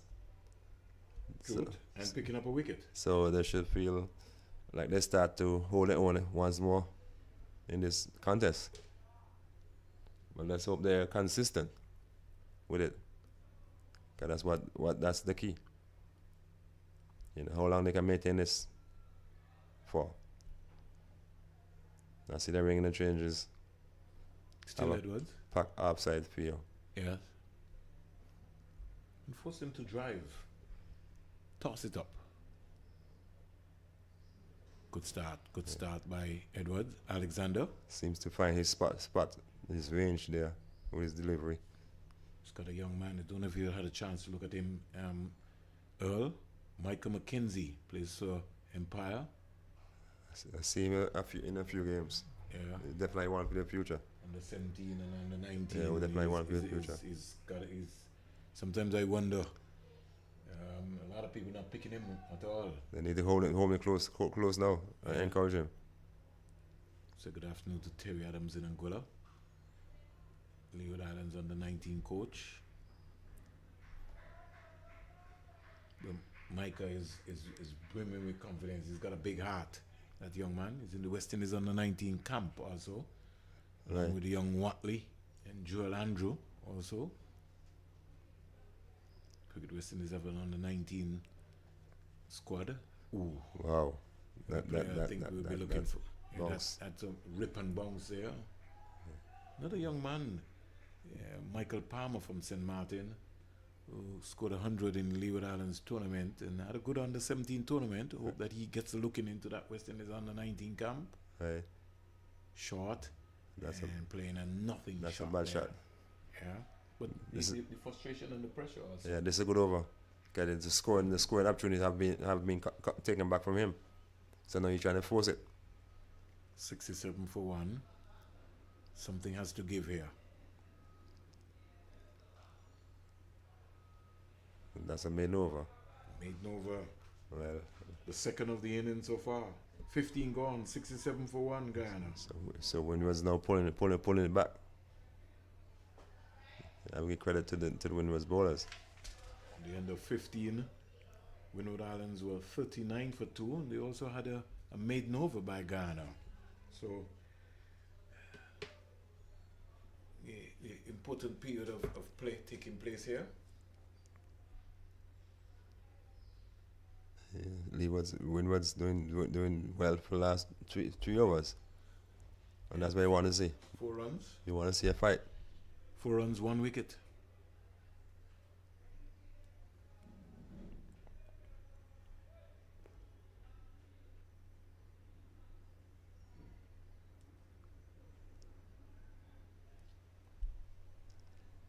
Sit on the offside for you. Certainly. The flight in the air. That's look like 4. Good save there by the fielder. And he was thinking about, kept 2 runs. Just over tossed that one for a little while there. Cody. Need to just pull it back. That's a touch bit.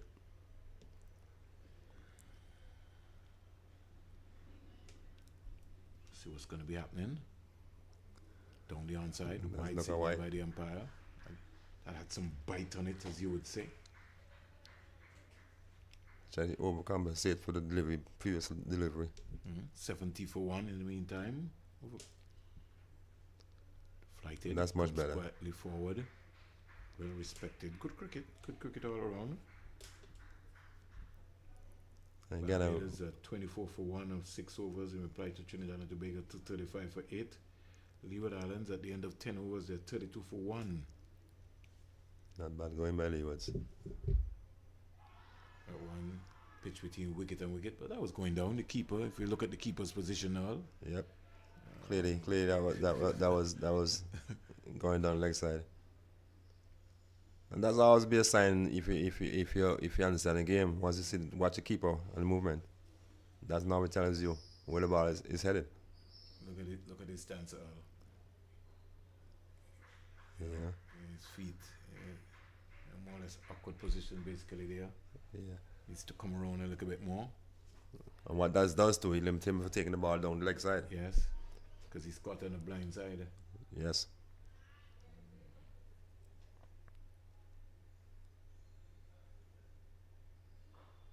Clipped away over mid-wicket area.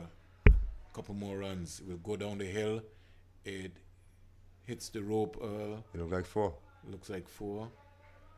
The umpire look like he saved it. Yeah.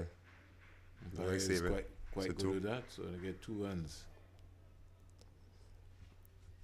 Well, those last 2 shots is like teasing to the mid-wicket phase, man, because just a touch over his head.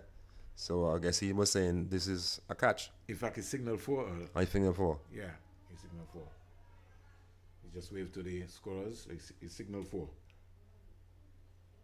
So it is a boundary. Score in the meantime goes up to 74 for 1. 74 for 1. Tossed up again. And end of over number 16. In the end of it, latest score here, Guyana 74 for 1. Young Budawa is not out on 23. And Ramda Hall is on 1. What I like Lost about the wicket of Razam Kuber for 39.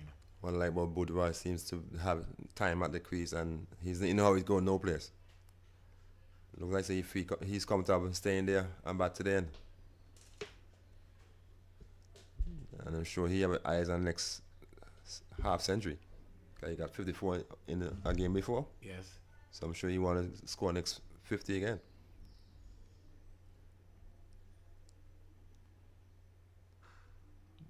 Might be following in the footsteps of Macho Nando. Right. Very busy looking player, Nando.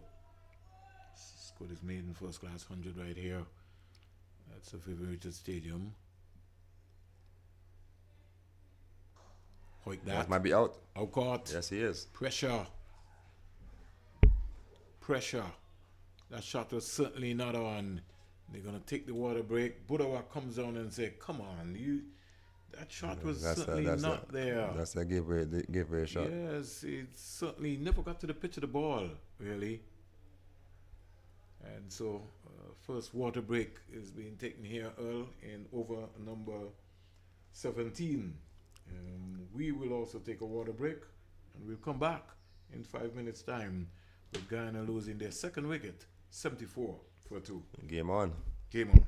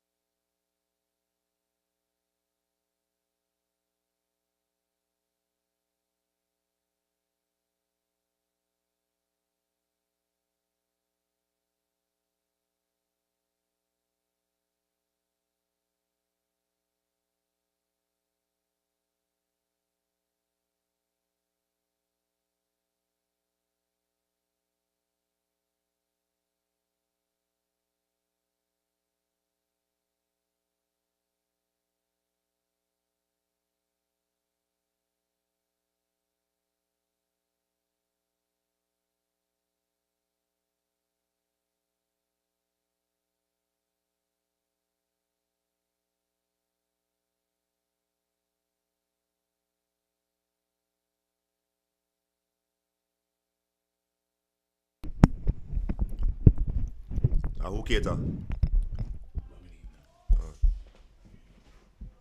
So we're back with the cricket action. Alexander starts with a wide delivery. First up, Guyana 74-2. And Windward Islands trying to push on. John Eugene had an opportunity to go out and speak to his troops. And number 85 for Guyana. Looks like it is young Adrian Hetmeyer. He drew some runs. Let's see how organized he is. Scored a lot of runs in Guyana. Stands up straight and punches it. Can't beat the wall. Very confident at the crease. Yeah, the nephew of Shimron Hetmeyer.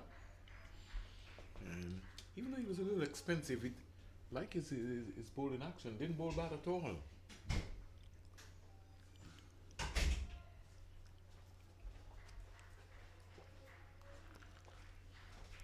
I like Hetmeyer. Seems very, very, very positive from ball one. Balance at the crease. Made wicket over there, Earl, for Alexander. Not a bad over at all. Same little player that you like, man. At the end of 17, 74-2. Windwards trying to show fight back in this contest here. Let's see how long they can keep it up. Well, Earl, things have changed from, let's say, over number 12. Or we could look from maybe we could start from over number 11, right? So if we look there, Earl, we're talking about 6, 8. Yeah. So they've been able to pick up 2 wickets, Earl, from over number 11 to over number 16. So the 6 overs has been good. So they've listened to us. Yep. Just got to keep the pressure up. Yep. The big man they have to get now is Budawa. The way how Hetman look for me, look like he might score runs this afternoon. So we might be in for a treat.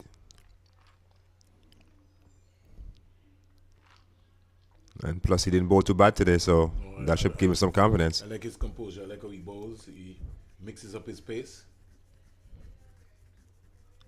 That should be wide. Delivery. He's got to start that more wider of off tempo. If he's going to bowl that line, the breeze coming from east to west here. Coolidge cricket ground. That's better. Budaram have lots of time to play. A lot of time. And because of his height, it's almost a little difficult to bowl to sometimes. What length are you going to consistently bowl him to? He's got good technique. Most definitely. It just looks so easy at the crease. Good technique. 75 for 2.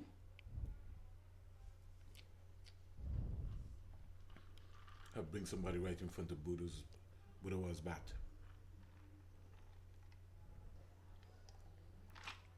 So easy. Not in a hurry whatsoever.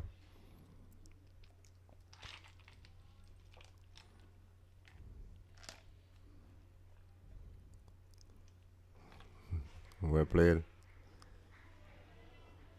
2 runs easily. You see game awareness there, Earl. You see on the turn earlier clock, he knew he wanted to. Yes, right away he already decided that this is 2 runs. And that is good. You can say someone who understands the game and understand what he wants. And that's the key to batsmanship. 77 for 2. Budawa 25. Stands up straight. Now he knows his responsibility here, Earl. And he knows that he has to stay right down to the end. If Guyana is going to win this game. He's going to put his hand up. Well played. Looking very, very easy at the crease. Composed, just easy. From what I'm seeing, it's going to take a pretty good, decent delivery to get him out. It's maybe out there somewhere. Can he definitely not give him his hand away? No, he's not interested in that. 3 runs off that over. 77 for 2. 18 overs bowled.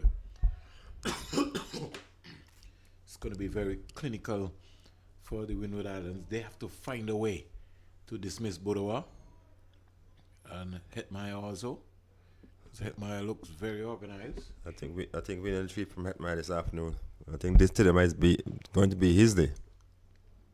Something just tells me that today is going to be his day.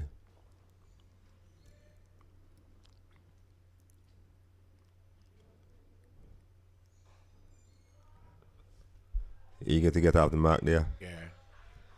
You know what that moment is like. Yes, very eager. Want to feel. Yeah, you just want to get that. Especially when the expectation for him must be high also. Coming into this tournament. Well played. Just spend some time. Understand batting. It's okay. One is going to come. He's pretty organized at the crease. That's one thing I like about him, and also positive.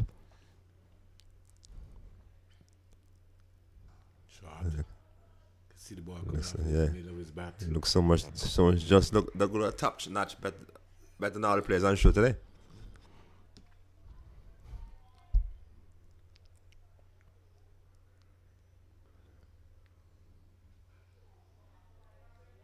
Came down on that one nicely and kept his eyes on it early. What I like about him early is his head position. Got some flip in his legs too. Very relaxed. And not thinking about going with no big back lift. Yep. Now we get off the mark. Easy like Sunday morning. So, most youngsters, you tend to see them have their bat up. Yeah. Like Jeffrey like Tony Gregg, and so he keeps it as simple as possible. 78, Hetmeyer's off the mark. He's one. Brings Naveen Budawa into strike. He comes quietly forward. He's 25. And the end of over number 19. Guyana 78 for 2. I think that's a good over there for the Windwards. But the Guyanese batters look very solid there at the crease. I like what I see in these two batters.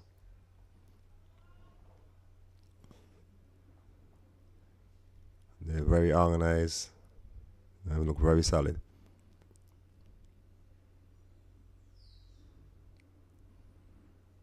I think Islands 48 for 2 Earl. 48 for 2.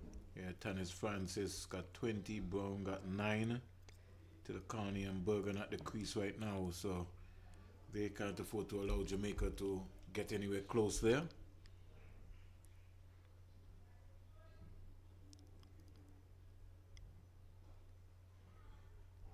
On drive there by Hetmeyer, playing to the mid-wicket area, keeping his balance. Cool, calm. Ball. That's out. Throw in front.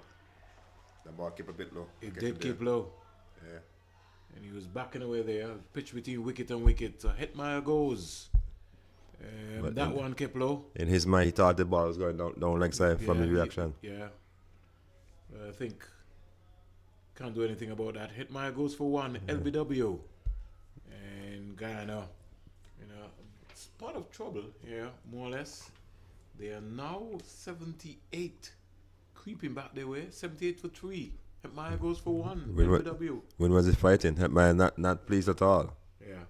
But I think that was pitch between wicket and wicket. Yes, he was saying that he was maybe pulling back there, but that also kept low too. And I really didn't save him at all in the end. The captain comes out, Dave Mohabir. Another right-hander.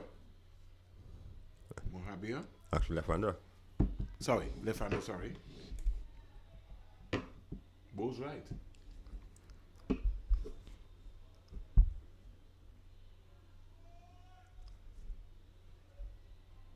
We're in the number 19.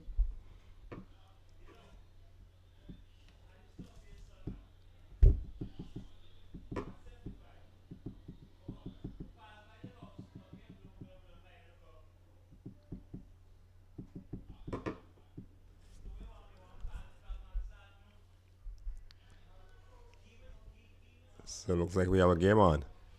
Yeah, still have to get Budawa. Comes quietly forward is the Guyana captain, Dave Mohabir. Sort of looks like a Nagamuto in his approach. Stylishly driving, getting an easy single. Yes. Something we've seen here from the young Guyana batsmen, they're running between the wickets. There's a little bit more urgency. Yep. And had the Windward Islands been that urgent in their batting, their score would have been looking close to like maybe even getting 200, 225. The amount of dot balls that they faced in their innings. That's so true. These Guyanese batsmen, although they're losing wickets, they're looking to get runs all the time. They're always on the march. They're looking to score. Yeah. Budawa sort of relax despite everything that is happening around him. He's still maintaining a power of concentration. Knuckle down, put his head right down, and says, "Not today." Yeah. Sounds like he's making up his mind that he's going to bat until He has to the end of the game. They're not getting that wicket at all. That's what he's saying. And psychologically, it's going to be a problem on the Windward Islands team also, because he's there Right. in the innings. 3 weeks are falling and he's still there. Still there. So right away they was like, wow, this guy's not going any place. But if you understand cricket, you could just nick off everybody else. That's true. and hope he did something rash. Yeah. Alexander will continue. He's going to bowl to the captain. He definitely taking his time, make sure he's setting the players in the right place where you want them. Seems very precise with his field placement. Windward Island's captain is Theo Edwards. I'm wearing the number 1, and he's very articulate in organizing his field. He's getting his angles sorted out, so that's good.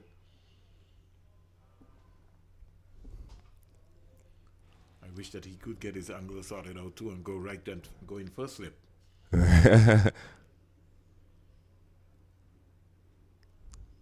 Alexander, Earl's player.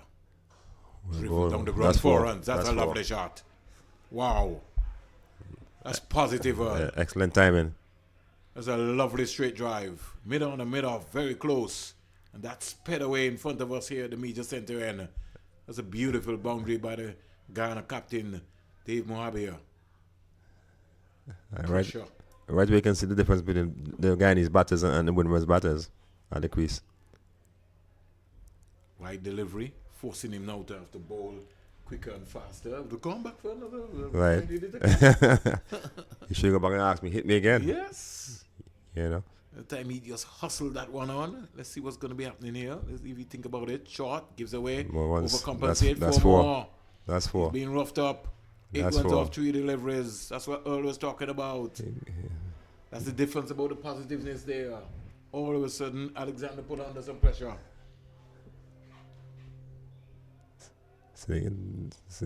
Guys, batsman, as we keep saying that, we're looking to score at half every delivery. So as a bowler, they keep you thinking.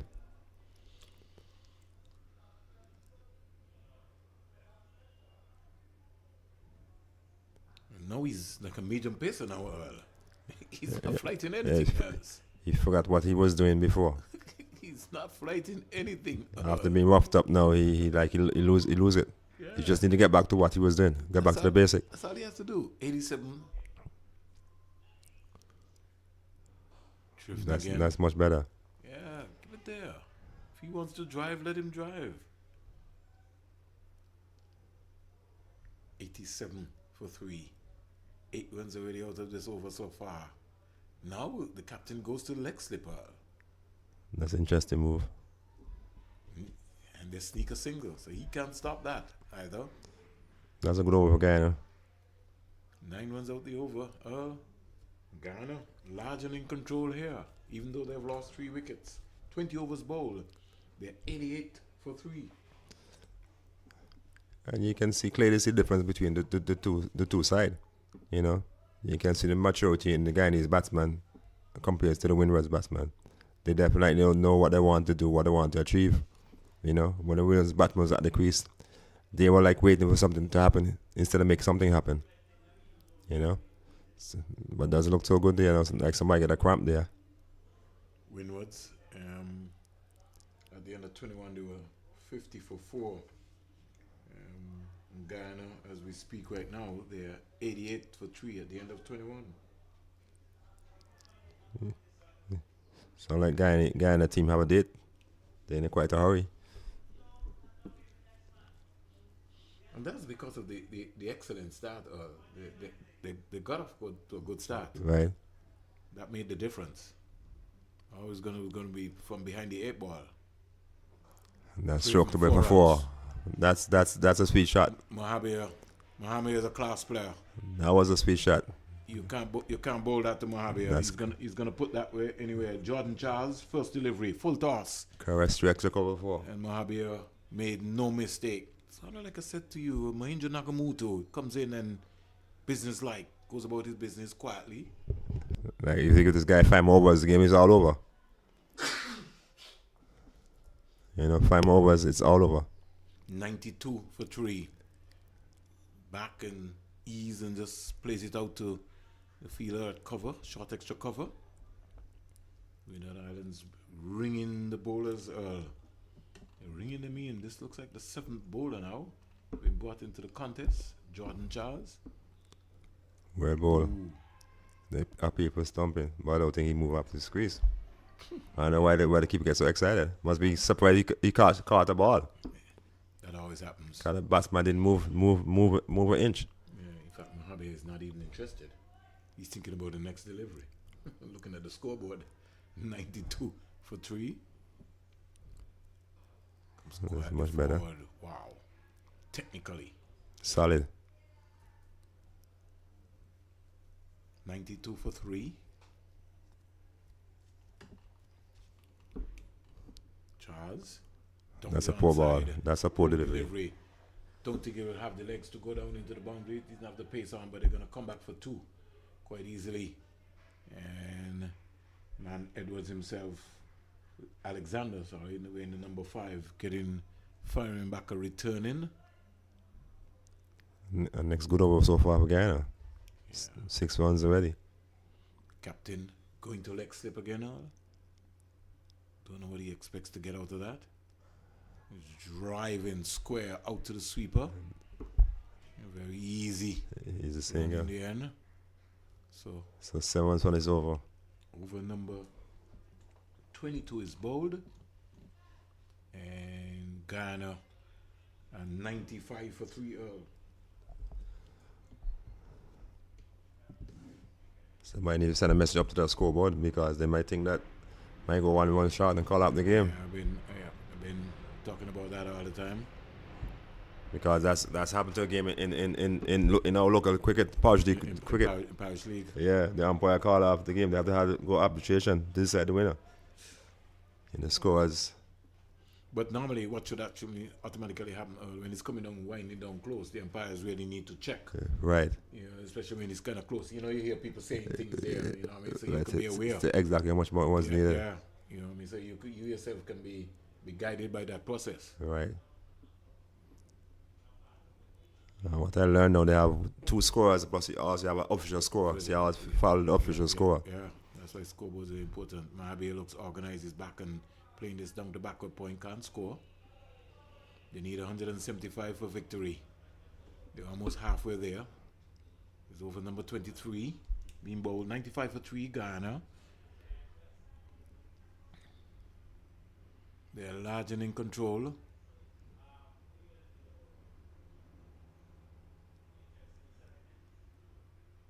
Swept. That's not a job catch. It looked like the ball might take the gloves. Yeah, but that would have been an excellent catch. Yeah, exactly. I mean, it would be very unsighted. His positioning makes it difficult for him. Exactly. Based on his center of gravity. He doesn't have a center of gravity. He's like somebody said, you go and keep.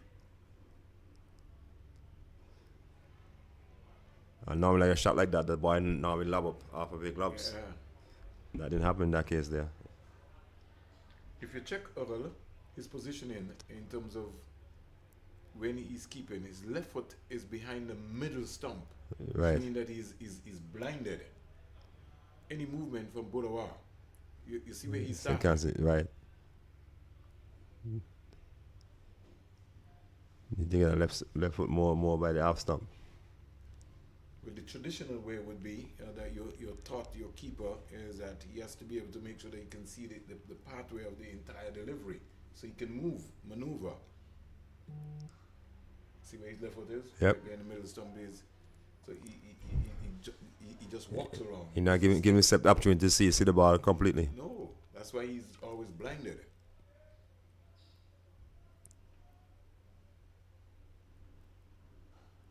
Well played. I must say, Alexander gets through these overs very quickly. Yeah, but he's getting a little frustrated too. Yeah, you can see it in the way his shoulder drop a while ago, and his mannerism going back to his field position. He really thought that he had that one a while ago, but and that was a big that was a big fish there too. That was a big fish to get. Yeah. Because the skipper for Guyana seems like a very dangerous man. Well, he's going to get on with the game. And the good thing about it is he's showing intent. And which is very, very important. You know what I mean? He's going to put back the ball. Yep. And he looks like an organized player, as you can see here.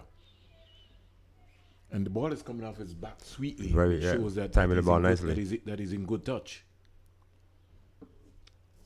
He's not ruffled. He just looks calm, cool, and collective. Bodoa, in the meantime, he's not bad about anything else. Looks like they're going to bring back some medium pace. I don't know if that's a good thing at they this must time. be saying that he looked very good with the spin, so let's see what he can do with the medium pace. Yeah, that's what they tell himself. Okay, so let's hope he's in their favor. Let's see who they've gone. Looks like Glasgow. L1 Glasgow. So let's hope. Let's see what happens. The smart move that they're putting out a deep cover on the boundary to cut down his scoring shot there. Round the wicket comes the left-hander. He starts with a wide. That's a wide. That's going to happen. Don't know if he was properly warmed up or informed. I don't think so. I think this was an afterthought. Somebody just said, come on, bowl some balls. Yeah, because of the way he was batting against the spinners. Score in the meantime goes up to 98. Glasgow starts with a wide. Down the onside again. Peel for a leg before. He'll get a leg by. Not too sure why he appealed for. Daria fires. Turn in. Okay, that was cleared down leg side. Score in the meantime goes up to 99. 99 for 3. First delivery a wide. Next delivery leg buys. Budoa, who's been on 25 for a long time, Earl. 63 balls. Whoa. And 2 boundaries. That's a nothing shot he played a while ago. Yeah. I could see that it looked like he just wanted to just nudge the ball and get a single. Budoa looks like he's going to be the guy who the Guyana team is going to bat around. That's true. He's contented to just do that. What I like about him, I keep saying that he has so much time at the crease. And that's a hallmark of any good batsman. You know? He not being hustling into his strokes or anything. Seems to have so much time. Oh, that's well ball. But he dropped his hands there, and even though he beat him, all ends up. Concentration here at its highest at this level. He's concentrating. I think they finally got it right on the scoreboard, Earl. So we all track 98 for 3. Well ball, well played. Played again in the end. Went to over number 24. I think for me, this over from the pace man is the best over ball for the day. I guess we probably say the best for last. Because when he started first, he was all over the place. Don't talk too quick, Earl. Yeah. So look, what better control come from that end there. 24 was bowled. So Guyana 98 for 3. So probably the change of end has done wonders for him. Looks a completely different bowler. So good, nice to see if you can get 2 more overs like that. Try and put Guyana back, push back Guyana a bit, because they're way ahead of this game. And if something strange don't happen, I think Guyana will have this one in the back very easily. Maybe inside 35. But who knows? Probably number 5 have something, an answer. Alexander. Yeah, so who knows? Alexander might have different ideas. Well, Alexander, if we look at his spell so far, this is 8 overs, 7 overs before this, 2 made 19 runs, 2 wickets. So he's certainly going to bowl his 10 out, Alexander. In bowling out, he would want to pick these 2 up. I'm pretty sure. Driven up to mid-off. Can't score. And what about Alexander? He's pretty confident and going to a pretty confident batsman also. Yeah, Douglas coming in there from mid-off, pretty close. Got a lot of antics about him, Alexander. Well, boy. Bang on target. Yeah. So one that the Windward Islands can work with, John Eugene and company. Definitely. Even his short stint at the crease today, as I always keep saying that, how he looks so positive. The body language alone was so positive. Over toss. Driven again. They get a single. Ooh, direct hit. I think he would have been in trouble. Yeah. Maybe from our vantage point, please. So don't take our heads off. We're calling it. We're broadcasters. Score in the meantime goes up to 99.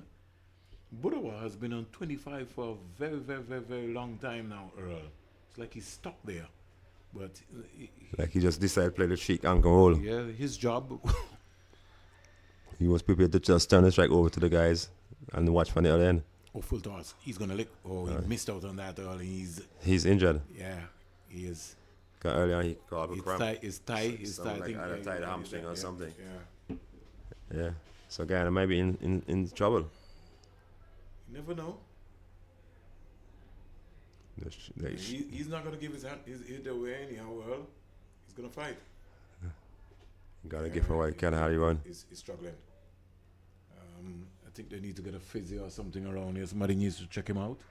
I think he's 100 up. I think he's for crumbling up. Guyana. Need some electrolytes. He's struggling now. But he's not gonna give his hand away. He goes up to 26.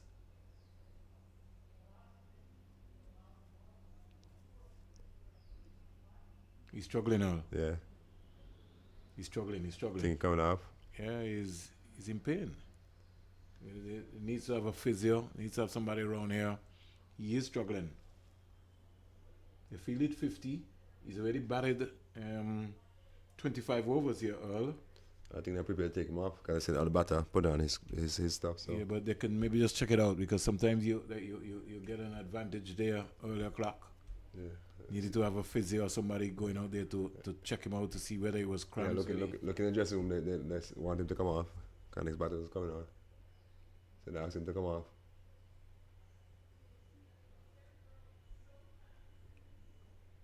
Maybe. Yeah, but somebody else needs to maybe help. maybe I wanna. Yeah, but I don't think he'll be able to get a run out just like that. So I guess I'm new batsman. Yeah, they maybe need to get the medical person or somebody to kind of have a look at him. I think he's coming off. Yeah, send a new batsman, replacement batsman.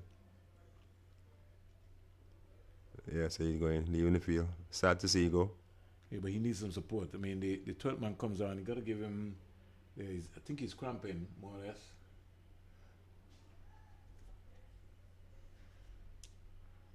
So, Buddha has had to retire hurt here. Cramps. Maybe can get a medical person across to maybe kind of check him out very quickly.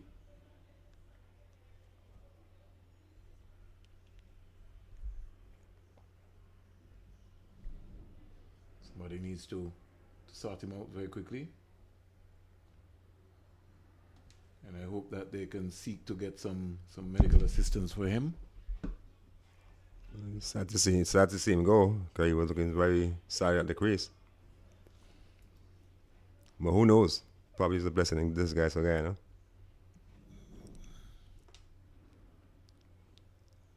That's the full toss. That should be coming from the bound. That was a hit me ball a while ago. Yeah, it was. Alexander lucky to get away with that one. So the end of another over. We're talking about over number 25. Guyana 100 for 3. At the end of over number 25, during the Windward Islands innings, they were 53 for 4. Wow, that's practically double their score.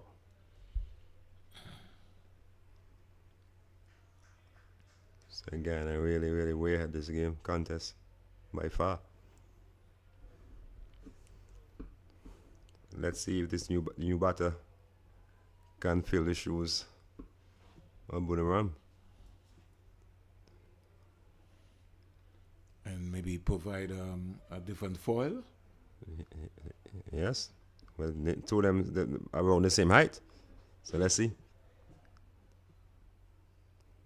Thought the captain is a little taller. Don't know what you think, Earl. Oh, that's a nice stroke there.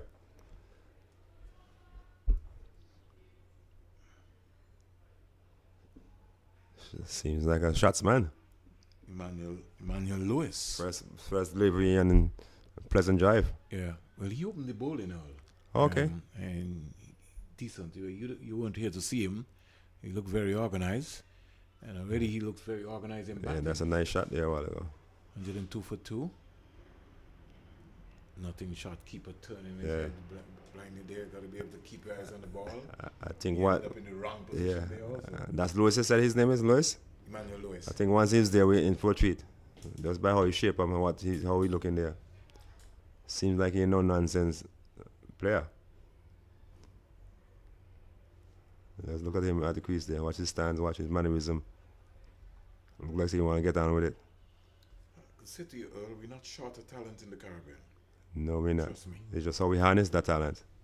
We are not short. I say that to you, and I can repeatedly say that to you, Earl, over and over. Why you keep missing this one? You need to mark over that one there. You keep missing the one like that.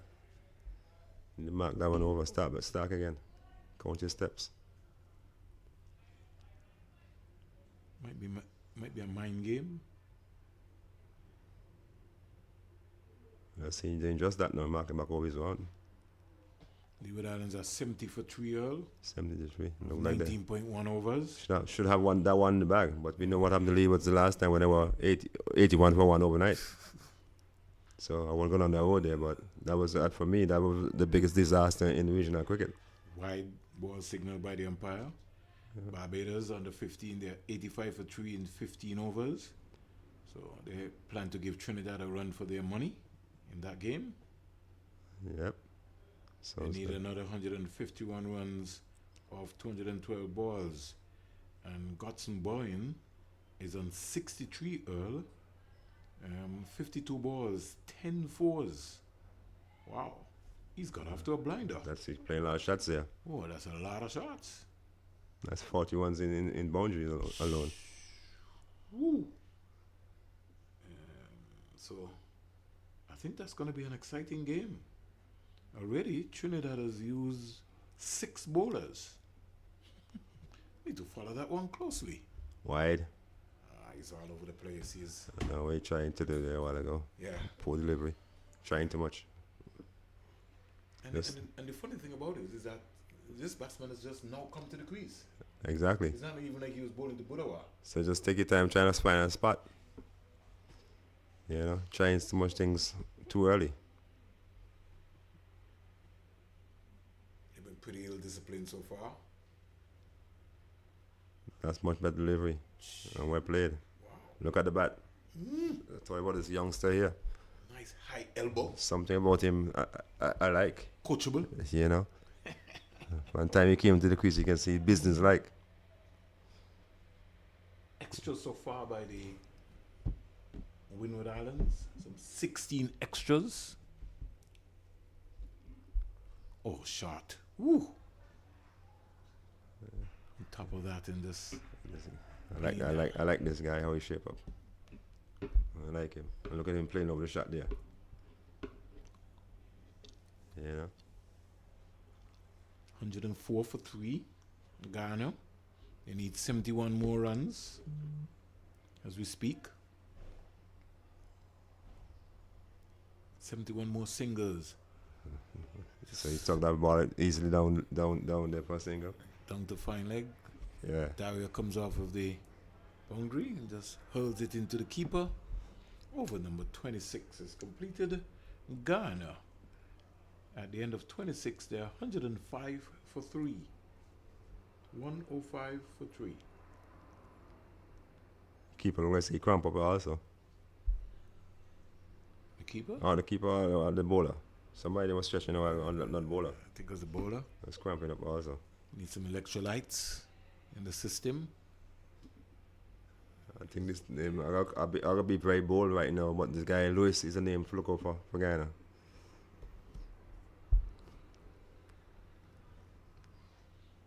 You also have to look at Alexander, your boy from the Windward Islands. Yeah, there's some. I like the attitude I'm seeing. He looks like he will complete his spell of bowling so far. 8 overs, 2 maidens, 21 runs, 2 wickets. Tyler Venner, 2 overs, no maidens, 14 runs, no wickets.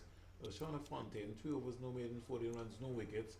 Libert Daria, 3 overs, 1 maiden, 11 runs, no wicket. And Elron Glasgow, 4 overs, no maidens, 20 runs, no wicket. Stands up straight there, the young man, and just Emmanuel Lewis. Look at the bat face. Punches it up to short extra cover, and there's no run. A slip or wide slip, backward point cover, short extra cover, mid on, mid off, short mid wicket. 3/4 of the way as the backward square.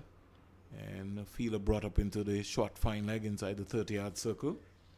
Guyana, 105 for 3. The Guyana under 15, if you're wondering what's happening, is the Cricket West Indies Rising Stars under 15 Super 50 Championship. He's bowled. Earl was talking a little bit too much. All over the shop. Yes, that shot onto him. And Lewis has lost his stump right there. And guess who? Alexander doing some damage. Again there. Could we have a game on here with Budawa back in the hut? I think Guyana must be a bit worried now. Prasad comes out to join Mohammed. And that might force Prasad to think about something else different, Earl. That's definitely. I'm sure the skipper for Windwards must be saying, we should have next Alexander coming from the other end. I wish Alexander has some more overs to give him. Don't look like they have too many options, because you got to be able to find somebody who's going to come and bowl between wicket and wicket.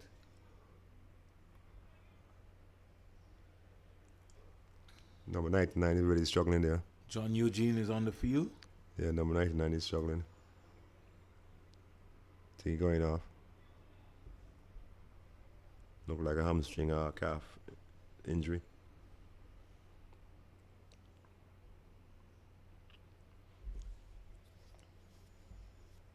As I said, probably youngster needs to get some more fluid.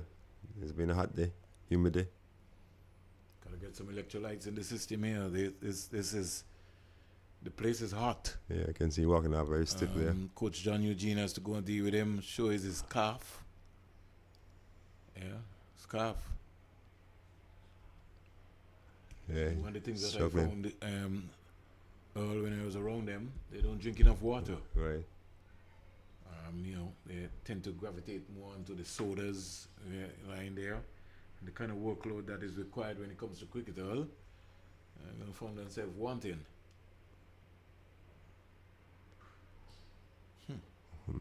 Not a bad first delivery. Not at all. And Prasad was backing away, more or less, too. So he's going to also have to be careful. The medics went over to deal with the young man for Guyana. Now they have to go over into the Windward Islands dressing room. Ooh. Prasad didn't look at that early. He was looking to white that over. Took his eyes off the ball too early. Yeah. Just saw it and his eyes lighten up and didn't make any contact whatsoever.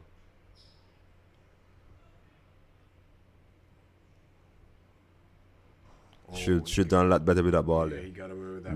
That was a gift. But you know what happened? He was in a defensive frame of mind. The pressure of the shot that he played before. Yeah, so he was scared to play next shot like that. Yes. And that ball was right there to be hit. Maiden, wicket over there for young man, 105 for 4. So Alexander, he's finished his 10. He's proving to be the match winner. He did his 10, or he have one more? I think he got one more. Yeah, 9 overs, 3 maidens, 21 runs, 3 wickets. Yeah, he's put up his hand. Jordan Charles, 3 overs, no maidens, 11 runs, 1 wicket. This still could be an exciting game, Earl, if they can knock off Mohabia. I think they can ruffle Guyana a little bit. Let's see. If they get 2 more wickets, should be a good game. So let's see who's coming from the other end. Slip still wide. Tier Edwards comes on and he strikes early o'clock. Tier strikes captain to captain. Like straight he's the out. ball. Like he played right down the wrong line. Mohabia playing down the wrong line. Yes. He holds his head. He knows that Guyana is in trouble. Stump to stump a while ago and he played down the wrong line. 105 for 6. It could be 105 for 7. And Guyana in trouble here after coasting. And that's why I was talking to you, Earl, about Budawa retiring hurt. You see what happened to the right there then? He was playing a game that he's not confident to play. He's a natural stroke player. And he was trying to defend. It's really a straight ball where you should look for that punch up mid-off easily. But because he was in this defensive frame of mind, give his wicket away. Game on here. The Windward Islands. They're in the contest. So they're back in the game, definitely. After that exciting spell, Earl, from the man who has really put them back in the game, Leon Alexander, 9 overs, 3 maidens, 21 runs, 3 wickets. Out comes another young Guyanese batsman. We're looking to just see the number as he turns, because we are out in It's like 91. 91. So he's wearing number 91. And that looks like, it looks like Budowa has come back out. Earl.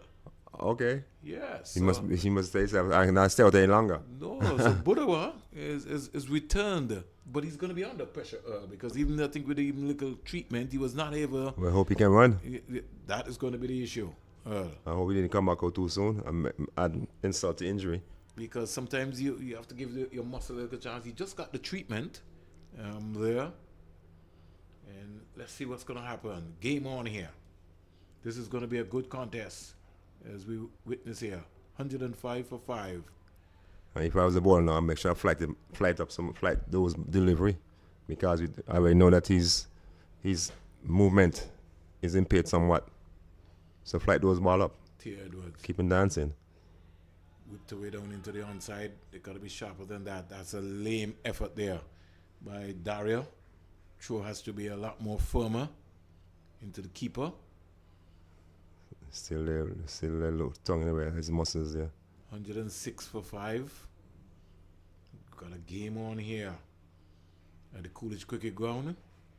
And the man who stands between the Windwards is Budowa. Ball down. The appeal for a stumping. Stump.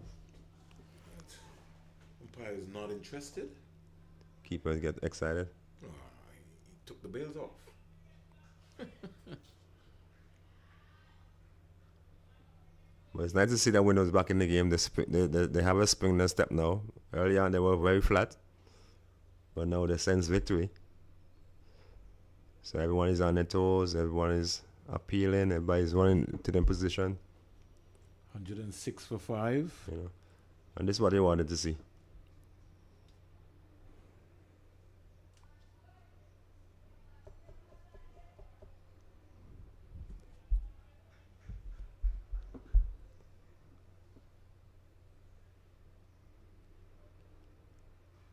That's out.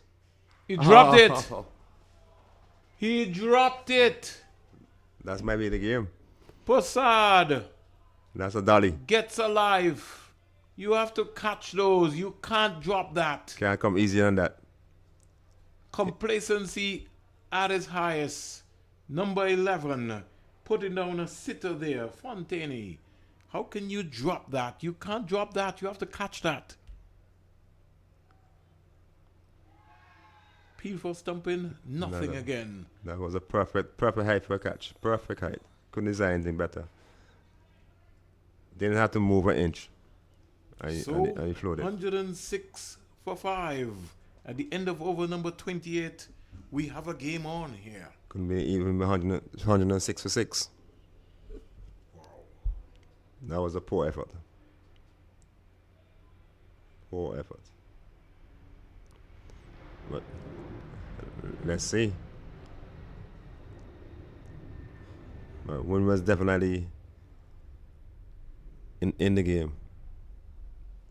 Barbados are now 90 for 5, Earl. So, Leeward Islands are 82 for 3. so leave us The idea in terms of what's happening up at the Silver Stadium. Trinidad and Tobago large and in control. And the big man is going back into the pavilion. Got some bowlings. He was run out for 65. Wow. Or 56 balls with 10 fours. Don't think Barbados has any more hope in that game. He must have played a blinder, that young man. Run out in any short format is a cardinal sin. It is. It's just Certainly. like giving away a wicket there. Jamaica bowled out for 117. Leeward Islands large and in control. They're 82 for 3. They need 36 of 159 balls. And Lashon Bergen is on 22. Machu Miller, the skipper, is on 8. Light Brown scored 9. Tanis Francis 10. Kunal Tulakani 11. And so they'll be looking to add one into the column. Coaching staff of Jace Taylor, head coach, Najani Frederick, manager and assistant coach. They win this game, it should be the second victory, correct? Yeah. Lost to the Windward Islands in their first game. Never turned up. Pernell Watley was also assisting with this under 15 Leeward Islands team. So Leeward's looking to go back-to-back wins. That's good. Here's Bodowa. Somebody not concentrating here, Earl. Should try to go to the end. Yeah, but not only that, Alexander didn't get back to the stump either. They have to be game smart and awareness to understand what's happening. Alexander, he needs to bowl between wicket and wicket. He doesn't need to try anything. If he could just knock off this guy, Windwards would be in the game. That was just too fast. Just needed to give it a little bit more loop. Get it up there. Get it up. Just above his eye line. 107 for 5. Just get it up. It's fast again. Yeah, he can play that any day. He's trying too hard. His spell is completed. So, the man who brought the Windward Islands right back into the contest, Leon Alexander, has completed his 10 overs, 3 maidens, 22 runs, 3 wickets. That's an excellent spell. And what a spell. Theo Edwards could have had 2 for 1. And the Windwards have now used 8 bowlers. It'd be interesting to see. Wow, that's a lot. It'd be interesting to see who would take up Alexander N. That'd be an interesting one. Certainly would be. 8 bowlers. That's a lot of bowlers. It is. It is. Theo Edwards continuing.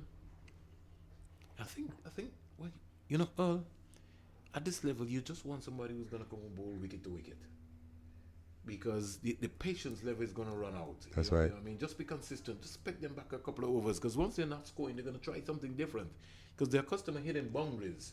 So you take away the boundary element and just bowl wicket to wicket. The tracks here have shown that if you bowl wicket to wicket, you never know. One can keep Could up. happen. Right. Like what we see Hetmeyer got today. Yeah. Now, they have to be smart now. You realize here, right? Bodowa is more or less semi-injured. Right. And so they have to be able to know the areas that they're going to bowl him in and to restrict him from scoring. Right ball.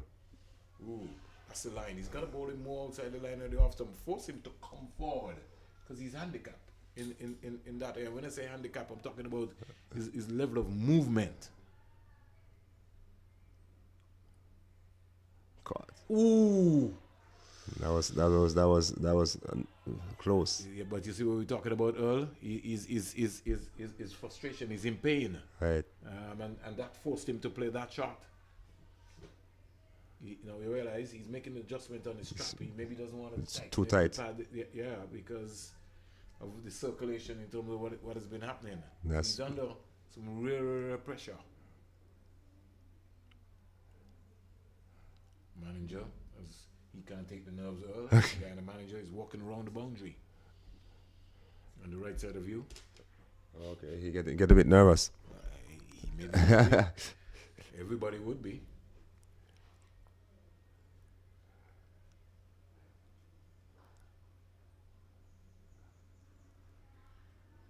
Another dot ball being played by Posada. I know they're not taking a sharp single because of injury to Bodowa. That's what I'm saying. So it's going to be a different game. Theo Edwards gets through his overs very quickly. So Windwards back really in this contest now. Yeah, but they need to find somebody. This contest. They're going to have to find somebody. I don't know who. But they're going to have to find somebody who's going to come and bowl like a Larry Edwards. Like Leon Alexander, sorry. Going to have to find somebody who's going to come and put in that kind of work. No, the 175 look like a mountain. It is, because you're talking about scoreboard pressure. It's amazing how this game can change so quickly. So Windward Islands, they've gone for Charles, and Charles will have to be pretty disciplined. The manager couldn't take the pressure. He's gone under the tree. The Guyana manager. Take a new a different site. A new location. He maybe can't believe what is happening, and in that way he can be able to get some messages out. You must be saying we have this one so easy, man. What's happened, guys? Yeah, but Budawa. Somebody in trouble here? That's too easy, all. Yeah. You gotta close him down. You gotta force him to try something else different. He's struggling, really. Score in the meantime. Motoring on here. Start of over number 31. 109 for 5. Could have been 109 for 6. In fact, it could have been 109 for 7. All. That's true. See, you're forcing him to play a different shot. That's not his role because he knows how is he going to get a single. He's not showing me that he understands how he's going to get a single. Wide. That's a poor delivery. I was trying a bit too much a while ago.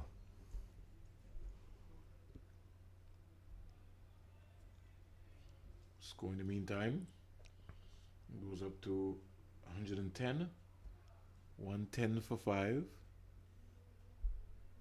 Something happens Something again. happened a while ago.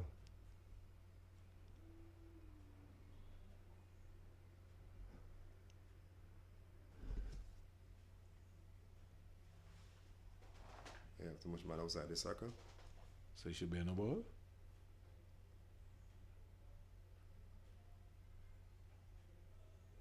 Or the ball hit him in his helmet. Or the keeper got hit in the helmet. I think the keeper got hit in his helmet.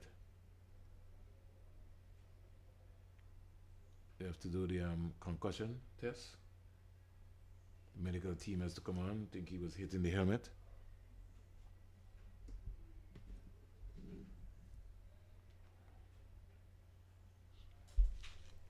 The umpires are waving to the medical team. Yeah, because somebody will have to go out and execute that exercise.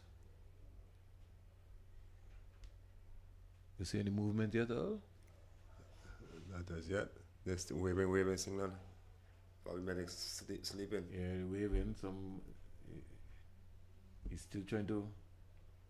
The person is now responding. I see they're coming now.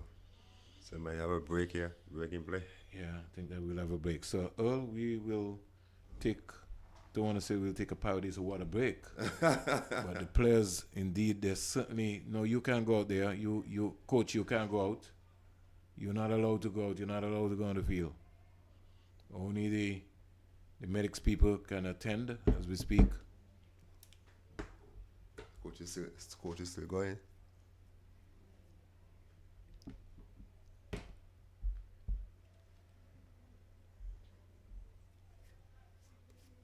Maybe it's a good time they take the water break one time. Yeah, but I think after that you'd want to take that break.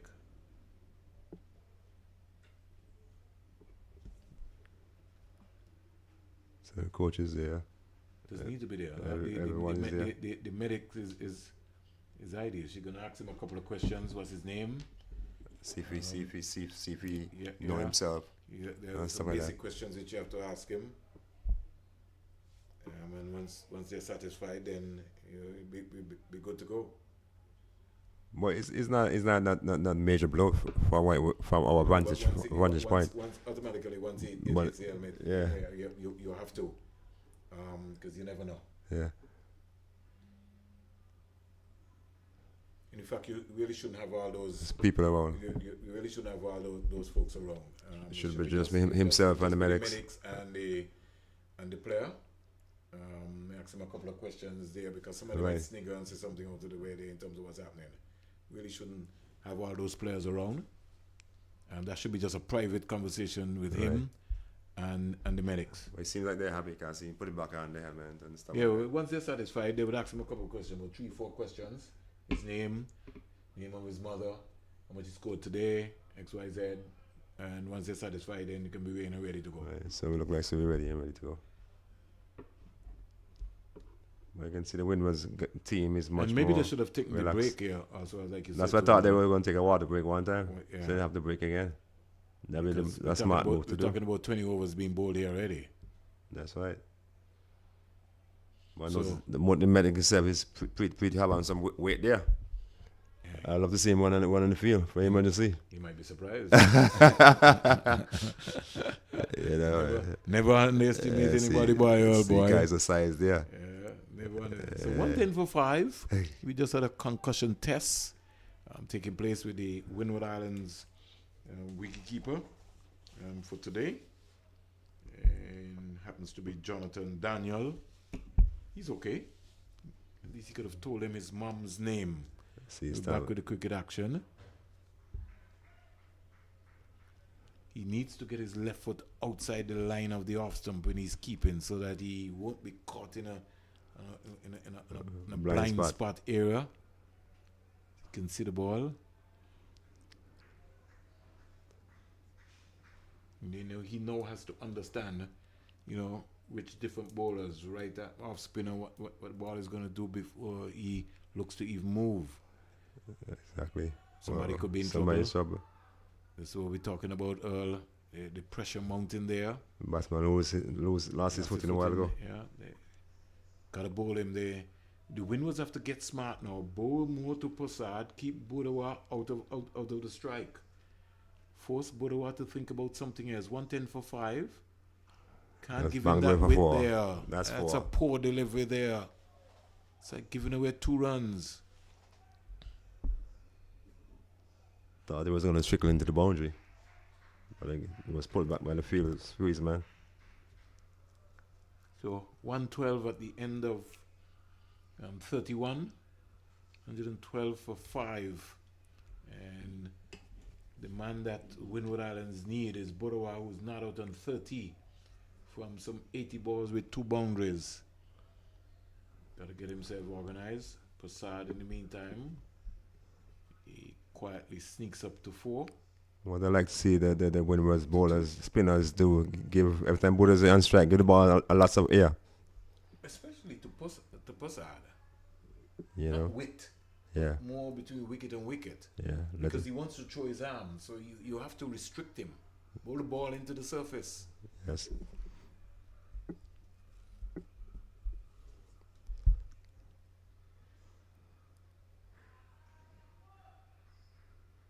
T. Edwards is mixing it up. 111 for 5. That's right. Just like give him some more, give him a bit more air so he can pull him, let him come down the wicket. Should be back 112 for 5. Correction. So he's gone back into that mold, right? And you just got to bowl him in that line there where he's restricted. Right. I know, try anything different. And at the same time, they got to look for the catch. It's going to be very important. He's restricted into that area. One thing I can tell you, if the ball is off the wicket, he's going to look to score. That's true.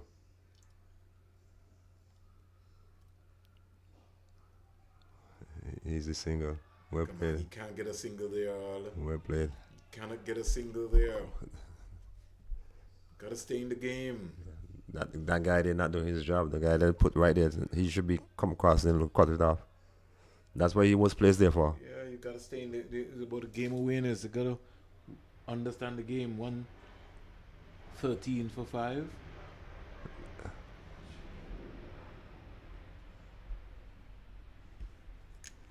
I think Guyana putting themselves under some unnecessary pressure.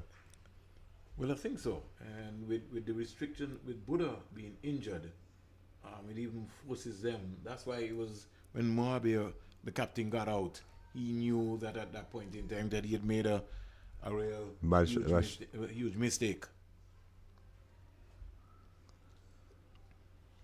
Over number 32 completed, Earl. 113 for 5. And the T. Edwards has bowled a good spell so far. 3 overs, no maiden, 3 runs, 1 wicket. Jordan Charles, he has to come to the party. 4 overs, no maidens, 15 runs, 1 wicket. Bowl some dot balls. That's why. Oh, he gives away that. That is poor. Keeper have to stop that. Might be 5-5. 5. You can't That give 5, away 5. runs like that. Yeah. Keeper has to do a lot better, and he's unsighted simply because of his positioning. After such a tight over now, first ball 5 runs. Just undo what was done before.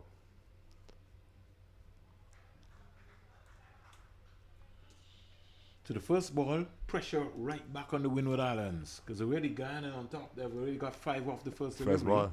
So they still have 6 legal deliveries to bowl.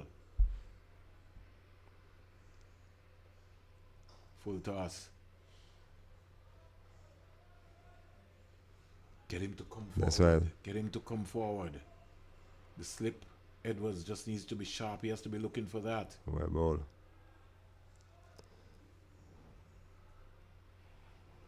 Maybe the time now, as you said, come now, put a foul shot leg. Force him just a little bit closer. force him to go over the top. Yes. You know, because he in his mind he was like saying, well, I can't come forward and look to play defensive. I might get caught. So force him to do something he don't want to do. Hit over the top. Well, that's banged away for 4. 9 runs off this over so far. That was too much width a while ago. You can't, because remember, he wants to swing his arms. Yeah, that was too much width a while ago. I think the wind was letting up the pressure. They have the rim under pressure while letting the pressure. I see the coach is up there, and Smith is up doing all kind of direction out there. The thing is, the line is the issue. When he comes and he puts the ball right there between wicket, and let him come forward. You can't give him width where he can swing his arms. Yep. That's the line That's he has to better. bowl. That's the line. He doesn't have anything to do with field placing.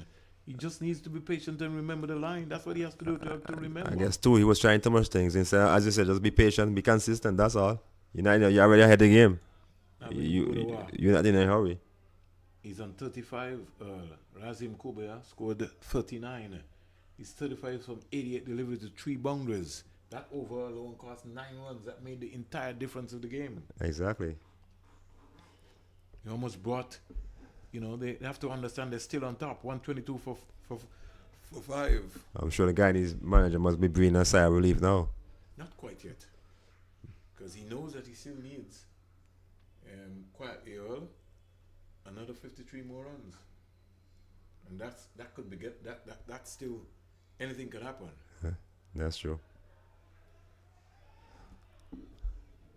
You've given Prasad some confidence now, because Prasad was dropped. Prasad was supposed to be back in the hut there.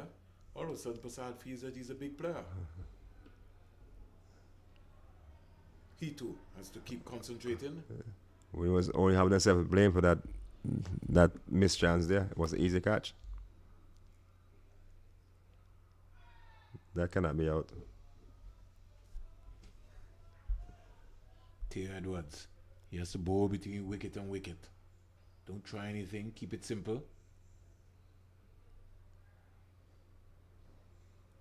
He's having a hoik. It's gone. Don't think he will go into the boundary. They'll get 2 runs quite easily. Because Budawa, don't think he'll be able to run 3. Score in the meantime goes up to 124. We're into over number 34. We will start to slack now a bit. They gone back to the old self. Old self. They were ahead of the game a while ago. Now they're making Guyana Guyana. is not going to give them the game, so they need to understand that. And that's an easy one. They're making Guyana crawl their way back into the game. They're falling away. They need to get together, Earl. Edwards need to get everybody together and say, come on, let's give one big effort. We have to be tighter in the 30-yard circle. More awareness. They're just lapsing. Too many lapses. The middle fielder needs to come straighter, and the middle fielder needs to come as well a little straighter so he can see in terms of what's happening, especially when Budawa is batting. The short extra cover and the middle fielder is almost in line. That's true. Over-completed. Do we have a game on here? What's the ball that he showed a drop a while ago? So you can tell by body language what's going on. Where is the favorite favorite is the Windwards body language right now. They have to understand they're in this contest still. Yeah. They're in this contest. You know, sometimes you get one wicket, you get 1, 2, 3. You know, you never know what happens. 3 overs ago, they were upbeat. They were running about their different position in the field.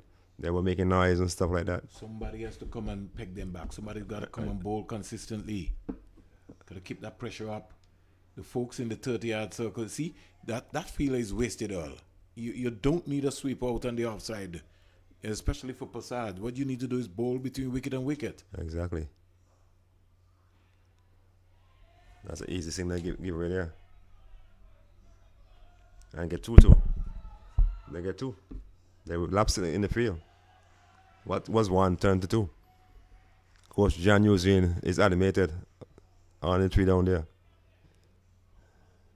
Yeah, but the number 17, Earl, he's put in a position to Cody to save the balls. He's not saving anything at all. Down the line. Look at that more once again. It look like they Windwards give up. You can't give away that line because they're trying too many things. They're all over the shop. They're losing it. Gotta bowl the ball into the surface. 128 for 5. Pressure mounted all around. Pressure mounted on Guyana. Pressure mounted on the Windward Islands under 15. John Eugene, he's also getting pressure. Devon Smith, he's also getting pressure as well.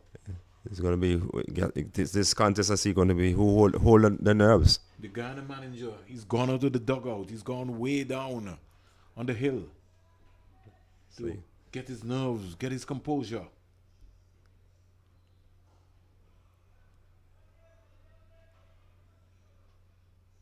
To me, just need to hold it back a bit and try not to bowl too fast. I think they're going to have to maybe take a water break. These guys have been going for a way long time. Now look at out. He's out this time.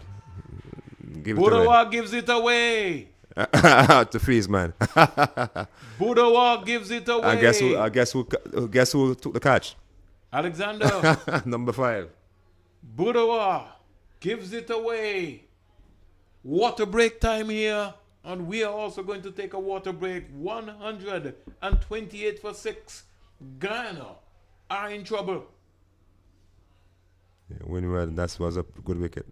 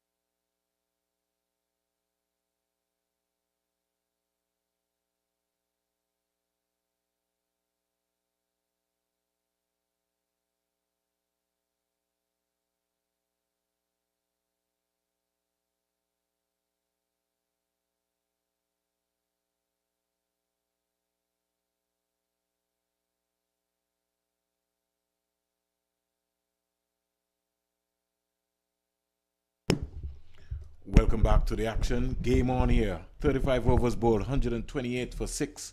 Passard into strike. And Tia Edwards, he'd want to win this for the Windward Islands. Passard would also want to win this for Guyana. Stands up straight and defend. We give you an update in terms of what's happening over at Liberta. Leeward Islands are well on track to win that game. They're 111 for 4. Oh. And at the Just fall Sir short. Vivian Richards Stadium, Barbados are 113 for 5 in reply to Trinidad and Tobago's score of 235 for 8. Trinidad and Tobago under 15, undefeated so far in the competition. And they scored a whopping 235 for 8. Barbados in reply 113 for 5. Leeward Islands, they are 111 for 4. They need 118 to win. The next time we check, we'll find out what's happening in that game. Here is Passard coming forward. Tia Edwards. He's bowled a beautiful spell here so far. Windward Islands have used some 8 bowlers. This is Edwards' 5th over, 1 for 6 so far. Maybe he can get his first maiden in the contest. He's back and pulling this one. And That should be a long 4. hop. And it's gone for 4. That was a gift. What was Tia Edwards trying there? That was a gift. You gotta be consistent. There's no need for you to try anything. The Windward Islands, they're in this contest. 132 for 6. They just have to remain focused. Passard was dropped already. 132. 132 for 6. Wide delivery. Umpire will call it wide. Edwards is the captain. He has to be more disciplined than that. He's got to come with a sense of purpose. They can't drop their heads. The Guyana are not going to give them this game. They have to understand that. Drive in for more. Oh. Edwards like he's given up.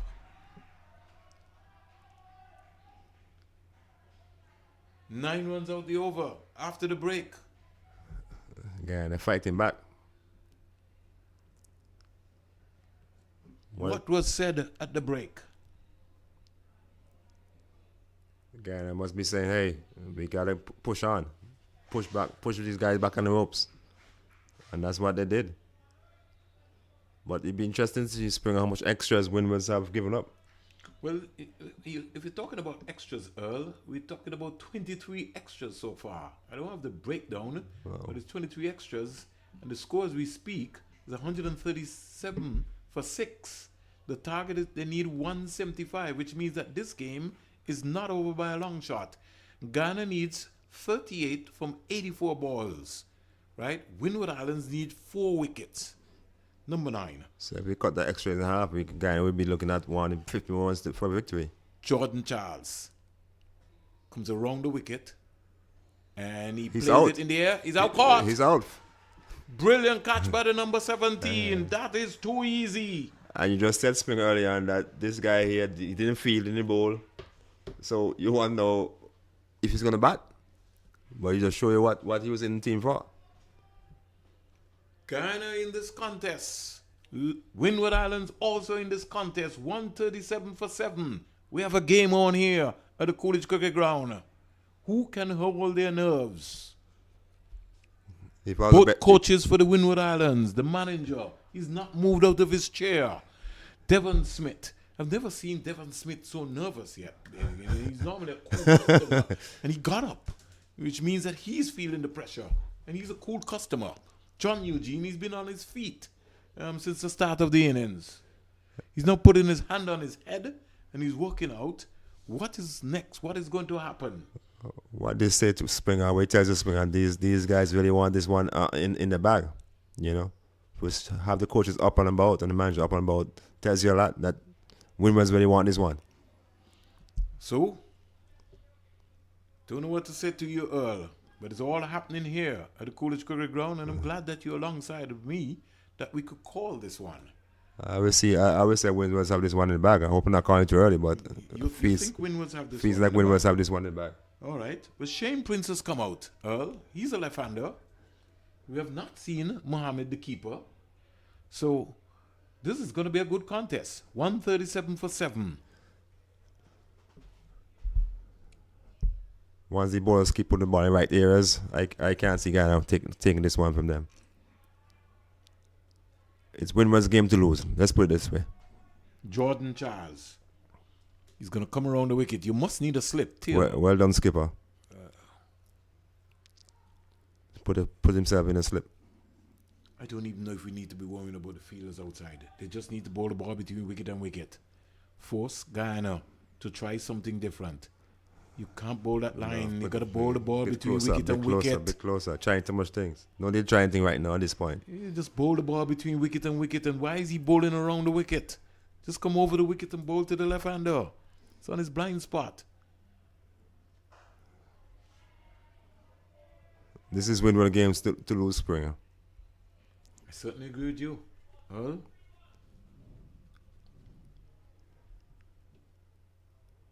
Well ball. Well ball. Bowl the ball in the surface. You bowl the ball in the surface. Well ball. They just try too many things. You know the thing about it is that you want to bowl, do some man, all sorts of deliveries rather than just put the ball right in the spot and let do the rest. Bowl the ball on the surface. 138 for 7. I learned that earlier, Clark. My coaching partner Noel Gishard's, and he always told those youngsters, just put the ball on the surface. Anything can happen. Well ball. Keeper struggling. He's going to be struggling now because he's blinded. If his right foot is starting behind the middle stump, it means that he's not being able to see the ball. And soft hands. Not seeing the soft hands at all. Grabbing at the ball.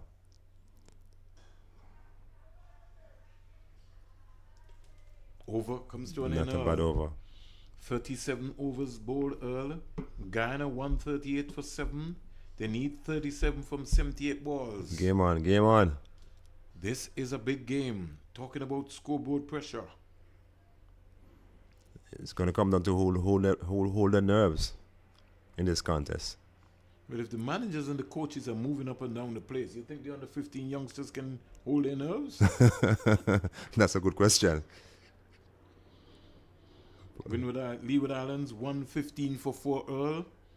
They need 3 more runs for victory. And we just check the scorecard to see if the skipper, Matthew Miller, is there. No, he's back in the pavilion. So Lashon Bergen is on 31. Ira Richards is on 3. Why you have the man out in a long on? You give up 2 easy singles here. Leewards marching on here. They need 3 runs Earl from 102 balls. No way they can lose that. But stranger things have happened. Here, Ghana 139 for 7. They need 36 from 77 balls. Will we have Tanti Merle here today? The manager now gets up Earl for the Windward Islands. The coach is not moved for the Ghana team. It's an interesting battle here. This is what's so exciting about your cricket, Earl. Well, I like to see the skip bringing the long on. I'm forced about to go over the top. I don't think, as we look here, Earl, that Shane Prince can drive the ball through the covers. So Tia Edwards has to be thinking about coming not around the wicket, over the wicket to the left-hander. You see what's happening there, Earl? And give up an easy single down there. Gave up a single. Yeah, I don't know why he have long on down there. There's no way that he can hoist you out there, down into that area. So, as I said, it's hold the nerves. And the free placement going to be very critical in this last couple of overs. Bowl the ball between wicket and wicket. That's what you have to do. Wicket and wicket. 140 for 7. Ghana need 175 for victory. They need 75 from 70, 35 from 75 balls. They get another single, just too easy. Direct hit there. Tia Edwards, they have to rebound. They're just giving away 2 easy singles. There needs to be a pressure situation where you bowl some dot balls. Put the guys tight in the circles. and ask them to go over the top. Force them to go over the top. 141 for 7. Push back long on. He's brought up the long on now. And push back long off. They still get a single. I don't know. They're not thinking this thing true. They're making Guyana slowly work their way back into the game once more again. 142 for 7. No, he's put back long on and long off. I can't see Passard trying to clear those two men.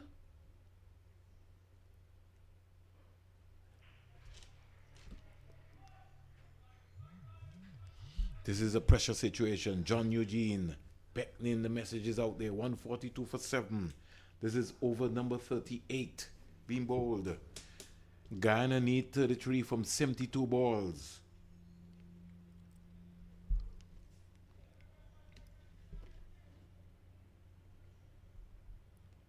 Leeward Islands have won Earl 119 for 4.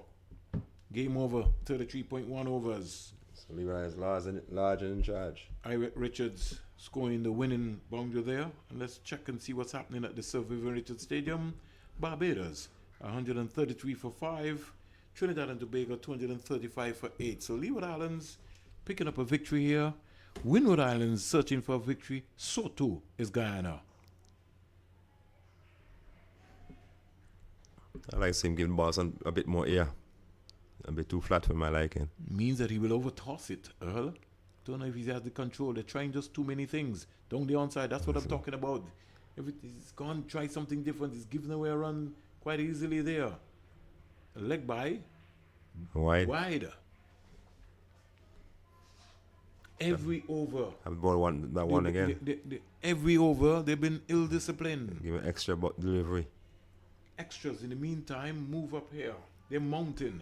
When you look at the scorecard,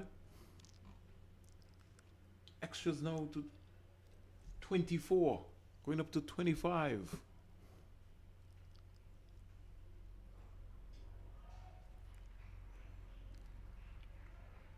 The field is inside the 30-yard circle. You have to bowl more dot balls in an area and force them to think about something else different.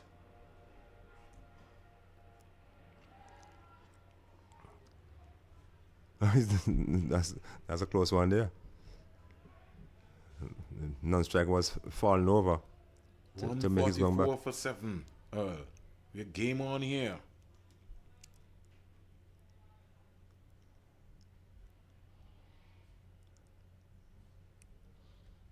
I almost thought for a moment that his pads just look too small for him. He's a big guy.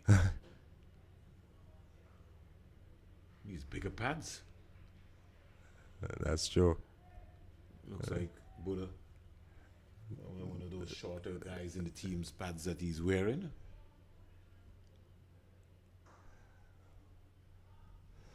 This is a good contest, Springer. It is. The game have swing back and forth. 144 for 7, and alongside Earl Richards. And we're bringing to you the Cricket West Indies Rising Stars Under 15 Championship, 50 over, round 3. Leeward Islands have already recorded a win over Jamaica. Windward Islands would look trying to stop Guyana, and Guyana saying, no way, not today. I'm sure head coach from St. Kitts, what's his name again, they must be pretty proud. Jace Taylor. Jace Taylor must be pretty proud with his team performance so far for the tournament. The Guyana manager gets up now. He's walking towards us. No, I think checking the score. He's trying to keep his nerves. He must be saying that we have this one in the bag. 144 for 7, 39 overs bowled. You know, he's there still at the scoreboard. He's still glaring at the scoreboard. Well, I can say to him, all he has to do is just go to the Cricket West Indies YouTube channel and listen us on and view it on his phone. But he doesn't want to go through that. They need 31 from 66. Are you talking to the scorers? So maybe you wanted to have a personal face-to-face chat with the scorers. He's still looking at the scoreboard. He still can't believe the Guyana manager.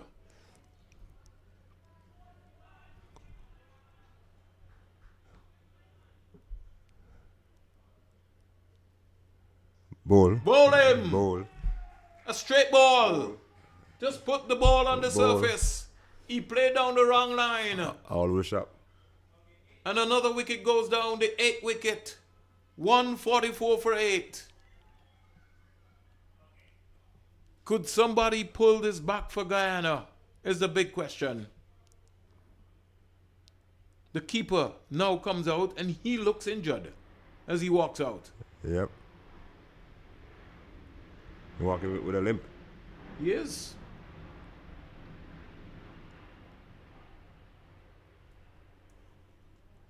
I don't think. 144 for 8. Shane Prince, Bowl Edwards. I guess Coach Devon Smith must be more relaxed now. Not too quite sure yet. I don't see. John Eugene is sitting on the turf now. Yeah, I don't see Devon Smith anymore. Devon So Smith is sitting in the chair. The manager got up a couple overs before. The Windward Islands manager that I'm talking about on the left of us. And the Guyana manager, he's taking a walk under a tree and he keeps looking at the scoreboard. 144 for 8. Out comes, finally, the keeper, Sohail Mohammed. Pressure on him. I wonder what happened now. Umpire on his phone.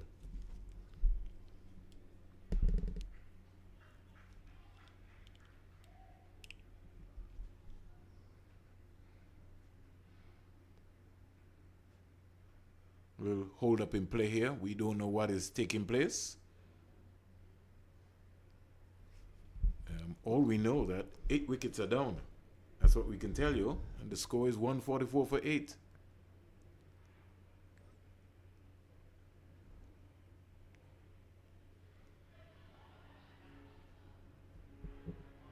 I wonder what was the umpire checking. We are trying to find out ourselves here. They're talking on their walkie-talkie. You mean the bail? Is something wrong with the bail again? I don't think so. But he's just fitted back Just on the put bail. it back on a while ago. Yeah, When he so was in discussion with the fellow umpire. umpire.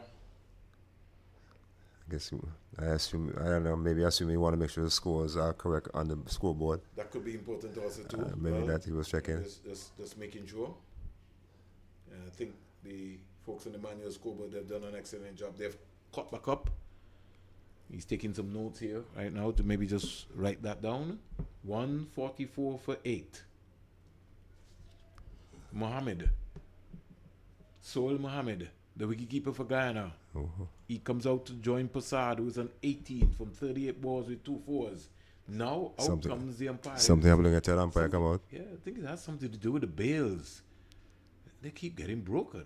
What is happening here? It seems that bail is broken again. That's the second bail for the day. Yeah, and the one that is broken, wow. That must be a weak batch of bails. Yeah, because the spin bowlers. In the same day. Is that no real speed? Not much gyrat or something. Things happen. We're not always perfect. There's no perfect world. No, Mohammed is just coming early. Why are you? Edwards has a long one down there. Sure, but that look very close to Jason. He's out like before. Mohammed That goes. very stop. 144 for 9. Guyana in trouble. And he's still not moving. Mohammed played down the wrong line. The ball pitched between wicket and wicket. He missed it. And the umpire had no choice. He's not pleased. Windward Islands captain T. Edwards strike. He's on a hat trick. He's not pleased at all. Well, I think he played, as I said, he played on the wrong line. That's a straight ball, nothing delivery, really. And he stood his ground sometime before making his way back to the pavilion. Probably match referee Clancy might have a word with him. Just might. 144 for 9. Edwards on a hat trick. Out comes another player. I guess the fat lady started to sing. Not yet. Arun Guyana. He comes out. Edwards is on a hat trick. From our vantage point, I can see the manager for Guyana is not pleased at all. Before he was sitting straight up on the train, now he turned sideways. That tells me that he don't want to see the game. He's on his phone. Body Because language. I'm sure he's received a call from Guyana. Could be the president calling him to ask him what is happening. They basically was on the verge for easy victory. I know Windwards plugged their way back into this game. 144 for 9. Edwards on a hat trick. They have to be sharp. Can they bring this one home? Can Guyana bring this one home? Can Passat change? If I was scared, put some more pressure on him, bring some more players in. Crowd him. Let's wait and see what's going to be happening. Tension time here. Cardia comes quietly forward, so he's playing for a draw. Yes. He says, I'm going to block, and Passat, you win this game.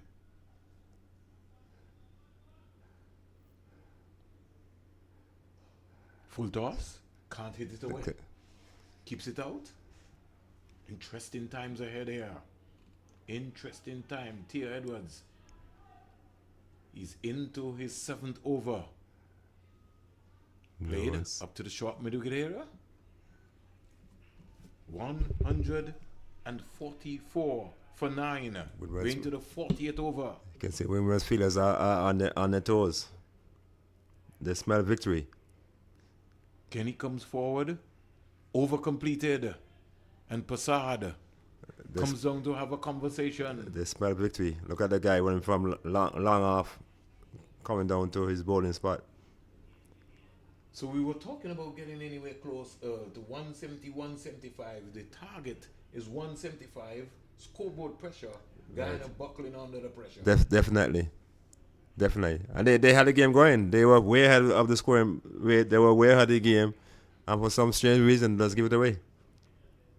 I'm sure tonight in the meeting they'll be saying that, we have this game to win. And we give it to the Windwards. So what will be the approach of Passat? Now, Earl, if you were in Passat's position, what would you be thinking about? Devon Smith is caught up again. I've never seen him so animated. Devon Smith. He wants this one. He wants this one badly. I think he wants this. Passat. What his approach would be? What? He leaves alone. If I was Passat, I'm looking to score at least 2 boundaries per over, and take the strike. You still have 60 balls, Earl. You need 31 off 60, Earl. He's having a hoik. He's having a hoik. Oh, he just didn't get out there to Alexander. Alexander for a moment thought he had that one. Passat had a hoik at that. Didn't get close to it. And just for a moment, the Windwards thought. That's close. That's close. That's close. And that's the game. Windward Islands have won. And that's the game. That hit him right on his boot. It was all over. And the Windward Islands have won by 30 runs. And the manager for the Windward Islands team is up in galore. John Eugene is excited. What a victory. Guyana can't believe it. The Guyana manager himself, he can't believe it. He's still in the chair. And look at his position now. You can see that he's in shell shock over there. Just watch his position. That says a lot. The Guyana coach, he's still also sitting down because he's in disbelief, and the Guyana manager, he now gets up and says, hey, it's time to come down here. Devon Smith is excited, smiling away. The manager for the Windward Islands, now comes the coach of the Guyana team. As he comes out of the dugout, what a cricket game, Earl. Guyana manager walking across the field, and he can't believe it. It was an excellent comeback by the Windward Island.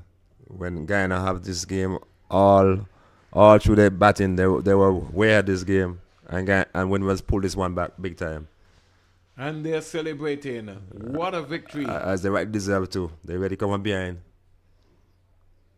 Guyana manager taking his exercise, walking across. In fact, he's coming out maybe to look at the pitch to say, what really happened today? Yeah, that second half for Guyana was really, really, really awful. They didn't play smart cricket. And like I was saying all day, it come down to who going to hold the nerves. And the Windward Islands guys hold the nerves and win this one. So, in the end, the man who delivered, and who I think would have turned the entire game, it would have been Leon Alexander. 10 overs, 3 maidens, 22 runs, 3 wickets.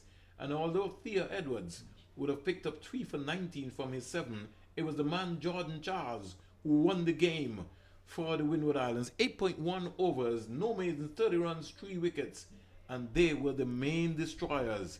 I think for the Guyana team, after Navin Budawa got injured, it sort of changed the entire Momentum, game. correct. Danish Passad was left knocked out on 18.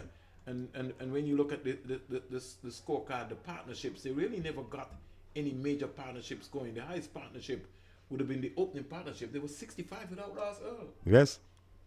Yeah, when you had Kubia Yeah, and Budawa. they were going great guns. Going great guns. Great guns. What a game in the end. So in the end, the Windward Islands winning by 29 runs. Winning by 29 runs. The Ghana manager is smiling. And in the end, it's just a cricket game, as we would say. But what a game. What a closely contested game. So the Leeward Islands winning, Ghana winning, and Trinidad and Tobago. Windwards winning. Sorry. Leeward Islands winning. Windward Islands winning this game over Guyana. Ghana stretching out right here and on track, on course at the Sir Vivian Richards Stadium to win. The undefeated team has to be Trinidad and Tobago. What a cricket game there. Some supporters who live in Antigua and Barbuda from the Windwards, they have also journeyed across to give some support. So the Windward Islands, 174 all out of 50 overs. Guyana in reply, 144 all out. No, got to get that right. My scorecard is letting me down here. Sound a bit excited there. You're so excited, that's what happened. No, I followed you from the screen. Packer has to get me uptight. It didn't revolve as quick as possible. Now Packer has got it right. So Guyana 145 all out of 40.3 overs. 145 all out. Windward Islands 174 of 50 overs. Windward Islands winning by some 29 runs. Earl, your thoughts? You saw some exciting cricket today. You saw some good youngsters on show for the first time. Yeah, I was very impressed with the young Alexander. The moment he came on the bat for Windwards at the latter end of the innings, he played his body language and stuff for me was brought out some excitement for me. And that spilled out into his bowling performance this afternoon, where he was showing the fight. I think he bowled 10 overs, 3 for 20 little bit, and that was excellent bowling for me. And for me, on the Guyana side, I was quite impressed with the injured Budaram. You know, he had a lot of time at the crease and stuff like that. That injury alone for me is the one that set the tone, changed the momentum for the Guyanese. But all in all, Windows hold their nerves and really come back in the game strong. So I think one of the things they have to work on, they had 26 extras. They just tried too many things. As compared to if you look at when the Guyanese, if you look at the composure, they only had 15 extras. Win was just overcompensated, just tried too many things, and that's something which I feel at the under 15 level. That a lot of the coaches have not been able to get to mastermind. There have been just too many wides in the tournament, especially at that area, especially the under 15 level. Even the first time, I think, along with Carla Powell and myself when we went, that was always a major concern with people like Robert Joseph, Sazan, and even Kerry White, who played in the first under 15 Leeward Islands team. The wide was always an issue. What I noticed too, I know they get overexcited, I say, for the first 4 overs for Windwards today was really up and down, all over the place. Yeah. There was no control, nobody trying to hit ball on the spot and stuff like that. They were all over the place. As I said, it's something for them to look at, go home and look at the tape and see where they can improve. You know, going forward, I really would like to see them maybe playing 40 over cricket. I know 50 overs is a whole lot. Right. For them on these big outfields, especially at Sir Vivian Richards Stadium. Right. I like to see at the under 15 level, maybe 40 overs, 17, under 50, and gradually move up into that area. But it's something that Cricket West Indies will certainly have to look at. And I've got my reservations in terms of that. I would like to see Cricket West Indies controlling the under 17 and the under 19. And look to now fit in an under 23 tournament, because I think we're losing a lot of between 19 to 23. That's correct. Sometimes when you leave from that area and you're going to your franchise area, let's look at this last season. You only had 1 round, right? Which means that a guy, you only have 5 games. If you don't break in, if you have people like Eason One who get into the squad and you get 1 game, and you don't break in, you have to wait for another year Right. before you can play games again. There's no avenue for you.